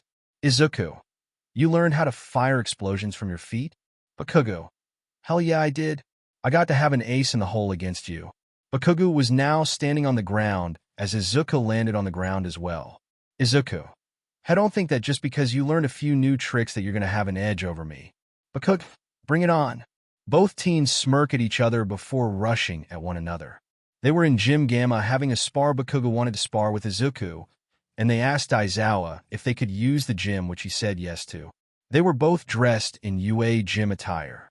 On the sidelines were Kami and Hanami watching this go down. On the other side of the gym, Hitoshi Shinso and Kirishima were sparring against each other. Bakugo lands an explosion on Izuku's chest, blowing his UA gym shirt open, revealing his abs and well-toned chest. Izuku, really? Did you have to destroy my shirt? Bakugo, oh come on. You know I'm not going to hold back. Get serious, Izuku. Izuku sighs as he then rips off the remaining part of his shirt. Kami, woohoo. Don't stop there, babe. Take it all off. Hearing this, Izuku blushed madly and turned to Kami and Hanami. Izuku, Kami, chill. Hanami, well, what do you expect when you just remove your shirt in front of your hot girlfriends? Is it wrong that we want to admire our hot boyfriend's body? Izuku, trying to focus on a fight here. Launching himself back into the fray, Bakugo channels explosions to his fist and throws a punch at Izuku, who responded in kind with his ki-infused punch. Their fist clashed momentarily, with Izuku's punch coming out on top, as he then held his hands in front of his face and said, Izuku, solar flare. The bright flash blinded the spiky-haired blonde. Baku, damn it. Izuku then delivered a fierce kick to the blonde's gut, sending him crashing into a wall. Izuku, seems like I won. Walking up to Katsuki, who was trying to get his eyes open. Katsuki, how I guess that was payback for blinding you with my explosions. Izuku, yeah. He helps Bakugo out of the wall and begins healing him. Bakugo, you're healing me? Izuku, yeah, you guys start your internships in 2 days, so I can't have you tired to show the hero you're interning with what you can do because you're already hurt. Bakugo, good point. Hitoshi and Kirishima were soon done with their spar, and the group of friends were now sitting together. Izuku, so who are you interning with, Bakugo? Bakugo, I'm going with Best Genius, see what I can learn there. He is the 4th rank hero in Japan, so I want to know how he operates. What about you? Izuku, well, I am limited, so I am interning with Aizawa. Shockingly enough, Hagakure is also doing her internship with Aizawa. Bakugo, seriously? Izuku, yeah. Kami, it sucks how things have turned out for you, hon. Izuku, hey, I'll take what I can get. I'm going to make the most of this second chance. Hitoshi, well, we are just glad you're here with us, man. It just didn't feel the same without you in our group. Kirishima, be a hero, just like us. Izuku, smiles, yeah, that's right. Izuku then stands up. Izuku, okay, I'm going to go change, go home and take a shower. Hanami, oh, mind if me and Kami joined you? Izuku's face went bright red. Izuku, will you look at the time, gotta go. He then ran out of the gym, leaving the teens there. Kami, he's so adorable. When he gets teased, his reactions are the best. Hitoshi, how well I'm gonna go change too, maybe hit the arcade up. Kirishima, count me in, man, you coming, Bakugo? Bakugo, yeah, sure, let's go. The 3 boys take their leave with Hanami, and Kami left as well. Kami, hey, what do you say after the internships we go out on dates with Izuku? Hanami, yeah, after all, we do need to spend some time together. Kami, so who gets the, hey there, you two are? Hearing the voice in front of them, both girls saw Mina and Toru there, while Mina had a worried expression on her face. Mina, hey Hami. Kami, Kami, Ashido. Hanami, what do you want? Kami, look, if you came to curse out Izuku, you can get. Mina, that's not what I am here for at all. I actually came to talk to you too. Kami, about what? Mina, can we go somewhere to talk more privately? Hanami and Kame look at each other and shrug their shoulders, and they follow Mina and Toru. The group of 4 went to Mina's house now at Dagoba Beach. Hanami, so what do you want? Mina, you two are in a relationship with Yuku, right? Kami, yep, that green-haired hunk is all ours. Mina, I am. Both girls looked at Mina, who was having a hard time saying what she wanted to say. Toru, come on, Mina, you can do this. Hanami, what exactly do you want, Mina? Mina, well, I wanted to try and work things out with Izuku. Hanami and Kami paused hearing this. Kami, wait, you want to get back together with Izuku? Mina, at first I was scared of him after the whole lush thing. I was too scared to be around him and try to push him away. After thinking things over and talking with my parents and my best friend Toru, I can't get over him. Izuku was the first boyfriend I ever had. He was so good to me, and the moment I should have stood by his side, I got scared and ran away because I feared what he did. I want to try and make up with him, but I don't know how to go about doing that. Cammy, what do you mean? Mina, I mean, what if he hates me for trying to get back with him? He might even hate me now. Cammy and Hanami look at each other and burst out laughing. Toru, what's so funny? Cammy, I knew it. I totally called it. Hanami. Hanami, you did. Mina, what's going on? Hanami, we already knew you still had feelings for Izuku. Mina, huh, but how did? Hanami, it's all in your key. Ever since Izuku came back, you've tried to figure out your feelings. You were conflicted, but deep down you still wanted him. Cammy, yeah, and plus we know Izuku still wants you too. We can see that clear as day. Mina was shocked to hear that Izuku still wanted to be with her. Cammy, so, what do you think about Hanami? Hanami, she's telling the truth. Her feelings are genuine. She wants him. Cammy, is that right? Hanami, so since you still want Izuku, I have no problem with letting you join in on our relationship with him. Mina, wait, so you really are sharing him? Hanami, yeah, we are. I mean, why wouldn't we? He's just that amazing. Cammy, of course you still have to talk to Izuku. Mina, I see. Hanami, yeah, even though we approve of you, you have to tell Izuku how you really feel. As for him hating you, I don't see that. After all, you are important to him. Cammy, and who knows, maybe your invisible friend here can join us as well. This caused Toru to get flustered hearing this, although they couldn't see it. Toru, what I don't like is Izuku like that. Hanami, you can't lie to us, girl. I can sense it in your key. Mina, Toru, do you like Izuku too? Toru, okay, I admit it, I do like him, but I kept quiet about it because he was with you and you both were so happy together, and you're my best friend. I could never hurt by trying to take away your man. So I stayed quiet about it thinking it would just go away. But it didn't. I still want him even now. Cammy, sister 4. Toru, what? Cammy, oh come on, we all want the same man, so why not share him instead of trying to compete with the other for his affection? Hanami, she has a point. Besides, you both can't deny you all want him, which I don't blame you, but you still need to talk with Izuku. Both girls let out a breath as they all left UA. At an unknown location, 9 and his team were in an abandoned building as Kurogiri appeared in the room. 9. So did you make contact?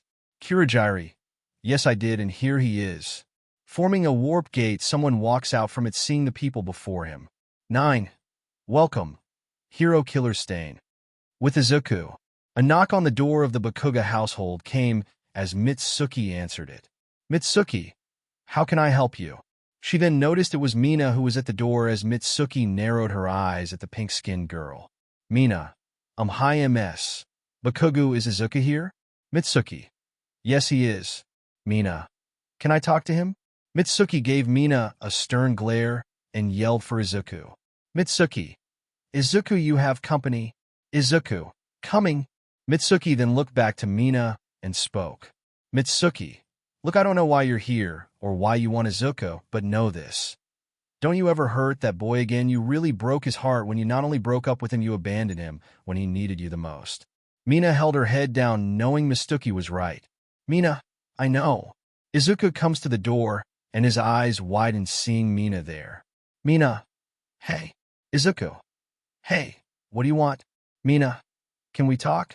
In Izuku's room, the long green-haired teen was surprised to see his ex-girlfriend Mina Ashido at the door, and to add on to his surprise, she wanted to talk to him.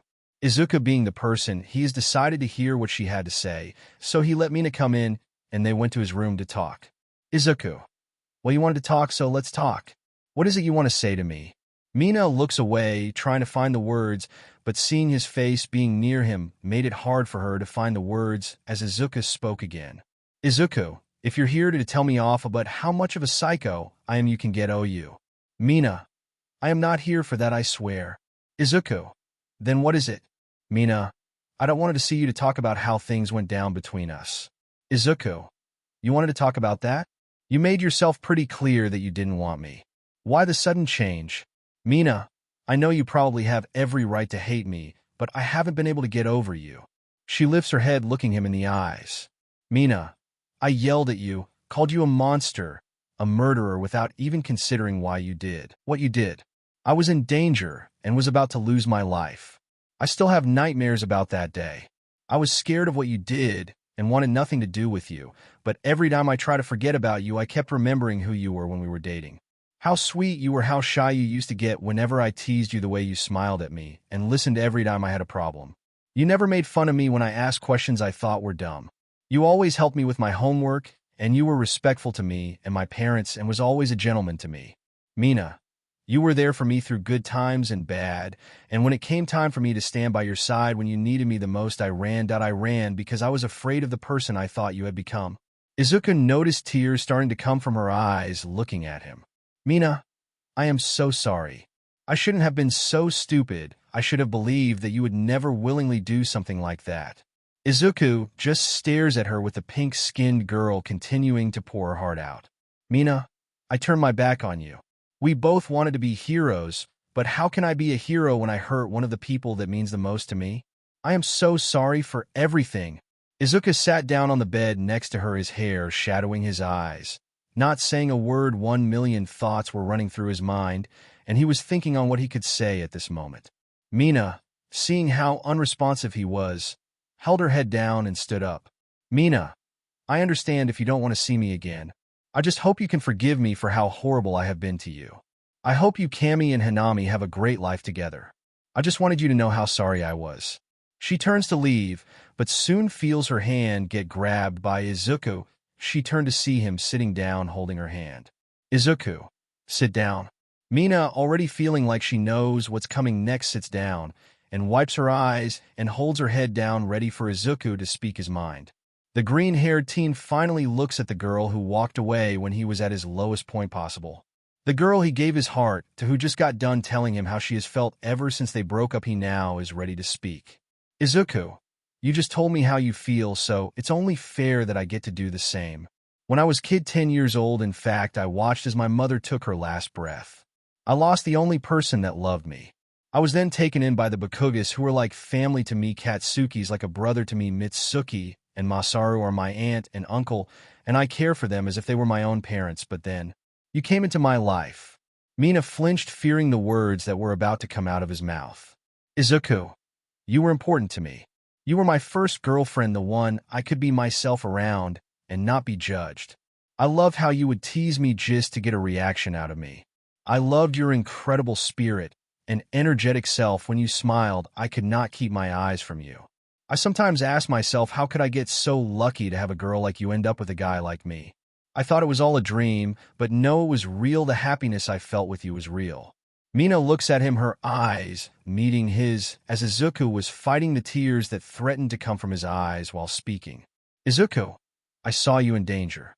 I saw the girl that made her way into my heart was about to be murdered right before my eyes, and I could not do a thing. What happened next I could not control, but in the end, I saved you, Mina Ashido, my girlfriend. Did I regret it? Looking back at it now, I don't. Her eyes widened when he said this, with him continuing to talk.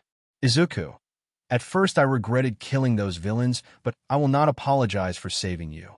Yeah, I lost control and became someone I couldn't comprehend. Izuku's gaze hardens as he glares at her. Izuku, I lost everything. My dream, the dream I worked so hard to try and make a reality, was taken from me. I wanted to be a hero and live a life I could be proud of like my mom wanted for me. I lost all that, and I even lost you, the girl I love.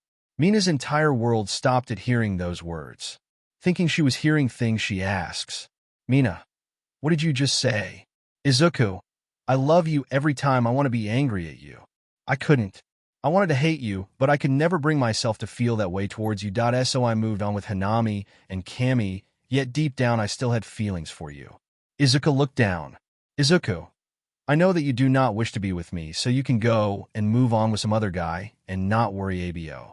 His mouth silenced his thoughts and halted the words he was about to tell her something else, only to be silenced by a kiss from Mina. A kiss of longing, passion, and love all in one. After a few seconds, she broke the kiss and smiled at him as tears streamed down her face. Mina, that's just it. I don't want another guy. I want you, Izuku. Izuku's eyes widened in disbelief. Mina, I could not get you out of my head. I wanted to be with you, but I was scared. I was stupid. I should have believed in you. Mina leans her forehead against his. Mina, Izuku. Izuku. Yeah? Mina, I talked with Kami and Hanami about being a part of your group. They said I would have to talk with you. Izuku.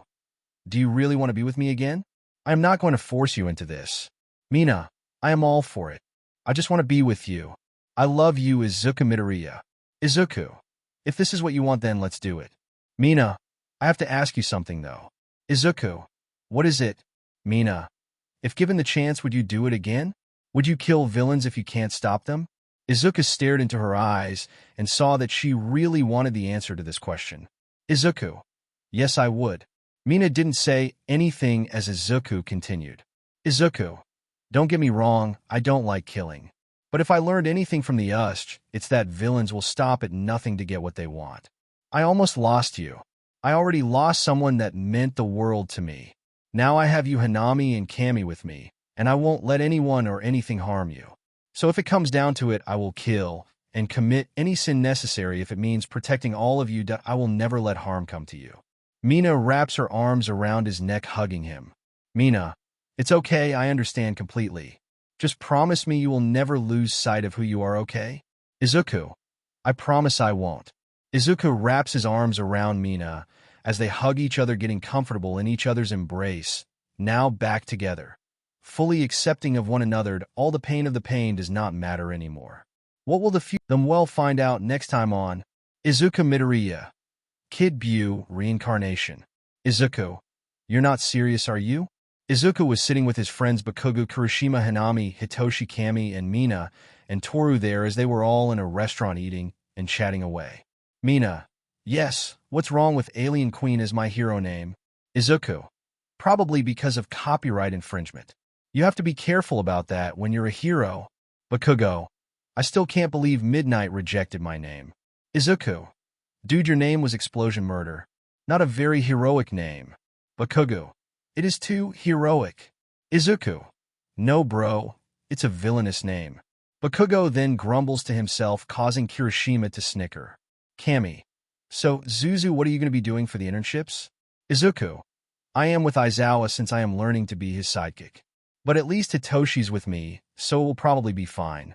Toru then looks at Hitoshi and asks. Toru. So you're really going to Aizawa? Hitoshi. Yeah, I want to be a pro, but I don't really care about being in the spotlight so much. Hanami. Yeah, I can clearly say for certain that you could probably learn a lot from him. Just then Izuku's phone rings, as he takes it out looking at the who was calling him. Izuku. Ida. Bakugo. What the hell does Four Eyes want? Izuku. We're about to find out. He answers the call. Izuku. Hello. Ida. Good you picked up. Look, I have thought about your offer. Izuku. And what's your answer? Ida was silent for a while, a little hesitant to speak, but he did. Ida. I don't want my brother to be healed. So if you will keep your word, I will keep mine. Izuku. I see. Well then, whenever you're ready I am, so let me know when it's a good time for you, okay? Ida. Yes, I will. He hangs up and turns back to his friends who were looking at him. Mina. What was that all about? Izuku. Well, me and Ida had a little discussion. I knew he was going to do something stupid, so I gave him a choice, and let's just say he chose right. Mina. How did you know he was going to do something stupid? Izuku. Oh, I just read his mind. This got him looks of surprise from Mina and Toru, who then exclaimed / Mina and Toru. You can read minds? Izuku. Yeah, I can, but I have to place my hand on your head and concentrate. I can't just automatically read your mind. Mina. Oh, can you do me? Can you tell me what I am thinking? Izuku. Yeah, I could. Mina, sitting right next to him, looked at him as he placed a hand on his girlfriend's forehead and closed his eyes to concentrate. When he does this, he reads Mina's mind, and what he saw was Izuku was handcuffed to a bed while wearing nothing but his boxers and a blindfold, while Mina straddled his waist wearing a black top and panties as she leaned forward, kissing him on his lips. Izuku in reality blushed deep. Why, as he had a nosebleed. Mina, seeing Izuku's reaction, gained a smirk on her face. Kami and Hanami, however, were snickering seeing Izuku's reaction. Kami. So, Zuzu, what did you see? Hanami. Yeah, we are rather curious. Izuku, still blushing, coughed into his hand while Mina playfully kissed him on the cheek. Mina. Zuzu, don't be shy. Izuku. You have a rather interesting mind, Mina. He takes a sip of his juice. Mina, I know besides it's going to happen someday, right? Izuku hearing this spat out his juice. This got laughs from everyone around. The next day, Izuku was with Ida, standing outside of his brother's hospital room, looking through the glass window, looking at his brother's sleeping form. They then see Ida's mother come out from Tensei's room. Ida's mom. He's resting right now. Do you really think you can help my son? She looks at Izuku, hope in her eyes, as the green-haired teen stares back at Ida's mom with determination in his eyes as he said, Izuku. Yes, I know I can. Izuku then carefully opened Tensei's door, going inside of his room. Seeing the sleeping form, the elder Ida's sibling, he saw just how damaged the man's body was. Holding out his hands over Tensei's body, he focuses his power as a pink glow enveloped Tensei's entire body. Thanks to Izuku's training with Goku in the hyperbolic time chamber, he has gotten a good hold on his powers. He can heal major injuries like this without any trouble. The bones were piecing back together. The scars and bruises that were on Tensei's body were disappearing as he was starting to look better than he was looking. After a few minutes, Izuku stopped healing. Entering the room was Tenya and his mother, as they then saw Izuku stop healing Tensei, as Ida walked up to Izuku and asks, Ida, how is he? Izuku, he is fine now. He should be waking up just about now. True to his words, Tensei opened his eyes to see the faces looking over him. He then sat up looking at his mother and younger brother, who were on the verge of crying. Tensei, Mom, Tenya, Ida's mom. Tensei. Ida's mom rushes and hugs her oldest son as Tenya did the same, seeing the family moment and deciding to step out and give the family some time alone. Closing the door behind him, Izuku then gets a phone call. Taking out the phone, he sees Bakugo calling him as he answers. Izuku. Hello. Bakugo. Hey, how did everything go? Izuku. It went fine. Tensei will be able to walk and do hero work again. Bakugo. Yeah, that's great and all, but what about Four Eyes? Izuku. What about him? Bakugo. Do you think he's going to keep his word and not go after Stain? Izuku then looks through the glass into Tensei's room and responds. Izuku. Oh, don't worry. If he really is stupid enough to break his word and go after Stain, I'll break his legs myself. So, this was the end of this series. Stay tuned for next part of this series, and if you like this video, don't forget to like, share, and subscribe to our channel. Until next time,